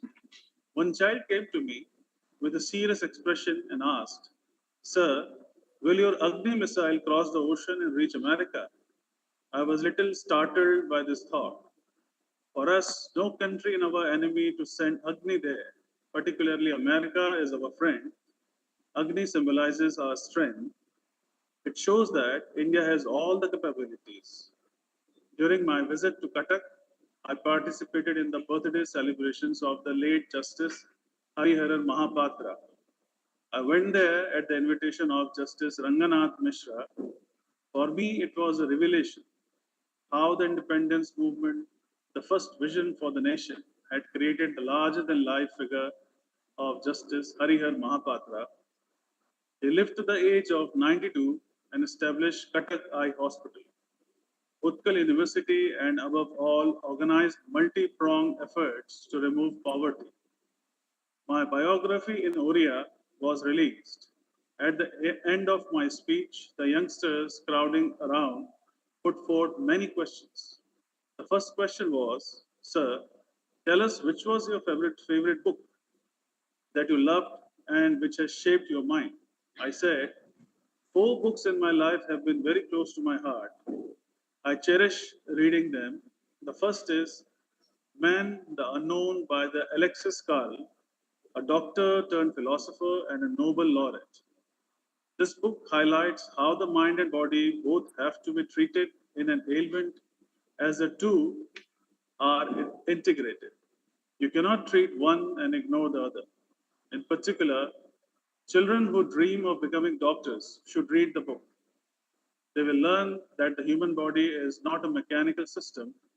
It is a very intelligent organism with a most intricate and sensitive feedback system. The second book, one I venerate, is Thiruvalluvar's Thirukkural, which provides an excellent code of life. The third is Light from Many Lamps of by Lillian Eichler Watson, which has touched me deeply. It illuminates how we live and has been an invaluable guide to me for 50 years. And the Holy Quran is, of course, a constant companion. While I was addressing another gathering of school children in Anand, Gujarat, one smart boy asked me a very intelligent question. Who is your enemy? I liked the question and put it to the other students, encouraging them to come forward with their views. Then came the answer poverty. What a wise reaction from this young child, whom I have mentioned in the dedication. The last question, which I am including here, came from the powerful mind of another child. Tell me, sir, are Pakistani weapons stronger than Indian ones? I asked the child why this doubt arose in his mind. Reports he read in the media led him to think so. He said, this is unique characteristic of our country, to belittle our capabilities. It may even be genetic. I said, India can design, develop, and produce any type of missile and any type of nuclear weapon. This is a capability only four countries in the world have. You remove all the doubts from your mind. I told the child, who gave me a very satisfied look. I have selected only 11 questions here from among the hundreds of questions I have been asked during the course of meeting 40,000 high school students so far. The questions reflect the children's innocence, but most of all, they show how strongly they feel the desire to live in a strong and prosperous nation. I also realized from these sessions how important it is for them to have a role models, whether it industry, sports, entertainment, or some other field. The question is, can we give our children a role model? And how? At the dawn of the new millennium came the news that the human genome had been decoded. All the 30,000 genes that human beings carry today, we are told, are identical to those of our Stone Age ancestors who lived thousands of years ago. One of the traits that has came down to us from them, along with others that are needed for survival, is the desire for achievements. It is said that nature gave us this instinct because the need to achieve, like the need to reproduce, the need to eat, the need to drink, and the need to breathe, is simply too important to be left to chance. History shows the hunger of achievements is a highly evolved one and undoubtedly the strongest one. We tend to forget it, but it underlines much of our experience. Most important, without it, how would we learn and grow, aspire to greater perfection? I have, I have seen Dr. Vikram Sarabhai's vision succeeding over 3 decades through sustained and coordinated achievements. At work in that and any other endeavors was this same desire to exceed the limits. As we try and excel, role models play a guiding role. The power of Vikram Sarabhai was such that others took up his vision and completed it long after he was no more. For you, it could be someone else whom you admire, a sports person, a teacher, a successful entrepreneur. I recently had the chance to meet a legendary personality, a role model herself, Lata Mangeshkar, was presiding over a function in remembrance of her father, Master Dinanath Mangeshkar. Lata Mangeshkar is a recipient of the Bharat Ratna, and I felt honored that she had asked me to inaugurate the 450-bed Dinanath Hospital and Research Center in Pune. I visited the hospital just before the inauguration. I found that it would be treating nearly 30% of the patients free. I was touched by the fact that despite her wealth and fame, she had not lost sight of the fact that one needs to do all one can to help relieve the suffering of others. Her songs played over the radio have brought pleasure to countless hearts over the decades. During the India-China conflict in 1962, her song "And Mere Watan Ke Logo" moved an entire nation. Few people can claim to have influenced the lives of millions in such a delightful way. Role models can help us focus on what is correct for us as individuals, as groups, and of course, as a nation. They can also lead us to great success. We seem to have got carried away with the success of a few in the field of information technology, but that is needed nothing compared to what we can and should achieve. Ancient India was a knowledge society and a leader in many intellectual pursuits, particularly in the field of mathematics, medicines, and astronomy. A reliance is imperative for us to once again become a knowledge superpower rather than simply providing cheap labor in areas of high technology. Visionary teachers and scientists. Whatever you can do or dream, you can begin it. Boldness has genius, power, and magic in it. Begin it now. The great mind of the country had the ability to make others join their endeavor to convert dreams into reality. For them, the nation was bigger than themselves and they could draw thousands to act upon their dreams. In December 2000, I had participated in the birth century celebration of Adhyapika Ratna E. Totadri Yandrigar. I graduated in science from St. Joseph College, Trichupalli, 1954. As a young student, I was Professor T. Totadari Iyengar, a unique divine looking personality walking through the college campus every morning and teaching mathematics to the students of BSc honors and MSc. The students looked at him with awe as one would at a guru, which indeed he was. When he walked, knowledge radiated all around. At that time, calculus, Srinivasan was my mathematics teacher.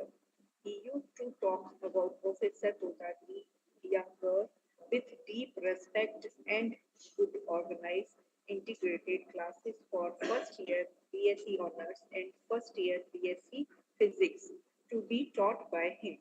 I also had the opportunity to attend some of these classes, particularly on the subject of modern algebra and statistics. When we were in first year BSc Calculus, Srinivasan used to pick the top 10 students as members of the Mathematics Club of St. Joseph per professor. Utadri Younger used to give a lecture series. One day in 1952, he gave a lecture on ancient mathematics and astronomers of India. He spoke for nearly 1 hour. The lecture still rings in my ears. Let me share with you my thoughts about some ancient mathematics, glimpses of whom I saw in Professor Kotadri, younger in my own way. Aryabhatta, born in AD 476 in Kusumpura, now called Patna, was an astronomer and mathematician. He was reputed to be a repository of the all mathematical knowledge known at that point of time. He was only 23 years old when he wrote Aryabhattam in two parts. The text covers arithmetic, algebra, and trigonometry, and of course astronomy. He gave formulated for the years of triangle and a circle and attempt to give the volume of sphere and pyramid. He was the first to give an approximation to P as the ratio of a circle's circumference and diameter, arriving at the volume value of 3.1416. To celebrate this great astronomer, India named its first satellite launch in 1975 Aryabhatta. Brahmaputra was born in AD 598 at Vilamala in Rajasthan in the Empire of Harsha. He wrote the Brahmaputra Siddhanta at the age of 30. He updated work of astronomy. He covered progressive and geometry. He also studied and gave what is known as the solution of intermediate equation of different degrees, as well as solution to quadratic equation. Bhaskaracharya was another unique intellectual of his time. He was born in AD 1114 at Vijayawada, located at what is known the border of Karnataka and Maharashtra. He wrote the famous Siddhant Tasimani in four chapters. He default in with astronomy and algebra and is known to be the first to recognize mathematicians who envelope value to zero from the concept based on Aryabhatta discovery. To honor him, ISRO's second series of satellites was named Bhaskara 1 and 2, 1979 and 1981. To work of these three mathematicians of India provide the context of algebra. Ancients remarked that we owe a lot of the Indian schools taught as how to count, without which no worthwhile scientific discovery could have been made. Then comes to my mind the greatest of all genius ever known and acknowledged, and who lived within our present memory, Srinivasa Ramanuj. He lived only for 33 years, 1987 to 1920, and had no practical formal education or means of living. Yet Yet his inexpulation, spirit, and love for his subject enabled him to make a vast contribution to mathematical research, and some of his contributions are still under serious study, engaging the efforts of mathematicians to establish formal proofs.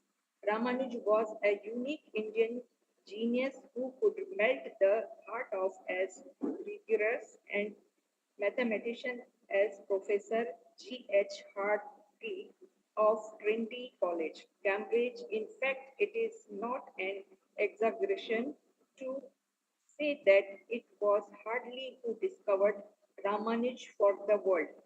Why do not our reputed scientists locate another Ramanuj in our schools? Oh, my friends, why don't you in every field integrate it and grow instead of differently? Every Ramanujan said, and it was no exaggeration. Professor Hardy, while rating geniuses on a scale of 100, put most of them in the range of around 30. giving a rating of 60 to the rare exceptions. However, for Ramanujan, he suggested only the value of 100 would fit. There can be no better tribute to either Ramanujan or to the Indian heritage.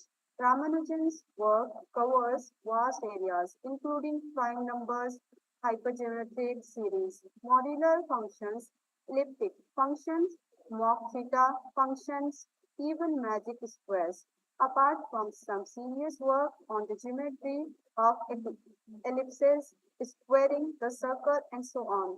I hope that eminent teacher who teach and inspire the young students of mathematics will continue their unmatched and noble services in the years to come, thus ensuring the march of Indian brilliance in this field.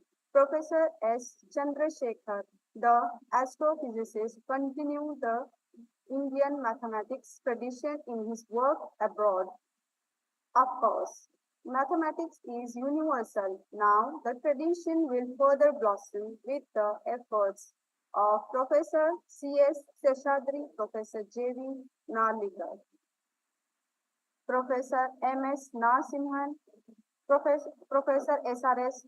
Vardhan, Professor M.S. Raghunathan, Professor Narendra Karmakar, and Professor Ashok Singh, among others. Sir C.V. Raman started his career in the office of the Accountant General Calcutta, but the scientist in him would not let him rest, and he was always probing for answers to some of the problems that interested him. Fortunately, he was supported by the great educationist Ashutosh Mukherjee, who encouraged Sir C.V. Raman to pursue his research. It is noteworthy that the Raman effect, the discovery of which brought him the Nobel Prize, did not come out of a grand establishment set up at vast expense. I believe the urge to show to the world the excellence of Indian mind would have been a major motivating factor for Sir C.V. Raman. The same is the case with Professor S. Chandrasekhar, also Nobel laureate for his work on a black holes. There are some interesting statements in his biography, Chandra by Kameshwar C. Wal. As it points out, Chandra grew up in what was a golden age for science. Art and literature in India spurred on partly by the struggle for independence.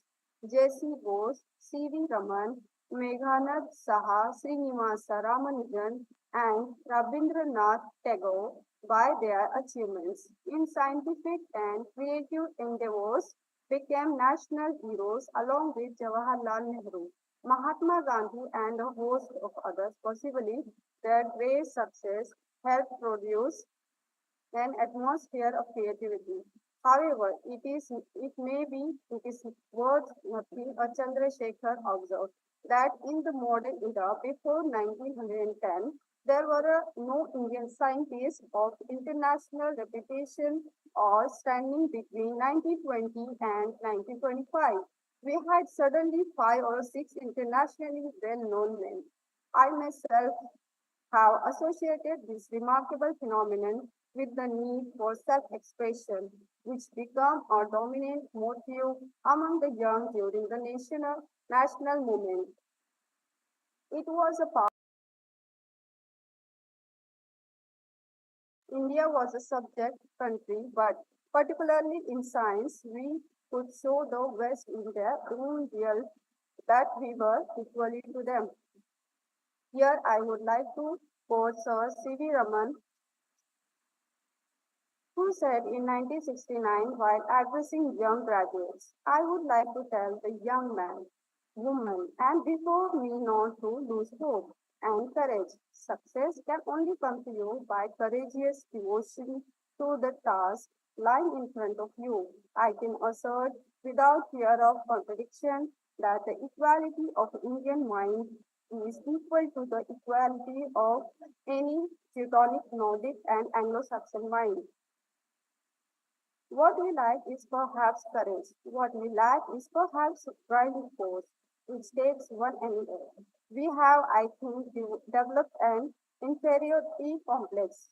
Uh, I think what is needed in India today is destruction that defeats spirit. We need a spirit of a victory, a spirit that will carry us to our rightful place under the sun, a spirit which can recognize that we, as inheritors of a proud civilization, are entitled to our rightful place on this planet if that indomitable spirit were to arise. Nothing can hold us from achieving our rightful destiny. Further afield, there was similarly the emergence of others who were great in their respective fields. Interestingly, a music trinity of a great sense. Tyagaraja, Swamigal, Muthuswami, Dikshidhar, and Syama Sastrikal also emerged at the same time in South India within a 50-kilometer radius. What we should note is that the movement for independence generated the best of leaders in arts, science, technology, economy, history, and literature who stand with the best in the world. In more recent times, too, we have seen the emergence of a great visionary scientists. Particularly, I was interested in the lives of three scientists, Dr. D.S. Kothari, Dr. Homi J. Bhabha, and Dr. Vikram Sarabhai. I wanted to learn more about their leadership qualities in the scientific and technological fields, which have linked these to the development of the nation. They are the founders of three great institutions, DRDO, DAE, ISRO. Dr. D.S. Kothari, a professor at Delhi University, was an outstanding physicist and astrophysicist. He is well known for ionization of matter by pressure in cold compact objects like planets. This theory is complementary to the epoch-making theory of Hubble. Eknath Shah, Dr. T.S. Kothari set a scientific tradition in Indian defense tasks when he became scientific advisor to Defense Minister in 1948. The first thing he did was to establish the Defense Science Center to do research in electronic materials, nuclear medicine, and ballistic science. He is considered the architect of defense science in India. We are celebrating his great mind through a research chair at the Indian Institute of Science. Dr. Bhava did research in theoretical physics at Cambridge University. From 1930 to 1939, Homi Bhava carried out research relating to cosmic radiation. In 1939, he joined Sir C.V. Raman at Indian Institute of Science, Bangalore. Later, he founded the Tata Institute of Fundamental Research with focus on nuclear and mathematical sciences.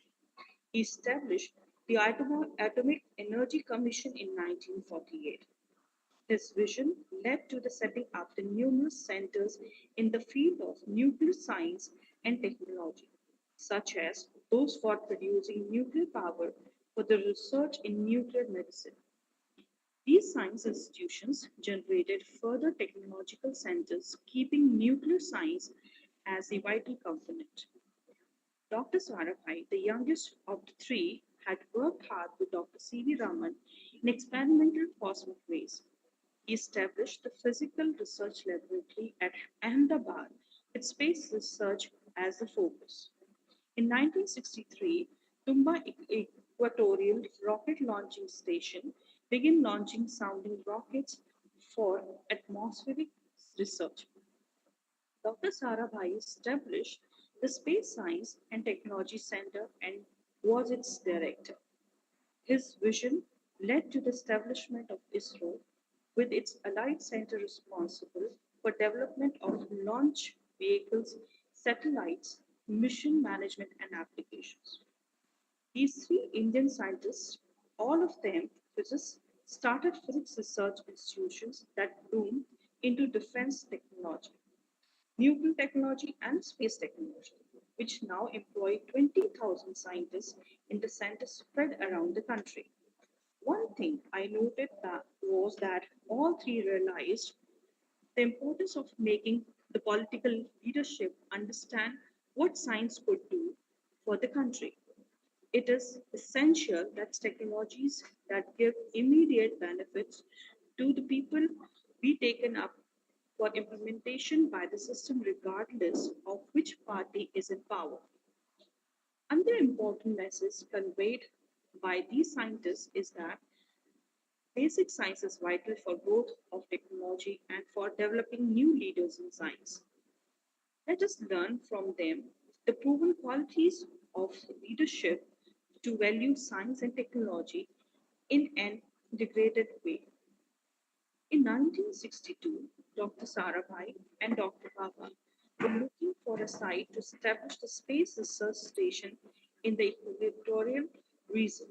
Tumba in Kerala was found most suitable as it was nuclear equatorial region and was ideally situated in atmospheric research. The locality, however, was inhabited by thousands of fishermen living in the villages there. It also had a beautiful church called St. Mary Magdalene's Church and the Bishop's House. Such, the acquisitions of the land did not move any further. Dr. Sarabhai met the bishop, His Excellency Dr. Peter Bernard Pereira, on Saturday and requested transfer of the property. The bishop smiled and asked him to meet him the next day.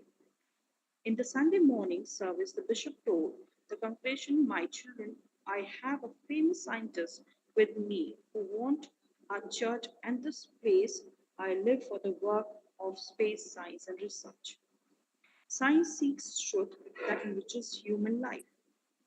The higher level of religion is spirituality. The spiritual preachers seek the help of the Almighty to bring peace to human minds." In short, what Vikram is doing and what I am doing are the same. Both science and spirituality seek the Almighty's blessing for human prosperity in mind and body. Children, can we give them God's adobe for a scientific mission? There was silence for a while, followed by a hearty Amen from the congregation, which made the whole church reverberate. It was indeed a great experience working with Dr. Sarabhai from 1963 to 1971. As a youngest engineer engaged in the task of composite technology, explosive system, and rocket engineering system at the Thiruvananthapuram Space Center, I drew tremendous energy from his leadership. Though the nation was in its technological facade, Dr. Sarabhai was dreaming of developing our own satellite launch vehicles. These would be used to launch from Indian soil remote sensing satellite in the sun's synchronous orbit and communication satellites in geosynchronous orbit. Today, his vision is almost realized with the launch of the geosynchronous launch vehicle. ISRO has also operationalized the IRS and INSET system, thereby bringing the benefit of space to the common man. There is an experience I would like to share with you in relation to Dr. Sarabhai's vision for the space programs. I wrote briefly in Wings of Fire about his episode. The design project of India's first satellite launch vehicle was taken up at the Vikram Sarabhai Space Center. The design of each stage of rocket, heat shield, and guidance system was given to select project. It was given to present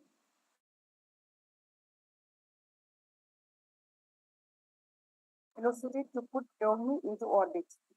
This fourth stage uses an advanced composite material that provides high strength and minimum weight.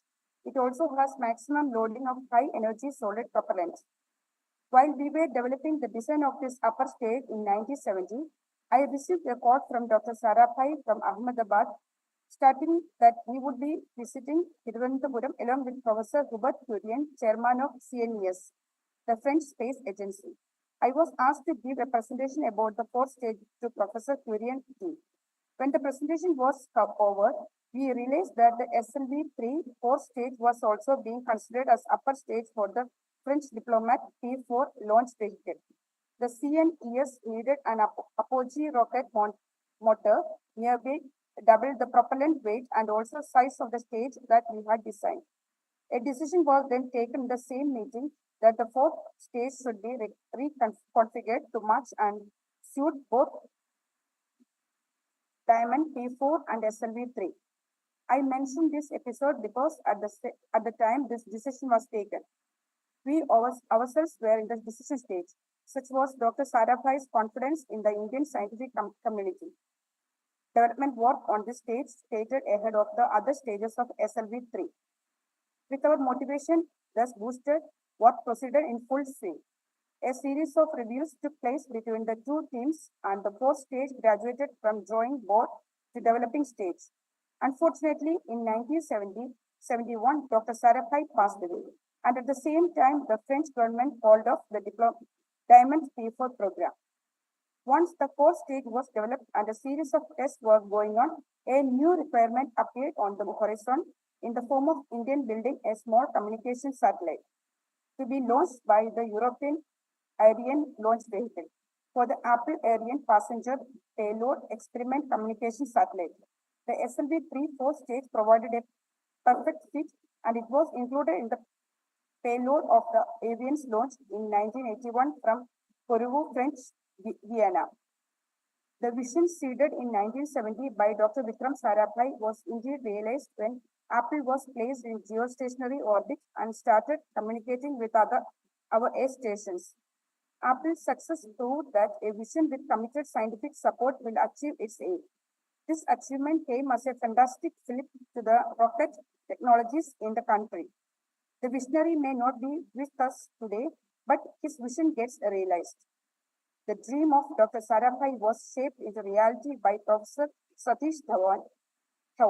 After he took charge of ISRO from 1972, Professor Dhawan structured and nurtured ISRO with a space profile, and his work led to many significant accomplishments and benefits from a number of remote sensing and communication satellites. The Polar Satellite Launch Vehicle accomplished the feat of launching multiple satellites for India and other countries, injecting them in different orbits in a single mission. I learned an important lesson in management from Professor Dhawan when I was appointed Project Director SLV-3 in 1972 to design, develop, and launch the first satellite launch vehicle to inject Rohini into near Earth orbit. This was that when a project director is appointed, the whole organization, including the chairman, ISRO, works for this success. It is a lesson that has been abiding value all thoughts the other projects I have worked on. The other thing I have learned after more than 40 years of working in 3 departments in various projects and programs is that you will succeed as a project leader as long as you remember that the project is bigger than you. Whenever the project leader tries to make himself out to be bigger than the project, the enterprise suffers. I recall my working at ISRO headquarters, Bangalore, as Director Launch Vehicle Programmers Systems in the early 1980s when we were debating the performance and cost-effectiveness of launch vehicles. In 1981, the scientific of VSSC, Thiruvananthapuram, with the help of other ISRO centers, evolved a configuration of a PSLV-4 vehicle with 2 large strap-on boosters. The PSLV weighed about 400 tonners as takeoff. Professor Dhawan wanted to study an alternative and simple configuration. I and some of my colleagues, Shivanandu Pillai, N. Sundararajan, and K. Padmanabhan Menon, carried out mission technology and feasibility studies for the optimal configuration.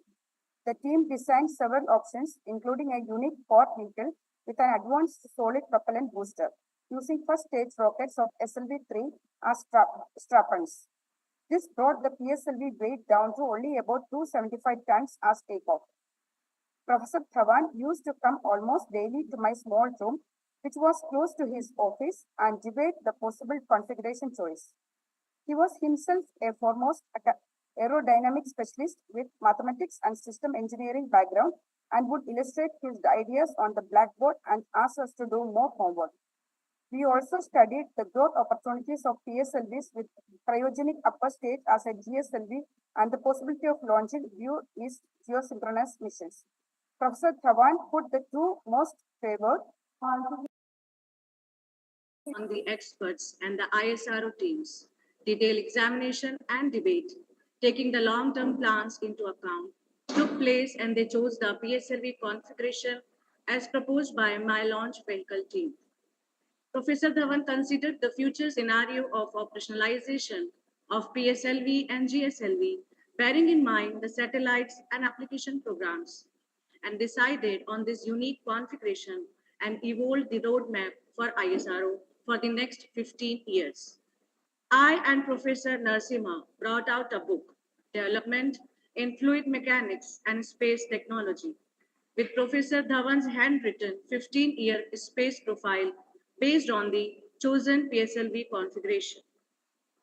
A memorable day for me is 31st May 1982. Professor Dhawan gave me a send-off in an unconventional way. He called an ISRO council meeting to discuss the future launch vehicle program. I made a presentation to the directors of the ISRO centers on performance and cost effectiveness of our launch vehicles and growth profile. After the presentation, Professor Dhawan broke the news that he had given me to DRDO. This decision indeed gave me a change that led to progress in a different field. We see today self-reliance in launch vehicle technology with PSLV operational and GSLV getting ready to be operationalized. This is close to the direction envisaged in the early 1980s by Professor Dhawan.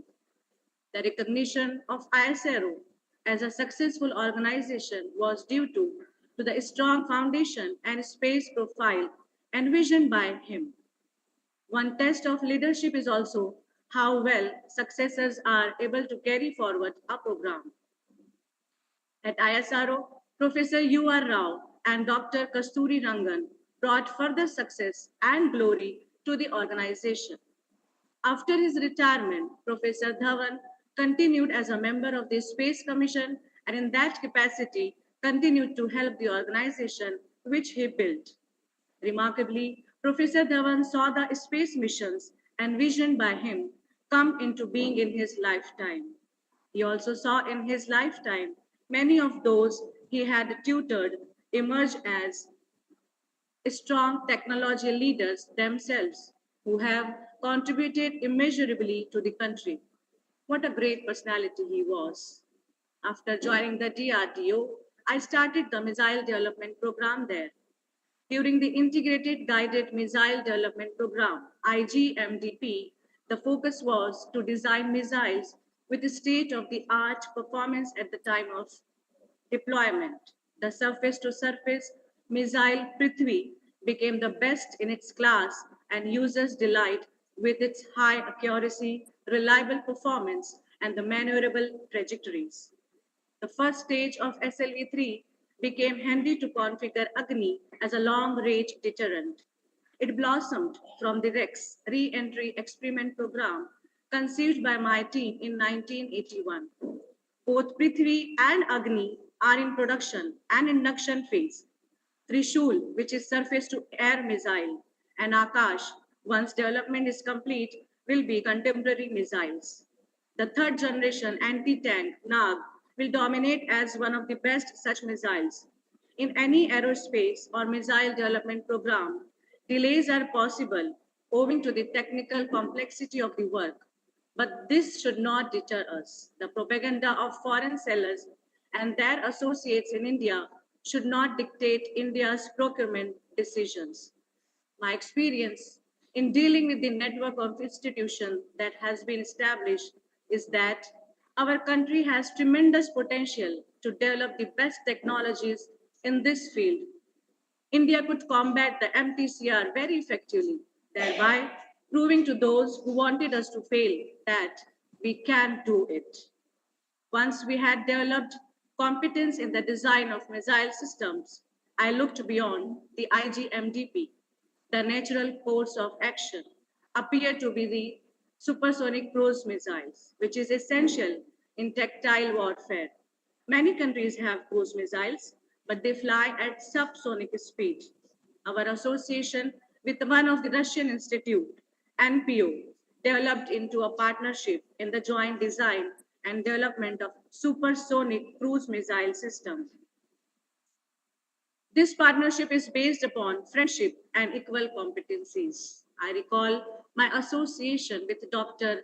H.A. Yefremov, Director General of NPO, an outstanding scientist of our time, who had developed 7 types of cruise missiles and inducted the system in the Russian Navy, creating a joint venture between India and Russia in high technology projects in the prevailing situation in the 1990s became a complex question and challenge to both Dr. Yefremov and me. Whenever I met Doctor, I got the feeling of meeting a great scientist like Professor Satish Dhawan or Dr. Werner von Braun, the father of rocketry. Doctor took me to his technology centers, which are not normally shown to the foreigners. He truly treated me as a friend and arranged an Indian lunch in his laboratory. I took him to the research center Imarat, an advanced missile technology center at Hyderabad. He was genuinely pleased to see the strides we had made. Our scientific minds merged and our friendship blossomed. We sustained the joint ventures and Brahmos, combination of the names of 2 rivers, the Brahmaputra and the Mosa. Sport. Shivatanu Pillai, Ramanathan, Venugopalan, and Vice Admiral Bharat Bhushan, along with the Russian specialist, gave shape to the joint venture. Shivadanu Pillai was the natural choice, the chief executive officer and managing director of the joint venture, concurrently holding charge in DRDO as chief controller R&D for missiles. The dual role and exceptional decision of the government was essential to ensure the success of the venture. Venugopalan, an outstanding cooperation scientist from the Defense Research and Development Laboratory, became the project director. A new kind of joint venture came into existence, one which bridged the scientific community and industry of the two countries in design development, production and marketing of the advanced technology weapon. It was a source of great joy for me. It was for the two teams. The first fight for BrahMos on 12 June 2001. From the interim test range, Chandipur was the milestone between the progress of the joint venture. The second flight on 28 April 2002 confirmed that the result to the first and came to a great encouragement to our effort. Dr. Yasmov and are glad to both India and Russia have realized that this joint venture is the right way to bridge two friendly nations for building high technology weapon systems that would enter the world market. When DreamWorks marketing another advanced weapon system ahead of the so-called development countries will come to fruit. Through BrahMos, even though I am away from these scenes, the team that has performed creditably, but I am happy. I read a book of titled Unfinished Dream by Mackin of India, Dr. Varghese Pirian.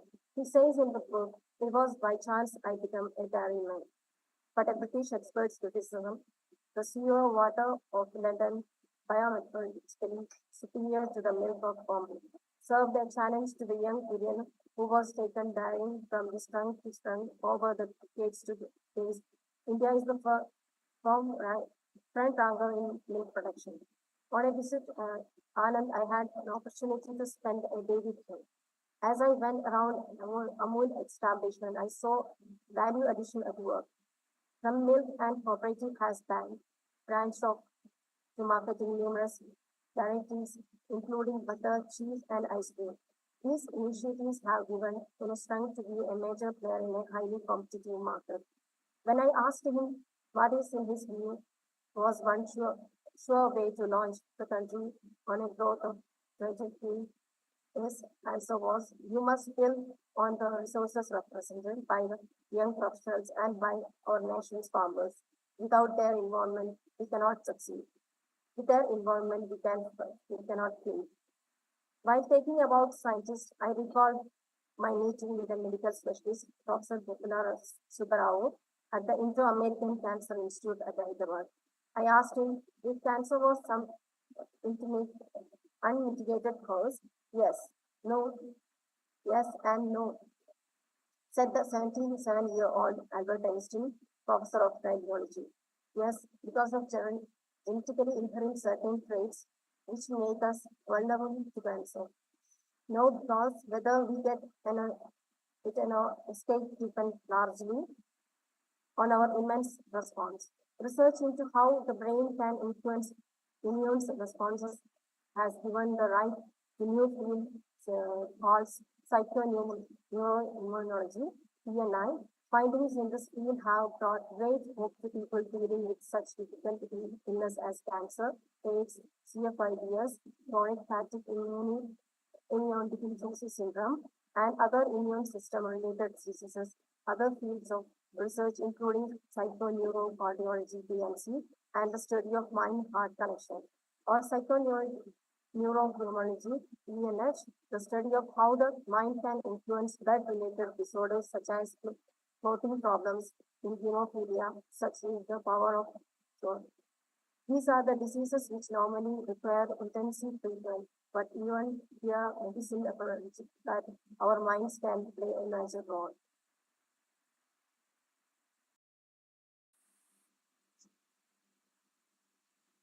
Learning from saints and seers.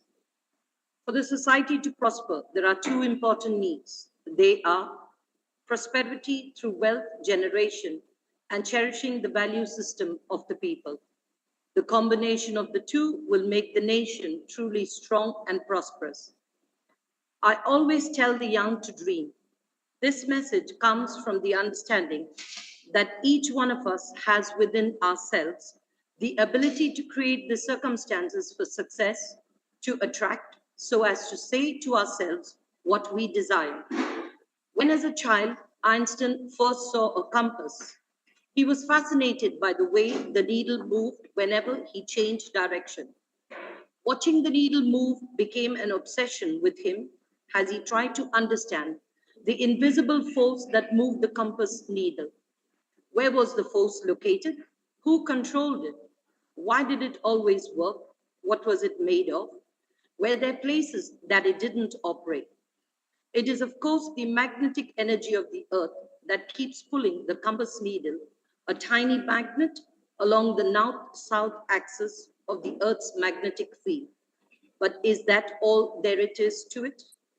We can easily see the magnetic field at work, but cannot detect it within our senses, even though it is everywhere on our planet. Logically, then, it is in us also. Similarly, our planet is in a perpetual state of motion as it goes spinning through space. Everything on the planet is a part of this movement, even though it appears to us as though it is motionless. I am on the planet and thus part of the energy that moves it. The energy that is the very essence of the planet is in me. Dyer argues that we can use this universal energy to bring to us the objects of our desire, because what we desire is also in us and vice versa. It becomes a matter of alignment and will allow us to tap into that force. With thought like these on the points where science and spiritualism converge, I carved out opportunities to visit a few unique places in a year's time. Most of these places were new to me and offered me the chance to learn more about the things I had always been interested in but could not explore, such as the world of science and seers. I saw a diverse range of activities being carried out in the spiritual centers I visited. At one, it was a value-based education being provided that impressed me. At another place, an attempt was being made to integrate ancient science with modern and Sanskrit documents were being studied to gauge the progress made in early times. I saw how a Sufi saint could become a magnet for people of different faiths. I had an extended discussion on the fusion of science and spirituality with a group. I saw how Punya Atma can go beyond providing religious strength to getting up hospitals and universities, and also a scheme for supply of water. There was one place which speaks to alleviate the distress of patients who are suffering from the terminal cancer. Another center was exploring the link between medical science and meditation. My journey started on 13 June 2001 when I met Pramukh Swami Maharaj Swaminarayanan Santa at Ahmedabad. My discussion with the Swamiji on the fusion of science and spirituality and the role it could play in the national development went on for an hour. I attempted to reduce the questions and answers with the Swami. Abdul Kalam, Swamiji, India had a vision since 1857 to be an independent nation. It took 90 years for us as a nation to get freedom. During this time, the whole nation, the young and the old, the rich and the poor, the educated and the illiterate, was together in this aim. The goal was one, focused and well understood, to acquire independence. Swamiji, was what is this, or what can such a vision now? Since the last 50 years, India has been a developing country. It means economically it is not strong, socially it is not stable, in security aspects it's not self-reliant, and that is why it is called a developing country. 500 members of Technology Information, Forecasting and Assessment Council have given thought to what should be the next vision for India. How do we transform a developing country into a developed country in the next 20 years? We have identified 5 important areas to transform India: education and healthcare, agriculture and information, communication infrastructure, and critical technology. Swamiji, our problem is that we may present this before the government, but how do we create people with values to carry out this big vision? What we need is a value-based citizen. Otherwise, resources will not be developed effectively, and as we are witnessing. For this, we need your suggestion, Swamiji.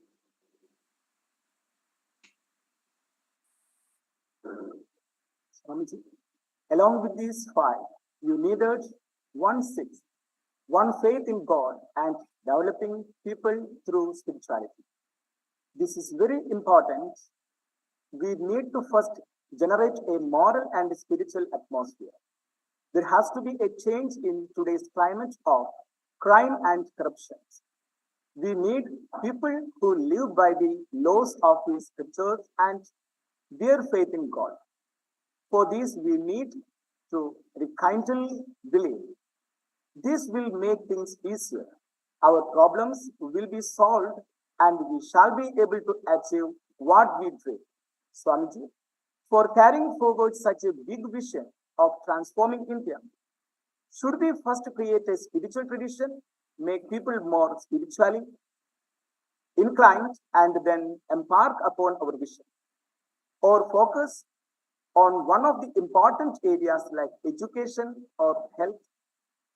Or should we integrate everything and begin simultaneously? Swamiji, we must move ahead simultaneously, work in the 5 fields that your team has identified for the country's progress should be continued and this should be concurrently incorporated. Our culture teaches to learn both para, spiritual, and apara, worldly, vidya, knowledge. Therefore, together with knowledge of apara, one should learn the para as well. If one learns this, then apara, vidya, worldly knowledge will become founded on dharma and spiritually. One must remember that in God's scheme of things, the whole purpose behind creation is the idea that every person, every soul attain bliss. To realize this great dream, 3 types of people are needed: Punya Atma, virtuous people; Punya Neda, virtuous leader; and Punya Adhikari, If the population of all the three were to increase in our society, then India would become the Jagat Guru, world leader. How can their members be increased? Swamiji. Together with your academic and scientific training, give spiritual training in our school and colleges. Nowadays, spiritual education has been removed from the syllabus of schools and colleges. That which should be taught from infancy is being neglected, and we continue to provide only academic knowledge. But from the beginning, right from birth, people should taught values. Only then will people become virtuous. Knowledge of our scriptures and great sadhus, the sages should be included in the syllabus. The social, spiritual, and political leaders whom we hold in respect imbibed the correction values from the very beginning. In the past, such values are taught in our Gurukul system of education. Whether a prince or a pauper, everyone studied together, along with academics lessons, such as Satyam Veda, speak the truth, Dharmam Chara, treat the path of righteousness, service towards others, and faith in God were taught.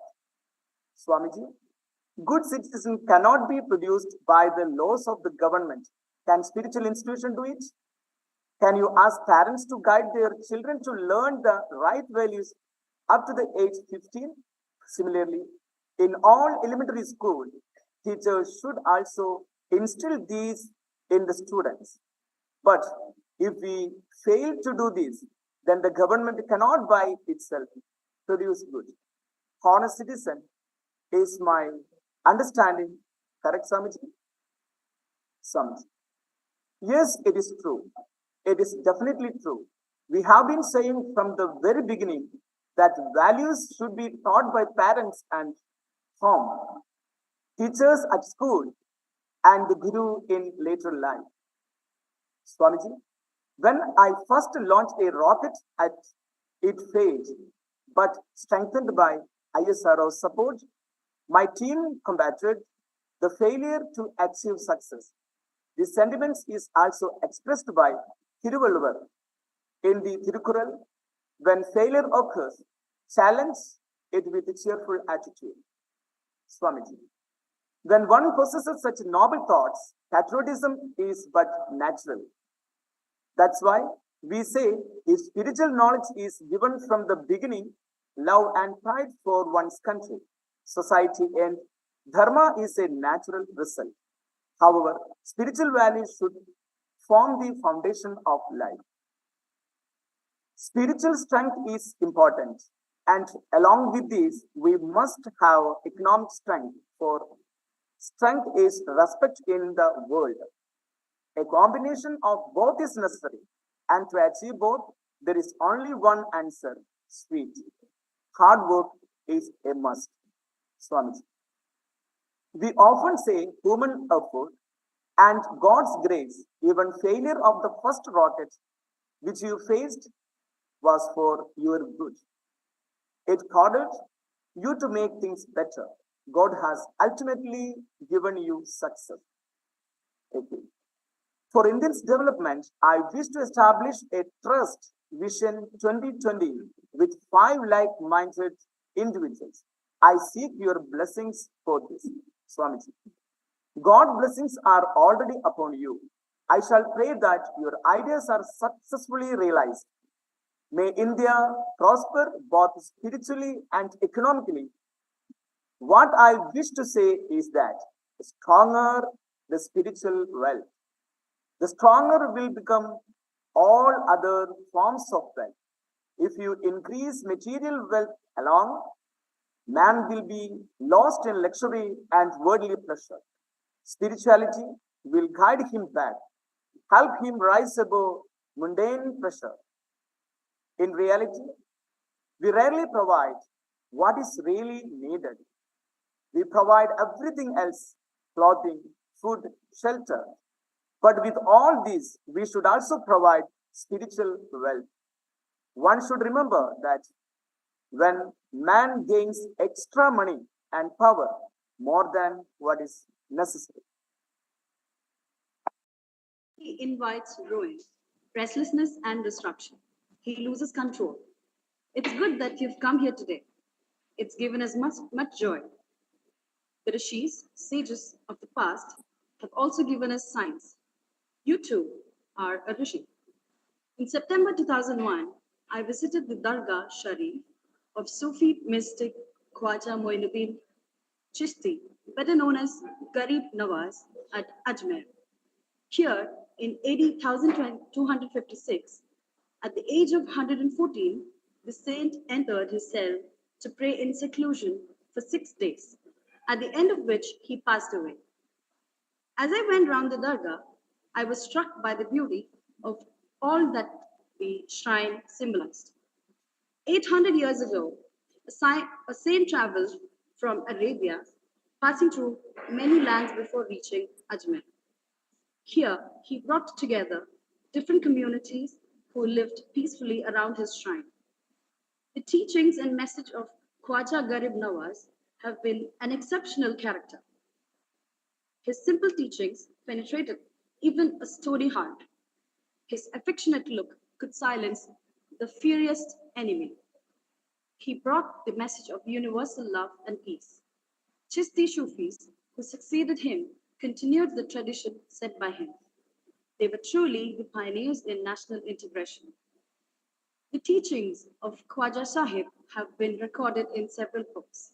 For him, one who possesses the magnanimity of the river, the kindness of the sun, and humility of the earth is closest to God. Khwaja Sahib said that the noblest character is possessed by one who is graceful in poverty, content in hunger, cheerful in grief, and friendly in hostility. According to this great saint, the surest way to avoid the punishment of hell is to feed the hungry, to redress the aggrieved, and to help the distressed. Khwaja Sahib gave a role model of Arif, one who considers death as his friend, comfort as his enemy, always remembers God. An Arif fears, respects, and possesses shyness. Why can't we conduct ourselves as Arifs? I wonder. Before any action, ask yourself this question: Is, is what am I about to say or to going to bring me peace? As Dyer says, if the answer is yes, proceed wholeheartedly with it, and you will be allowing yourself the wisdom of your highest self. If the answer is no, be cautious of your ego that is at work. The ego promotes turmoil because it separates you from everyone, including God. At Khwaja Sahib's shrine, I could listen to the voice that only wants you to be at peace with yourself. Ajmer is located in the picturesque Aravali range. Besides the Dargah Sharif, it has the holy lake of Pushkar. These two holy places symbolize, as it were, the abiding amity between the two major religions of India. Ajmer presents a model of a peaceful society. I performed namaz as a thanksgiving for this amity. The scene reminded me of a similar location of two other religious centers, Nagore Dargah and Velankani Church. On 2nd October 2001, I visited Amritanandamayi's Amrita Institute of Computer Technology near Kollam in Kerala with Professor N. Balakrishnan of the IISF and G. Madhavan Nair, Director, VSSC. I addressed about 1,000 young students, teachers, brahmacharis, and swamis. The topic I selected was multi-dimensions of knowledge products.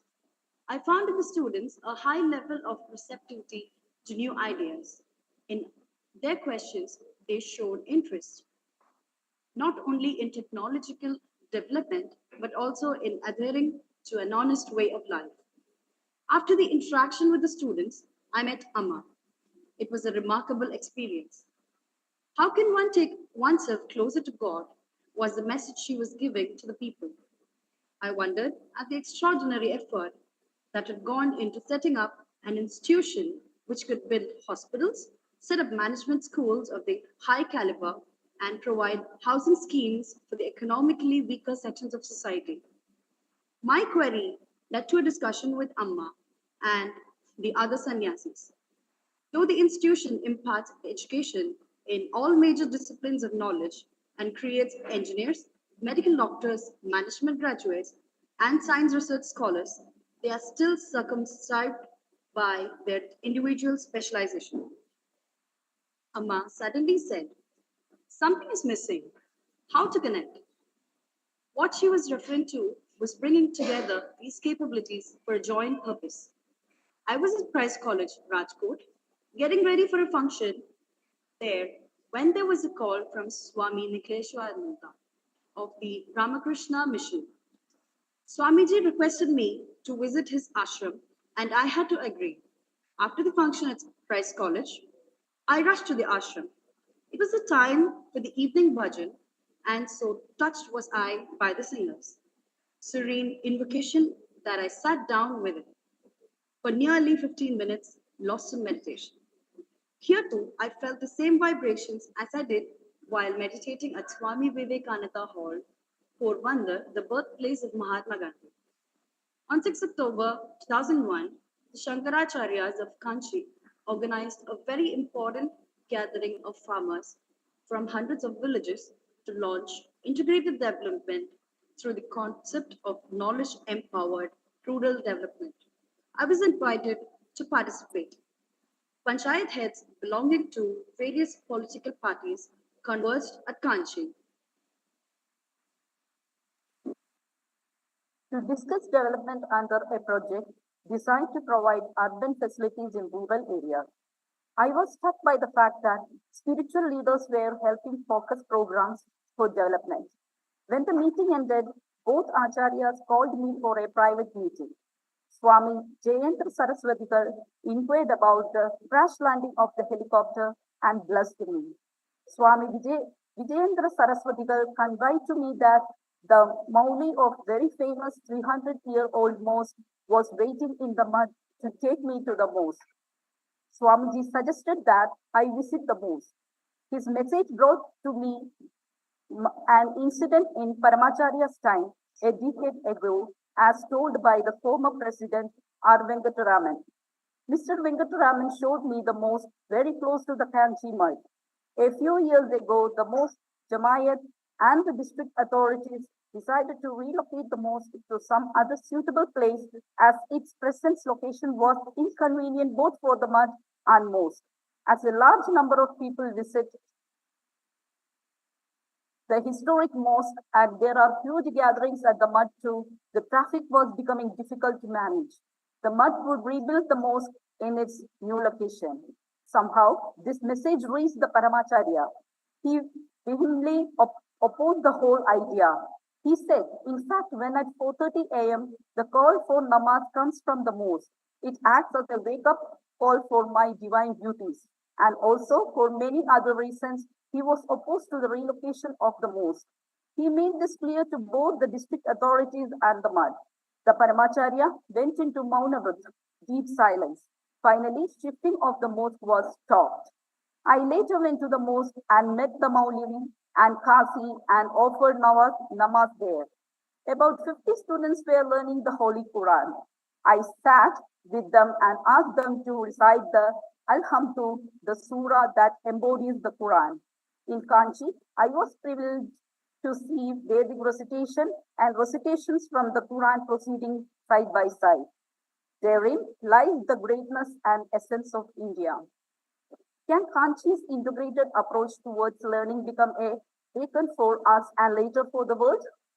During the discussion in the Shankara College of Engineering among Sanskrit professors, students and teachers presided over by the Shankaracharyas, it became clear that ancient Sanskrit literature is a storehouse of scientific principles and methodology, even to the extent of there being texts about how to build a woman. Subjects like physics, chemistry, medicine, and Ayurveda are, of course, well documented. There was a consensus that the world of our ancient scholars and scientists should be thoroughly examined and, where possible, integrated with modern science. An invitation came from the Sri Satyasai Institute of Higher Learning at Whitefield for Professor Ramarao and me. The day began with a morning prayer at 7, followed by a discourse rendered in poetic form. Its subjects were how to remove hatred from our heart by sacrificing the ego and substituting love in its place. When Sri Sai Baba moved amidst the devotees, the effects of its healing presence on people's pain, difficulties, and problems were immediately apparent. In January 2002, I attended a conference on medical technology and healthcare at Whitefield. Although the conference, which began at 9:30 in the morning and ended at 8 in the evening, Sri Satyasai Baba was present. He blessed every presentation, and when I finished my 5-minute presentation on how technology would transfer human life, an example being the cardiac stent that we had made, he got up and blessed me to the cheers of participants. I was impressed to see his interest in the conference, as I had been impressed by the specialty hospital at Whitefield that I had visited earlier. He had been told that Chennai was facing a water problem. So when he announced that he would ensure water flow through the city, it was more heartening still. On 3rd February 2002, I had an extraordinary spiritual experience when I visited the Brahmakumari Spiritual Academy at Mount Abu. The deity of the Brahmakumaris, Shiva Baba, descended on one of the disciples, Tanti Garusa. Before our eyes, her personality changed. Her face became radiant. Her voice became deeper as she talked about the 4 treasures: knowledge, yoga, virtue, and service. I, Shivatanu Pillai, and Shelvamurthy were lucky to be called by her to the dais and blessed. As she blessed us, she said, Bharat will become the most beautiful land on earth. My interaction was the coronary artery disease patients, popularly known as Delwalas, at the Global Hospital and Research Center of the Brahmakumari Academy, headed by Dr. Pratap Mida, clearly illustrated that the mind-body interaction, a subject I touched upon at the end of the previous chapter, is vital for the health which is defined as physical, mental, and spiritual well-being. My friend, Dr. W. Selvamurthy, postulated through years of clinical work. That yoga and meditation significantly alleviate pain. The experiments which I had the opportunity of initiating through the Defense Institute of Physiology and Allied Science, when I was scientific advisor to Defense Minister, include a new approach towards healing through mind-body synchrony. Dr. Pratap Mudha and Dr. Selvamurthy joined together and formulated a unique treatment for cardiac patients. When I reviewed this project 2 years back, about 60 patients reported an improved sense of well-being. Now it has yielded excellent results with 400 patients reporting progress. The treatment included lifestyle intervention with Raja Yoga meditation for stress management, low fat, high fiber diet for reducing risk of hyperlipidemia, and regular aerobic exercise or walking to improve the cardiovascular and metabolic efficiency. I hope that medical treatment will begin to lay greater emphasis on healing not only the body but also the mind. During my previous visit to the Brahma Kumari Spiritual Academy at Mount Abu, Sister Usha had given me the task of interacting in a group discussion with 30 Brahma Kumaris who had recently joined. It was a pleasure to look at their bright faces bubbling with enthusiasm. In a post dinner session, when I asked them in turn about their mission in life, the reply was unanimous: to serve the people through spiritual endeavor. Mr. Selvamurthy and I were moved to recite a Tamil poem composed 1,000 years ago by Avayar, which in translation reads thus: It is rare to be born as a human being. It is still more rare to be born without any deformity. Even if you are born without any deformity, it is rare to acquire knowledge and education. Even if one acquired knowledge and education, It is still rare to do offerings and tapas. But for one who does offerings and tapas, the doors of heaven open to greet him. I then narrated to the Brahma Kumaris how the bishop at Tumba allowed transfer of the land belonging to the church for setting up a space research station. What is the conclusion to be drawn from this story? I asked them. The Brahma Kumaris responded by saying that our civilization is rich, which leads to forward thinking, harmony, and better understanding. With such a great nation and people, why are there communal clashes? I think that when a nation doesn't have a vision, small minds take over its affairs. The unification of science and spirituality will be essential to take the benefit of science and technology to mankind. In 1911, Sri Aurobindo wrote in the Song of Humanity, a time will come when the Indian mind will shake off the darkness that has fallen upon it, cease to think or hold opinions at second and third hand, and reassert its right to judge and inquire with perfect freedom into the meaning of its own culture and tradition. That is the future we need to work towards as we shake off the shackles of poverty. There was one message common to all the places I visited. There is a higher self within you that transcends the limitation of the physical world. I felt the presence of this higher self in my father. I have learned over the years to maintain my equanimity regardless of circumstances. I have faced failures and disappointments without feeling defeated. I wish to live the rest of my life at peace with myself and others. I have no wish to engage in quarrels with others. This is the challenge before the individual as he tries to transcend his limitations. At this point, I recall a surah from the Holy Quran. O Prophet, you proclaim to the people who do not accept your preaching.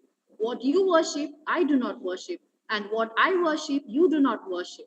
The result of your action belongs to you, the result of my action belongs to me. What we believe in our alone. Once we have trust in the wisdom that created us, we can develop a faith that sustains us through our lives. Indians are well versed with the concept of higher self, or perhaps highest self in referable terms. For generation, our ancestors live their lives by this concept. But for many today, rooted perhaps too deeply in the material world, this idea sounds lofty and spiritual. For me, it has been a counterstone of my way I live. On one occasion, as I was leaving for Bangalore, I spoke to a friend of mine and told him that I would be talking to young people whether he had any suggestions. He did not offer any suggestion as such as, but offer me these nuggets of wisdom. When you speak, speak the truth. Perform when you promise. Discharge your trust. Withhold your hand for shrinking and from taking that which is unlawful and bad. What action are most excellent? To gladden the heart of human being, to feed the hungry, to help the afflicted, to lighten the sorrow of sorrowful and remove the wrong of injured. All God's creatures are his family, and he is most beloved of God who try to do most good to God's creatures. These are the saying of Prophet Muhammad. My friend who told me that is the grandparents of Dikshidhar of Tamil Nadu and grandson of Ganapati Thagal. He is none of other than Y.S. Rajan. Such an outlook is possible only in our country. Let us remember the Rig Veda. Ano Badra Kratavayatu Vishwakatava. That is, let noble thought comes to us from every side. I recall an event that took place in my family. My grandfather and great grandfather were called Ambala Kalakar noble leader in Rameshwaram. This island has a privilege of being known as a place where Lord Rama is said to have launched his campaign against Ravana. The island celebrates this event by organizing his marriage with Sita, his divine counterpart. My great grandfather would provide a floating platform for the occasion to carry the decorated Vigraha through the holy tank named Ramar Tirtham. The tank is very deep. The floating platform with Vigraha bedecked with beautiful gold ornaments of Lord Rama is taken around a small mandapa at the center of the tank. Then And now all of Rameswaram assembles for the occasions. One year, my great grandfather was witness the event when a mishap took place. The Vigra toppled down and sank. Without any hesitation or prompting, he jumped into the tank and recovered the Vigra as an entire town watched. The temple priest instituted Mutal Neriyatal for our family. There was a special prayer in Rameswaram Mosque to thank Almighty for recovery of Vigra and to bring God's grace on our family. I have always considered this incident as a shining example of human brotherhood and harmony, especially significantly in today's context. Could not each of us help nurture such a brotherhood wherever we happen to be? On 15 August 1947, my high school teacher, Dev Ayadurai Solomon, took me to hear a midnight freedom speech of Pandit Jawaharlal Nehru. We were all moved to hear him say that we were free. Banner headline announced the momentum event in next day newspaper. But alongside the report of Panditji speech in the Tamil newspaper I read was another news item. On that has been embedded in my memory. It was about how Mahatma Gandhi was walking barefoot in a Nafali to help uses the pain of river affected family there. Normally, the father of nation, Mahatma Gandhi, should have been on the rampart of Red Fort, the first one of the unfold. He was happy, such as Mahatma Gandhi's greatness, and that was unlasting impact on the mind of schoolboys. Even sees the pulse of the young and armed with wisdom of the elder. I thought deeply about my own experience with technology projects where people worked in problems they were new and demanded. Effects that were unpredicted. They really made us successful in the face of difficult tasks. We have talked about the importance of having a dream and of a commitment, of hard work and having the spiritual strength to prevent through difficult and failures. Is there anything missing in the cycle of creation? Summary. Our spiritual wisdom has been our strength. We survived the nation that slaughter of invalid and the numbering effect of colonization. We have also left to adjust the rift and dividing our own society. But in the process of all the adjustment, we also load our aim and expectation. We must regain our own outlooking and think upon our heritage and wisdom to enrich our living. The fact that we advance technology does not precede spiritual development. We need to home grow our own model for developing based on inherent strength. Chapter 5, Catholicism beyond political and religion. I did not care for liberalization. I would rather go to 100,000 years. Doing good to others, silence like a spring, is in my religion. Swami Vivekananda. Walking has been an essential part of my life. Whenever I go, I make it a point to walk 5 kilometers in the morning. I am particularly attached to seeing the beauty of the sunrise, the light and preceding its arrival, and my ears have turned to song. Then a bird sing to welcome the dawn of a new day in the planet. Each time I experience the phenomena, the sea breeze and the singing of the birds and arrival of the sun. I am filled with awe of how nature bring together all the elements that go into making the moment possible and feel thankful to God. I have been fortunate in that my work has taken me to very beautiful places that once upon my mind took a cosmic reality. One such Chandrapur in Odisha, Kolkata, and district of Balaso in around 234 kilometers, and Chandrapur in 16 kilometers from the town. The name means about of the goodness of Chandi or Durga. The beach here is surely among the finest in India. At the low tide, the water reaches 3 kilometers at the tide, fill their rhythmic cycle. The lonely beaches, the whispering of camaskia trees, and the cool breeze creating a feeling of extraordinary calm. I used to walk on such a beach to the mouth of the river Swastika. The king first spread and which ceaseless ripple of his water were hypothetic in their effect. It was been feeling as close to bliss I have even feel. We walked testfully our miles from the Srikolta range of ISRO, but needed our own mission test ranges. Indian test ranges were established in 1989 as a dedication range for launching mission. Rockets, rockets and flights test vehicle, a number of missions of different classes, including the multi-role of Telsiel, multi-target, capable of ASHAR and anti-task NASH mission and surface-to-surface missile captivity and long-range technology. Demonstrator Angie has been test flown from the ITR, BrahMos, and Indo-Russian joint virtual setup to develop a supersonic cruise mission.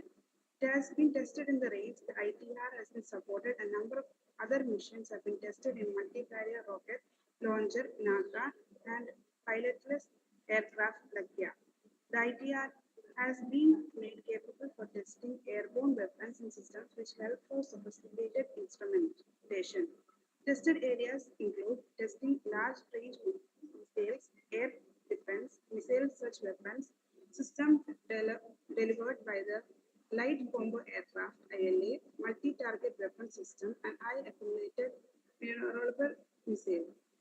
The ITRA extended 70 kilometers along the seacoast where the number of tracking instruments have been developed along the flight path of the test vehicle. Some of the significant test facilities at the ITR are a mobile and fixing electro-opinion targeting system, mobile S-band targeting radar, fixing C-band targeting radar, fixing and mobile telemetry system, range computer, photo processing system, meteorological system, and range safety system. As expert system has been developed for aiding safety decisions during launch, the ITRA is slowly but surely growing into a world-class range. It was hot and humid midnight, sometimes in July 1995. We are going to the result of fourth conceiving successful flight of Prithvi. People facing very lead up with the success. There were a mood of celebration. More than 30 of us representing 1,200 Harbour team members were pretended over there. What next? Lieutenant General Ramesh Khosla, Director, General Artillery, suggested that the Army needed a flight test on a land range with the accuracy of impact at the final destination within 150 meters. This is called circular error probability in technical terms. We opened the geographical map of India. There were 5 tiny dots at a distance of 70 to 80 kilometers from ITR. These are the Wheeler Islands. We could not go to the Rajasthan desert for obvious reasons. The Andaman and Nicobar Islands are far away. At 2 a.m., we decided that the Wheeler Islands were the right choice for the missile impact test. Now, the search for a suitable island started. A helicopter was used to survey the area. Someone proposed asking the fishermen to guide us to the islands. My 2 colleagues, Saraswat and Salvan, drove to a place called Damra. From Dharma, they hired a boat for the day for rupees 250. By the time they reached the island, it was almost dark. Salvan had carried fruits for eating during the journey, but these eventually became their dinner. There was no option but to stay on the island. It was a beautiful night, but my friends, neither familiar with the sea nor used to being marooned on a desert island, spent it rather fearfully, though they won't confess it and claim instead that they enjoyed it. Early the next morning, they began their survey of the island, which is about 3 kilometers long and 800 meters wide. To their surprise, they saw on the eastern side of the island a Bangladesh flag flying atop a tree with huts nearby. The island was probably frequented by fishermen from the neighboring country. My friends quickly removed the flag. Things moved fast thereafter. The district authorities, including forest and environment officers, visited the island. Soon after, I got the defense minister's clearance to acquire the islands. The formalities were gone through with the Odisha government and the forest department to transfer the land. I personally met the concerned senior officials to make the file move to the desk of the chief minister. I also wrote a detailed letter to the chief minister explaining why we needed the islands for DRDO work, especially for their use as a range for experimental purposes. We had already done preparatory work before moving the application. There were typical questions about fishing activity in the vicinity, the disturbance that might be caused to turtle migration, and above all, the cost of the island. Within 10 days, we got an appointment from the Chief Minister. I had heard a lot about Chief Minister Viju Patnaik, particularly about his days as a pilot and his friendship with President Sukarno. When I entered the Chief Minister's chambers with Major General K.N. Singh and Salwan, he welcomed us warmly. To me, he exclaimed, "Oh, my friend Kalam, I have followed your work from the time of Dr. Sarabhai to now. Whatever you ask, I will give." In my presence, he signed the Odisha government's decision to give to DRDO all the four islands and said, "Kalam, I have given the approval you asked for. I know you will use it well. Your mission, the missile program, is very important to the country. Anything needed from Odisha will be yours." Then suddenly he held me and gave me a very affectionate hug. He said in a demanding tone, "Kalam, you have to give me a promise and assurance to the nation. The day India makes its own ICBM, I shall be stronger as an Indian." There was silence. I had to respond immediately. Vijay Patnaik was a man with tremendous personality and deeply impressive as a leader too, once who love for the nations transcended politics. I looked straight into his eyes and said, "Sir, we will work for your mission. I will discuss your thought in Delhi." Some 40 years ago, the daredevil Biju Patnaik piloted his Kalinga Airways plane into Jakarta to find Indonesian President Sukarno in the first flush for fatherhood. Sukarno's wife had delivered a baby, and the family was searching for a name for the newborn girl when Bijuda called on them. Sukarno explained the problem on hand to the visitor from India. Biju Patnaik cast his mind back to the clouds that had greeted the baby's arrival and suggested the Sanskrit equivalent for them. Sukarno's daughter was promptly christened Mekhavati, and thus the daughter of the leader of the world's largest Muslim nation got a Hindu name. For a great man, religion is a way of making friends. Small people make religion a fighting tool. Many years later, after several political upheavals, Mekhavati Sugarnoputri would become the first vice president and then the president of Indonesia. Lament, my friend, at the passing away of a generation of politicians with a voice, vision, and reach that went far beyond our borders.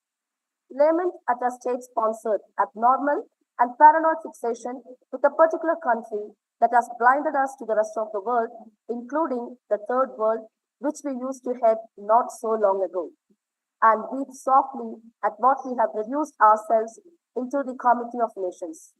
For a large country with a billion people, a country with a thriving industry and a large pool of scientific talent, a country, moreover, that is a nuclear power, India does not count for as much as it should in terms of our influence in world. Yes, probably no other country is so far below its potential as we are. After Prashant II, the West speaks about India and Pakistan in the same breath. Is it not in our national interest to demonstrate to the world that we can think of the world beyond Pakistan, that we are qualitatively better, more mature and secure country with a greater commitment to the values of democracy and freedom? During March 2002, I was teaching about 200 final year students of engineering at Anna University, and I gave a series of 10 lectures of technology and its dimensions. On the final day of the interaction, there was a discussion of dual use technologies. One of the students raised a question. "Sir, I have recently come across Dr. Amartya Sen's statement that the nuclear weapon test conducted in May 1998 by India was ill-conceived by Amartya Sen is a great economist and Nobel laureate who is much respected for his ideas on development. A comment from such a personality cannot be ignored. What is your view on his comments?" I acknowledge a greatness of Dr. Amartya Sen is the field of economic development and admire his suggestions, such as that trust should be given a primary education. I said at the same time, it seemed to be that Dr. Sen looked at India from a Western perspective. In his view, India should have a friendly relationship with all countries to enhance its economic prosperity. I agree, but we must also bear in mind India's experience in the past. Pandit Nehru spoke in the United Nations against nuclear proliferation and advocated zero nuclear weapons in all the countries. We know the result. One should note that there are more than 1,000 nuclear warhead on American soil, and another 10,000 nuclear warheads are on Russian soil, and there are a number of them in the UK, China, France, Pakistan, and some other countries. The start second and the recent agreement between the USA and Russia only talk about reducing the number of the nuclear warheads to 2,000 each, and even these agreements are limiting. Nobody takes a reduction of warheads in serious terms. There should be a movement by those who are against the May 1998 test in America and Russia or other Western countries to achieve zero nuclear weapon status. It is essential to remember that two of our neighboring countries are armed with nuclear weapons and missiles. Can India be a silent spectator? India has been invaded in the last 3,000 years by the succession of conquerors, including the British, French, Dutch, and Portuguese, either to enlarge their territory or to spread a religion or to steal the wealth of our country.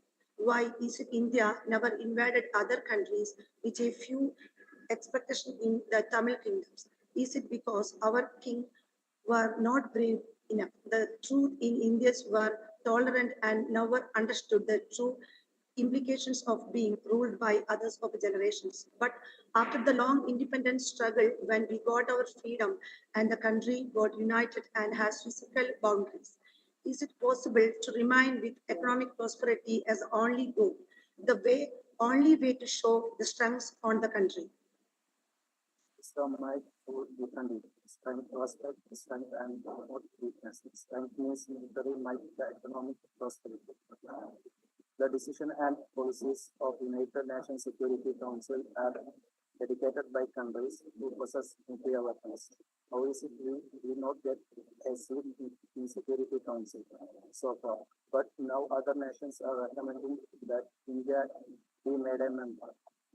In regards, there is another incident I would like to narrate. My friend Admiral Ramdas, who retired as a naval chief, told me that he and a group of people would hold a demonstration before Parliament, protesting against the nuclear test carried out in May 1998.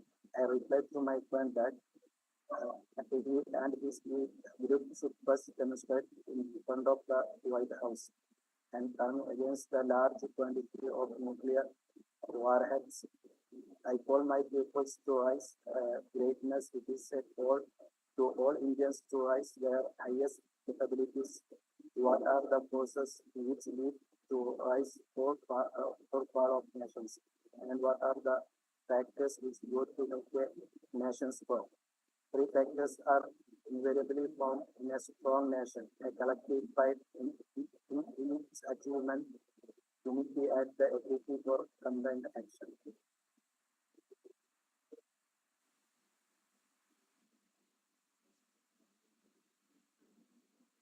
For a people and a nation to rise to the highest, they must have a common memory of great heroes and exploits, of great adventure and triumph in the past. If the British rose to great heights, it is because they had great heroes to admire, men like Lord Nelson, say, or the Duke of Wellington. Japan represents a fine example of national pride. The Japanese are proud of being one people, having one culture, and because of that, they could transform a humiliating military defeat into a triumphant economic victory. All nations which have risen to greatness have been characterized by the sense of mission. The Japanese have it in large measure. So do the Germans. In the course of 3 decades, Germany was twice all but destroyed, and yet its people's sense of destiny never dimmed.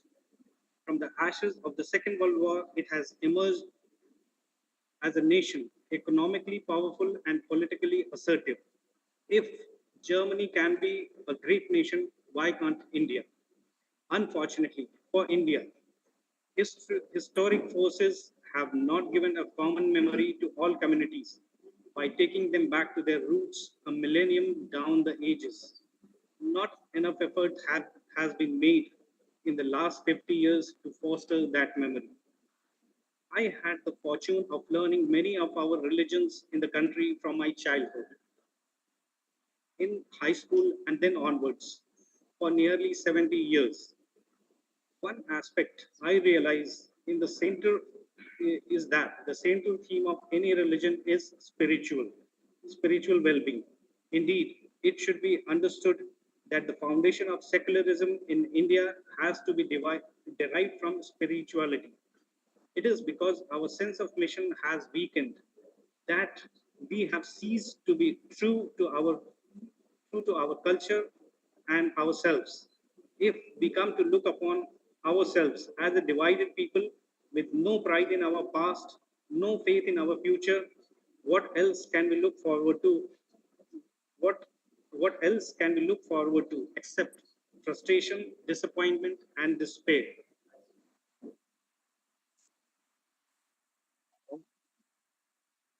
In India, the core culture goes beyond child. It precedes the arrival of Islam, precedes the arrival of Christianity. The early Christians, like the Syrian Christians of Kerala, have retained their independence with admirable determination. Are they less Christians because their married the women wear the Mughal Sutra or their menfolk wear the dhoti in the Kerala state? Kerala's chief minister, A.K. Antony, is not a heretic because he and his people are part of Kerala's culture. Being a Christian does not make him an ally. On the contrary, it gives an added dimension to his Indianness.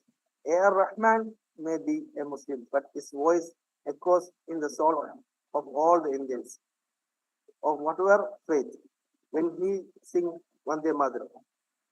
The greatest danger to our sense of unity and our sense of purpose come from those ideologies who seek to divide the people. The Indian Constitution bestow on all the citizens totally equally under its protective umbrella. What is now cause for concern is the trend towards putting religious from our religious sentiments. Why can't we develop a cultural, not religious context for our heritage that serves to make Indians of us all? The time has come for us to stop differentiating. What we need today is a vision for the nation which can bring unity. It is when we accept India in all its splendid glory that, with a shared past as a base, we can look forward to a shared future of peace and prosperity, of creation and abundance. Our past is there with us forever. It has to be nurtured in good faith, not destroyed in exercises of political one upmanship.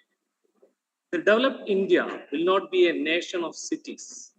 It will be a network of prosperous villages empowered by telemedicine, telemedicine, tele-education, and e-commerce. The new India will emerge out of the combination of biotechnology, bioscience, and agriculture sciences and industrial development. The political leaders would be working with the zeal born of the knowledge that the nation is bigger than individual interests and political parties. This attitude will lead to minimizing the rural urban divide as progress takes place in the countryside and urbanities move to rural areas to absorb the best of what nature can give in the form of products and wealth. The most important and urgent task before our leadership is to get all the forces of constructive change together and deploy them in a mission mode. India is a country of 1 billion people with numerous religious and communities. It offers a wide spectrum of ideologies besides its geographic diversity. This is our greatest strength. However, fragmented thinking, compartmentalized planning, and isolated efforts are not yielding results.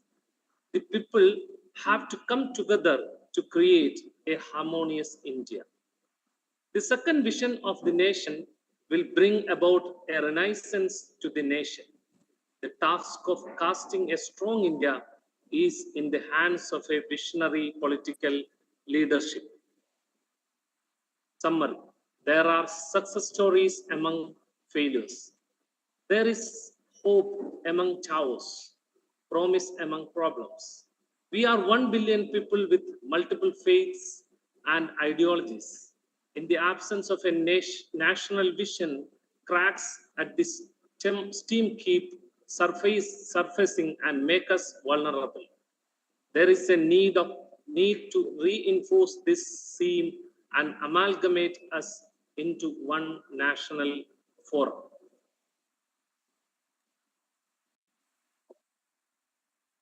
The knowledge society. Wisdom is a weapon to ward off destruction. It's an inner fortress which enemies cannot destroy. Tirupura 421. Ancient India was an advanced knowledge society. Invasions and colonial rule destroyed its institutions and robbed it of its core competence. Its people have been systematically degraded to lower levels of existence. By the time the British left, our youth had lowered their aims and were satisfied gaining an ordinary livelihood. India is essentially a land of knowledge, and it must discover itself in these aspects. Once this rediscovery is done, it will not require much struggle to achieve the quality of life, strength, and sovereignty of a developed nation. Knowledge has many forms and it is available at many places. It is acquired through education, information, intelligence, and experience.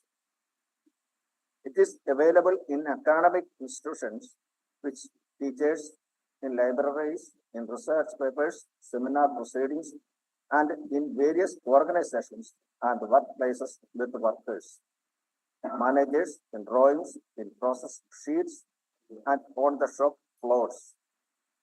Knowledge, through closely linked to education, comes equally from learning skills such as those possessed by our artists, craftsmen, hackings, Vaidyas, philosophers, and saints, and also our housewives. Knowledge plays a very important role in the performance and output too. Our heritage and history, the rituals, epics, and traditions that form part of our consciousness are also vast resources of knowledge as are our libraries and universities. There is an abundance of unorthodox, earthy wisdom in our villages. There are hidden treasures of knowledge in our environment, in the oceans, bioreserves, and deserts, in the planet and animal life. Every state in our country has a unique core competence for a knowledge society.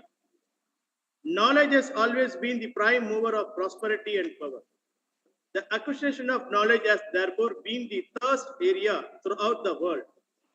Additionally, in India, there has been a culture of sharing it, not only through the tradition of Guru Shishya, but also by its spread of neighboring countries through travelers who came to Nalanda and other universities drawn by their reputation as center of learning.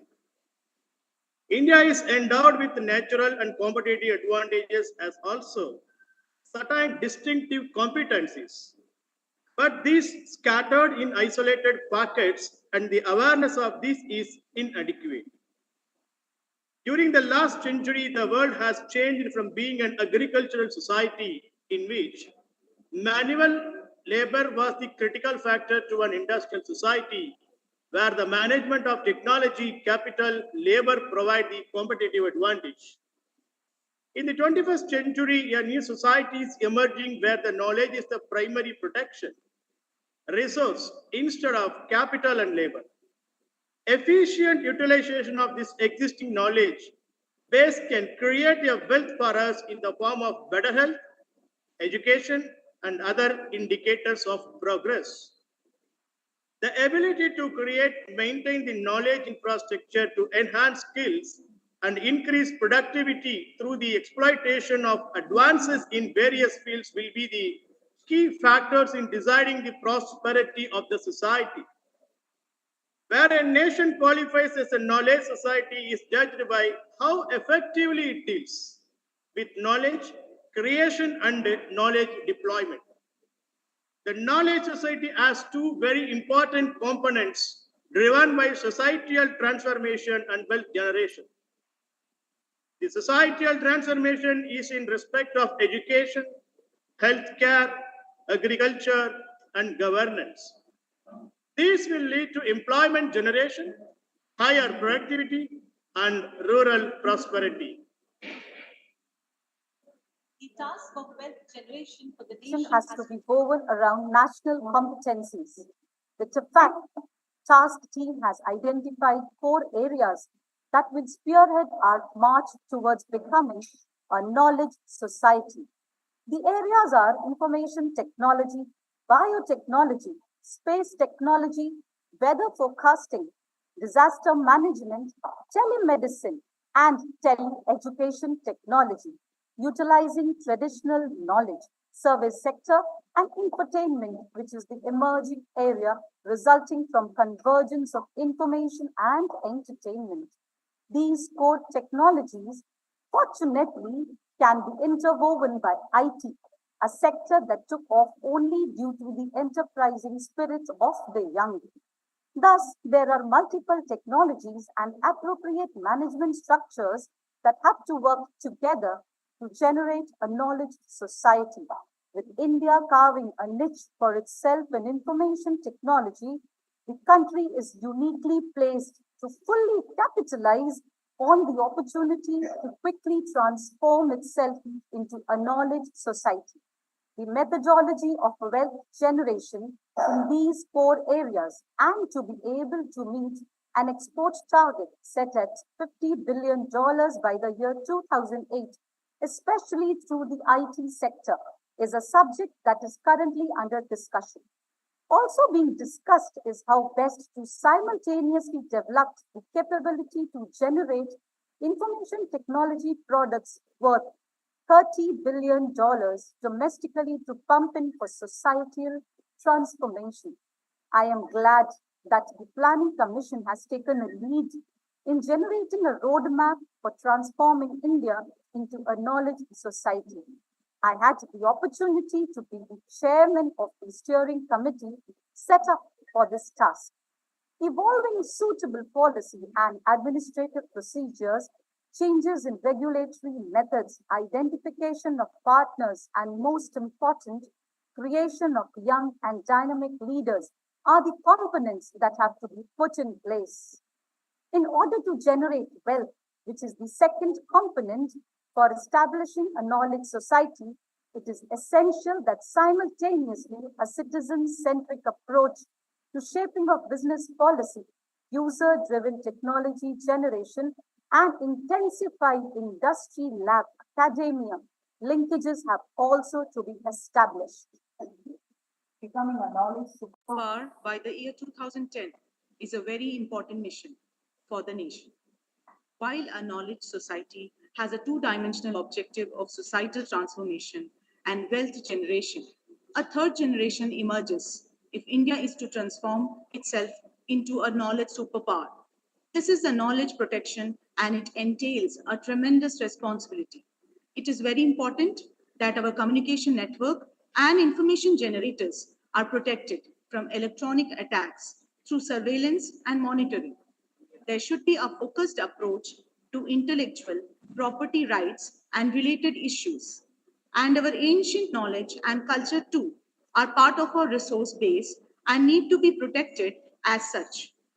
In 1960, the agriculture sector employed in part or in full 74% of the population. This came down to 62% in 1992 and is expected to further fall to 50% by 2010, though the demand of agricultural products will double by then. Higher productivity and better post-harvest management will have to be compensated for the manpower reduction in the farming and agricultural products sector. There was a function in Chennai organized by the Manipal Academy of Higher Education, who felicitated me along with the father of the Green Revolution, C. Subramaniam, an eminent lawyer, N.A. Palkhiwala. After the function, I shared with the 90-year-old Subramaniam his vision of a second green revolution. He told me about his dream of setting up a national agro foundation that would develop hybrid seeds. His foundation would adopt small and marginal farmers and provide them with laboratories, facilities for soil testing and access to information on the weather and markets, so that they could earn more through enhanced yields and better prices for what they produced. He aimed at bringing 1 million farmers under the scheme. Visionaries don't age. On another occasion, I was talking to the students of Dr. Mahalingam College of Engineering and Technology at Pollachi, near Coimbatore. Dr. N. Mahalingam, a great industrialist and academician, was sitting with me.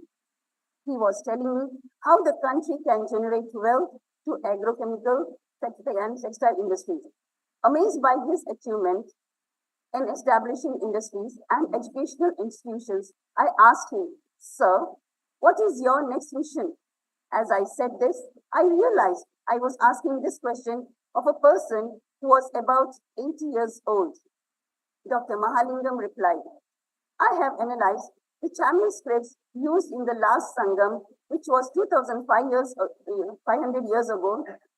Now I would like to do research on the Tamil scripts used in the first Sangam, which existed 5,000 years ago." It was another reminder to me that visionaries don't age. In the case of industry, in 1960, 11% of the population was engaged in small-scale and large-scale industries. The trend continued with 11% even in 1992. However, it has to increase to 25% in 2010, bearing in mind the envisaged GDP growth and increased competition as trade restrictions are lifted under the WTO. The pattern of employment will take a new shape. Employment in the service or knowledge industry has increased from 15% in 1960 and 27% in 1992, and it will further increase to 50% in view of infrastructure maintenance areas and IT sector and entertainment demands. This big change will demand more trained personnel. Our leaders in commerce and industry have to prepare themselves for the transformation. The fact that there is net migration from the villages to cities shows the disparities in living standards between the two. Ideally, both rural and urban areas should be equally attractive with no net migration either way. Near zero net rural urban migration is a mark of development. How can we achieve that happy balance? Rural development is the only solution. This means providing rural areas with the amenities that are currently available in cities. This would generate employment on the same scale and at the same level as in the cities in the rural areas too. The other challenge would be to provide these benefits at a small fraction of the financial, social, cultural, and ecological cost the cities have to bear. It is the expectation that is combination of generating employment, bearing in mind environmental factors that will make rural areas as attractive as cities are, if not even more attractive. Then rural development may be expected to prevent, if not actually reverse, rural-urban migration. Hence, PURN aims at integrated physical, electronic knowledge and economic connectivity. Experience in India has demonstrated that the true handicap suffered by rural areas is poor connectivity and little else. Linking together a loop of villages by a rail road and high quality transport may rectify that lacuna. Villages thus linked would also provide a large enough market to support a variety of services which they would not be able to do individually. Together can convert the linked villages immediately into a virtual town with a market of 10 of thousands of people. Such an area, which would also possess state-of-the-art telecommunication connectivity, will have a high probability of attaining rapid growth by setting up a virtuous cycle, more connected people attracting more investment, and more investment attracting even more people, and so on. Basically, this involves selecting a ring of villages, connecting the villages on the ring by establishing a high quality transport and telecommunication system, encouraging reputed specialists to locate schools, hospitals, and other social services around the ring, marketing this well serviced space to attract industry and commerce and internet connectivity. The model envisaged a habitat designed to improve the quality of life in rural places and made special suggestions to remove urban congestion. Naturally, our most intractable urban problem is that of congestion. Efficient supply of water and effective waste disposal in every locality are the paramount civic needs. There is a minimum size below which a habitat is not viable and not competitive with the existing congested city. At the same time, the existing congested city is not economical compared to a new town once a minimum size of expansion is crossed. As against a conventional city, there is a say rectangular in shape and measuring 10 km by 6 km. The model considers an angular rings shaped town, integrating minimum 8 to 10 villages of the same 60 square kilometer area and the same access distance of 1 km to transport arteries. It needs only one transportation route of a distance half that needed for the rectangular shaped city. So frequency of transportation will be doubled, having waiting times. It has zero number of junctions and needs only one route as against 8 needed for the rectangle plan. So people with no longer need to change from one line to another. That saves transport time. Further, as all traffic is concentrated on one single route, high efficiency mass transportation systems become economical even for a comparatively small population. This cuts cost substantially. Is more convenient for the people. Rural development is an essential need for transforming India into a knowledge superpower, and high bandwidth rural connectivity is the minimum requirement to take education and health care to the rural areas. Roadmaps for development of certain areas have been generated, and we have to work on their realization. There was an invitation by Mr. Ratan Tata, chairman of the Tata Group of Companies, to visit Telco at Pune, particularly to witness the challenge of designing, developing, and manufacturing in the country a fully Indian car, the Indica. The prospect of the visit excited me.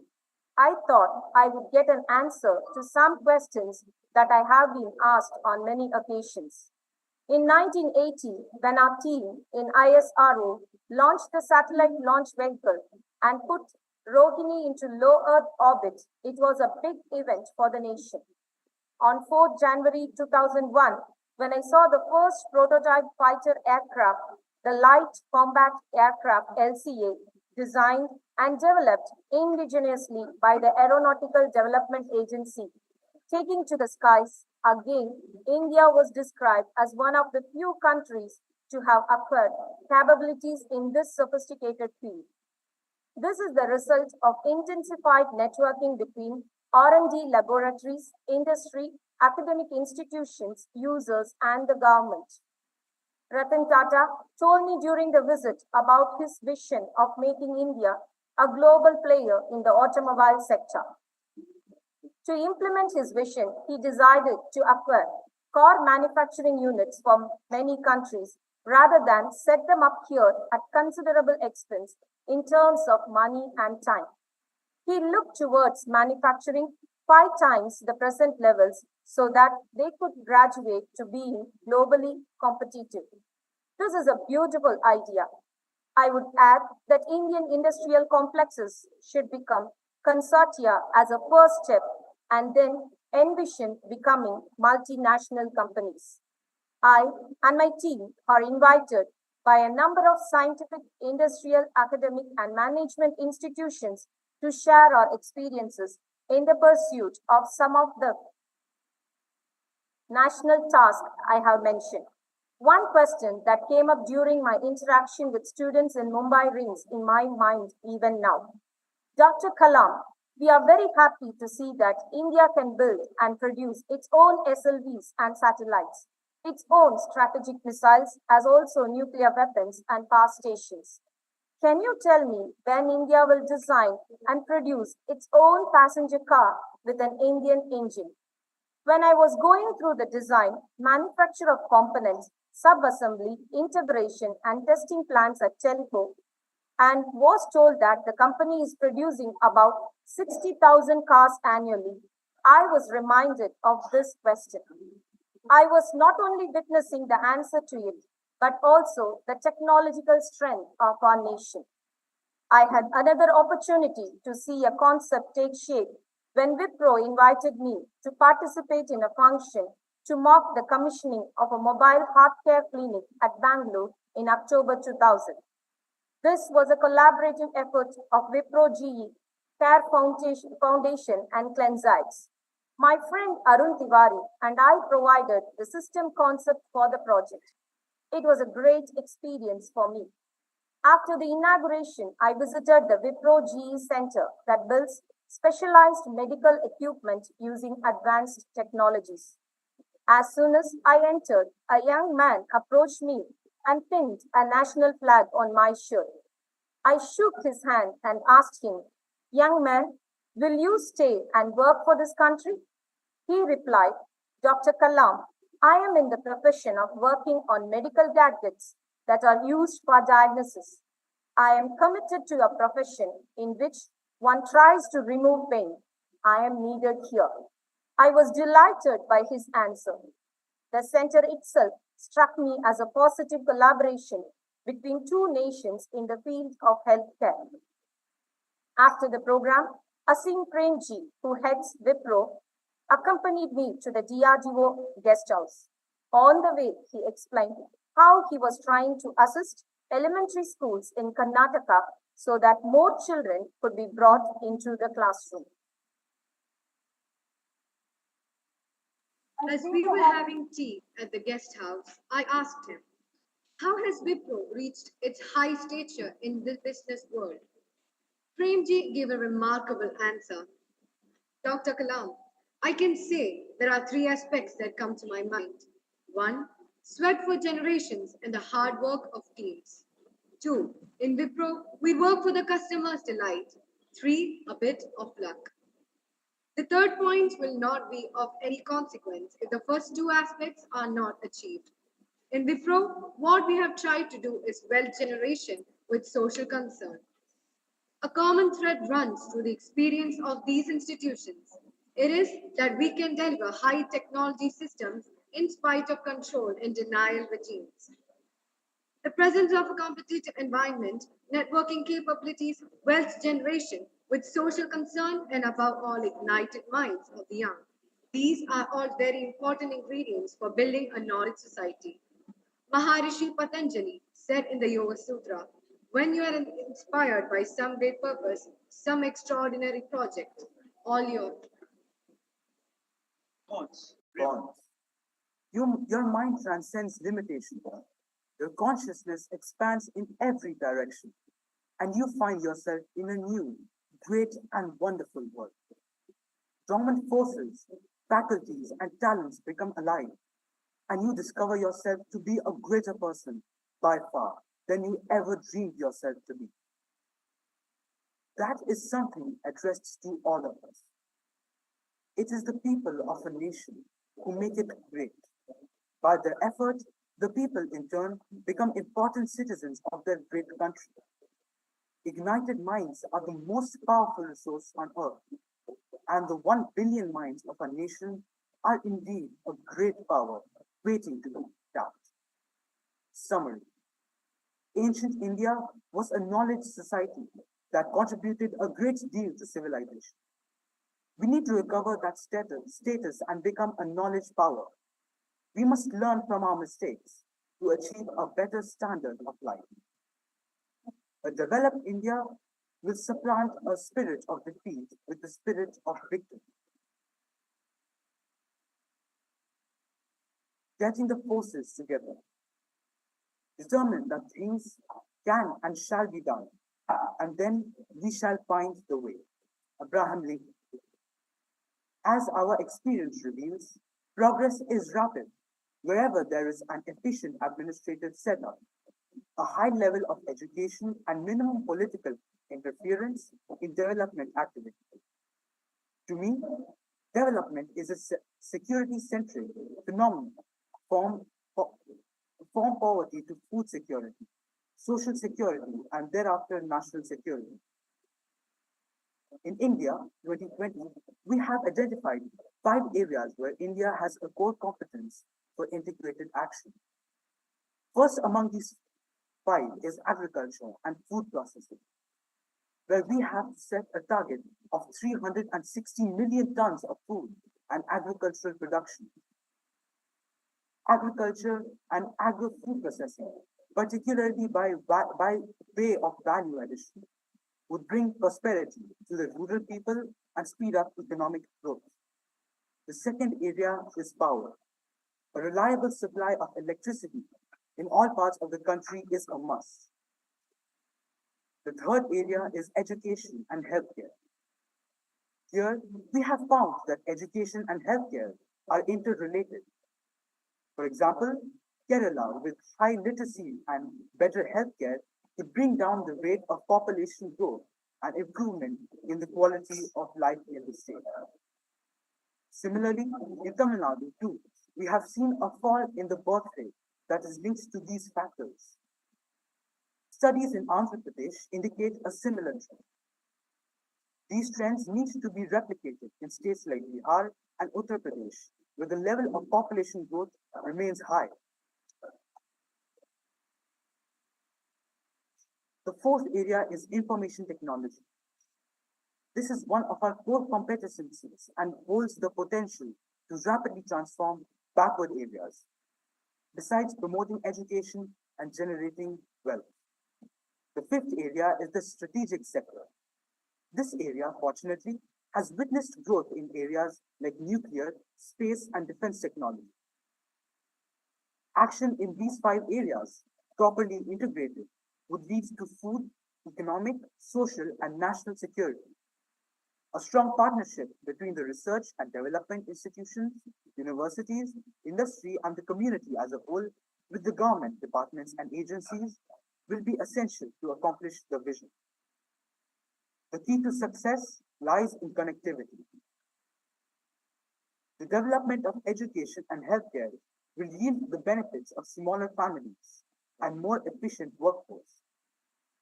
It is the key to employability and social development.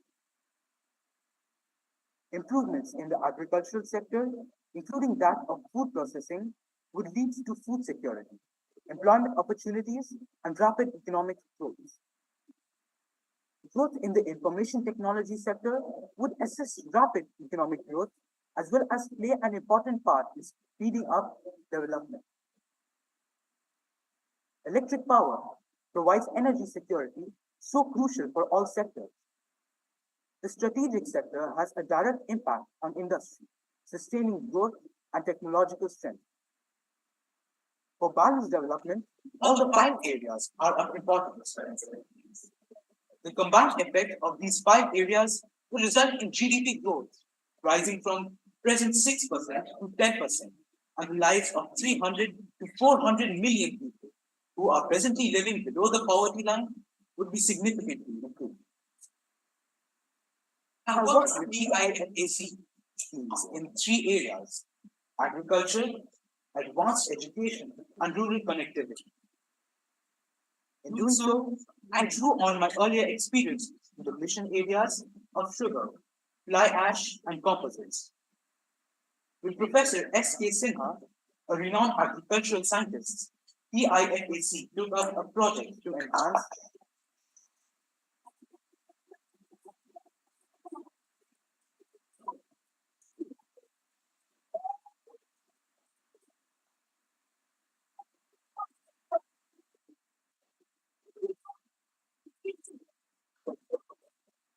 And absolutely certain that all of us are extremely proud to be a part of such a significant event in the history of Indian Kerala. And let us all have a big round of applause for all of the committee who organized the event.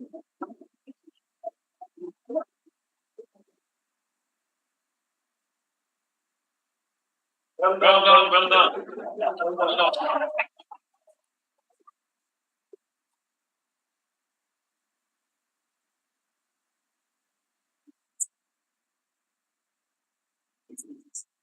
Congratulations to the entire, our family, the Indian school family. It's really a big feat that we have achieved. So let's give ourselves a big round of applause.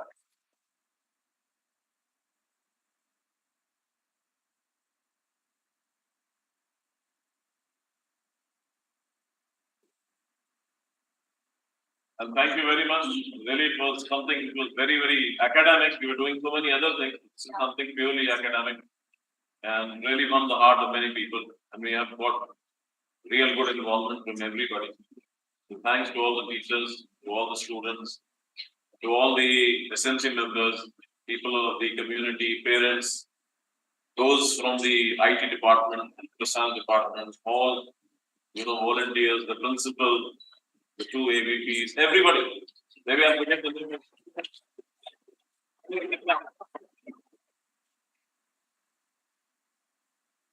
So I will propose a good round of cheers. So 3 cheers to the Indian school. That's great.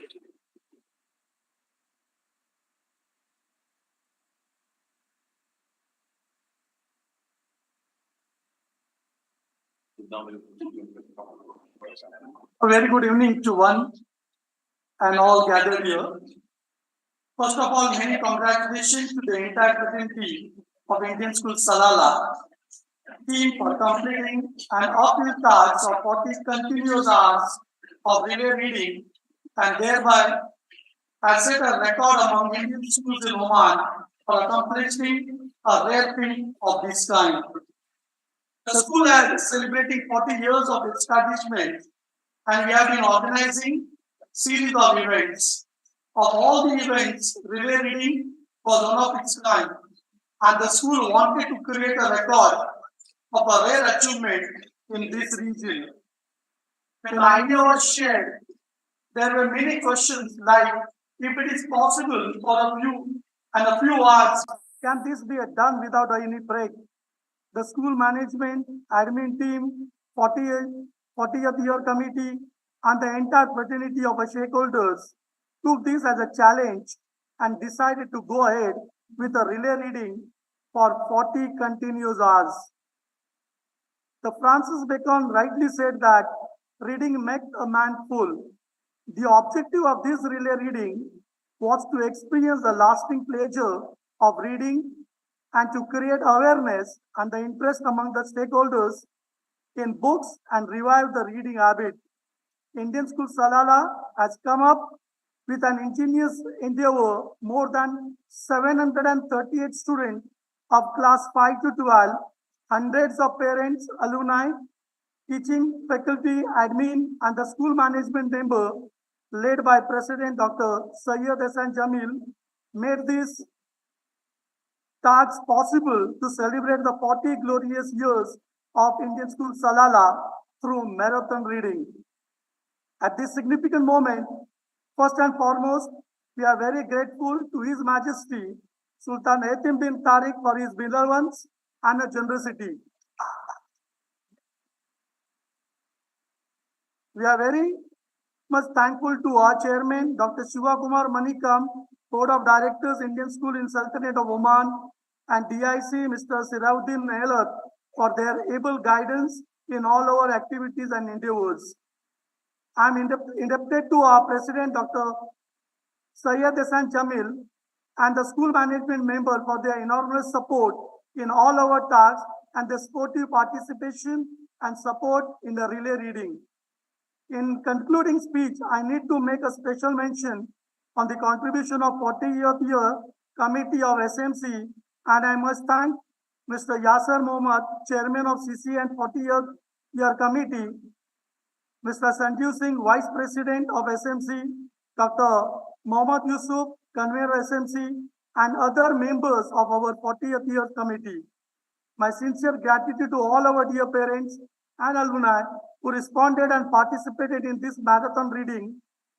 I appreciate and am thankful to untiring efforts of both the AVPs, Mrs.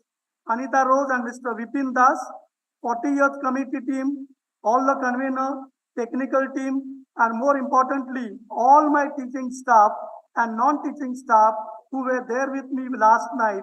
And all of them, they were here for last 40 hours with just the rest of 2 hours. I must give the special thanks to all my colleagues. Last but not the least, I'm thankful to Almighty for making this event a grand success and record-breaking event in the history of Indian School Salala. Thank you.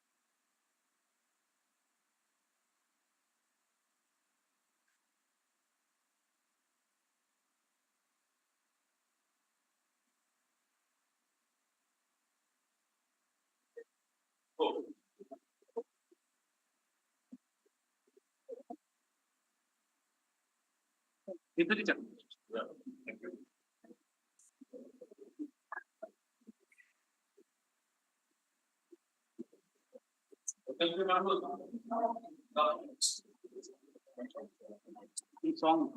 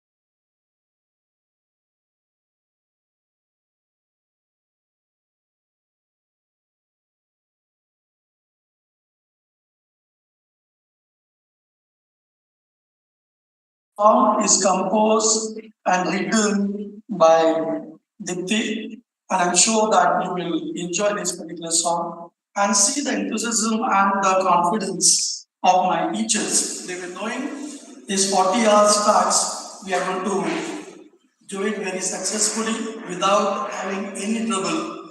And she has written this particular song, and I just heard those lyrics and they are very, very motivating. I'm sure that once the song is done, we all will give a loud applause to all of them. Thank you.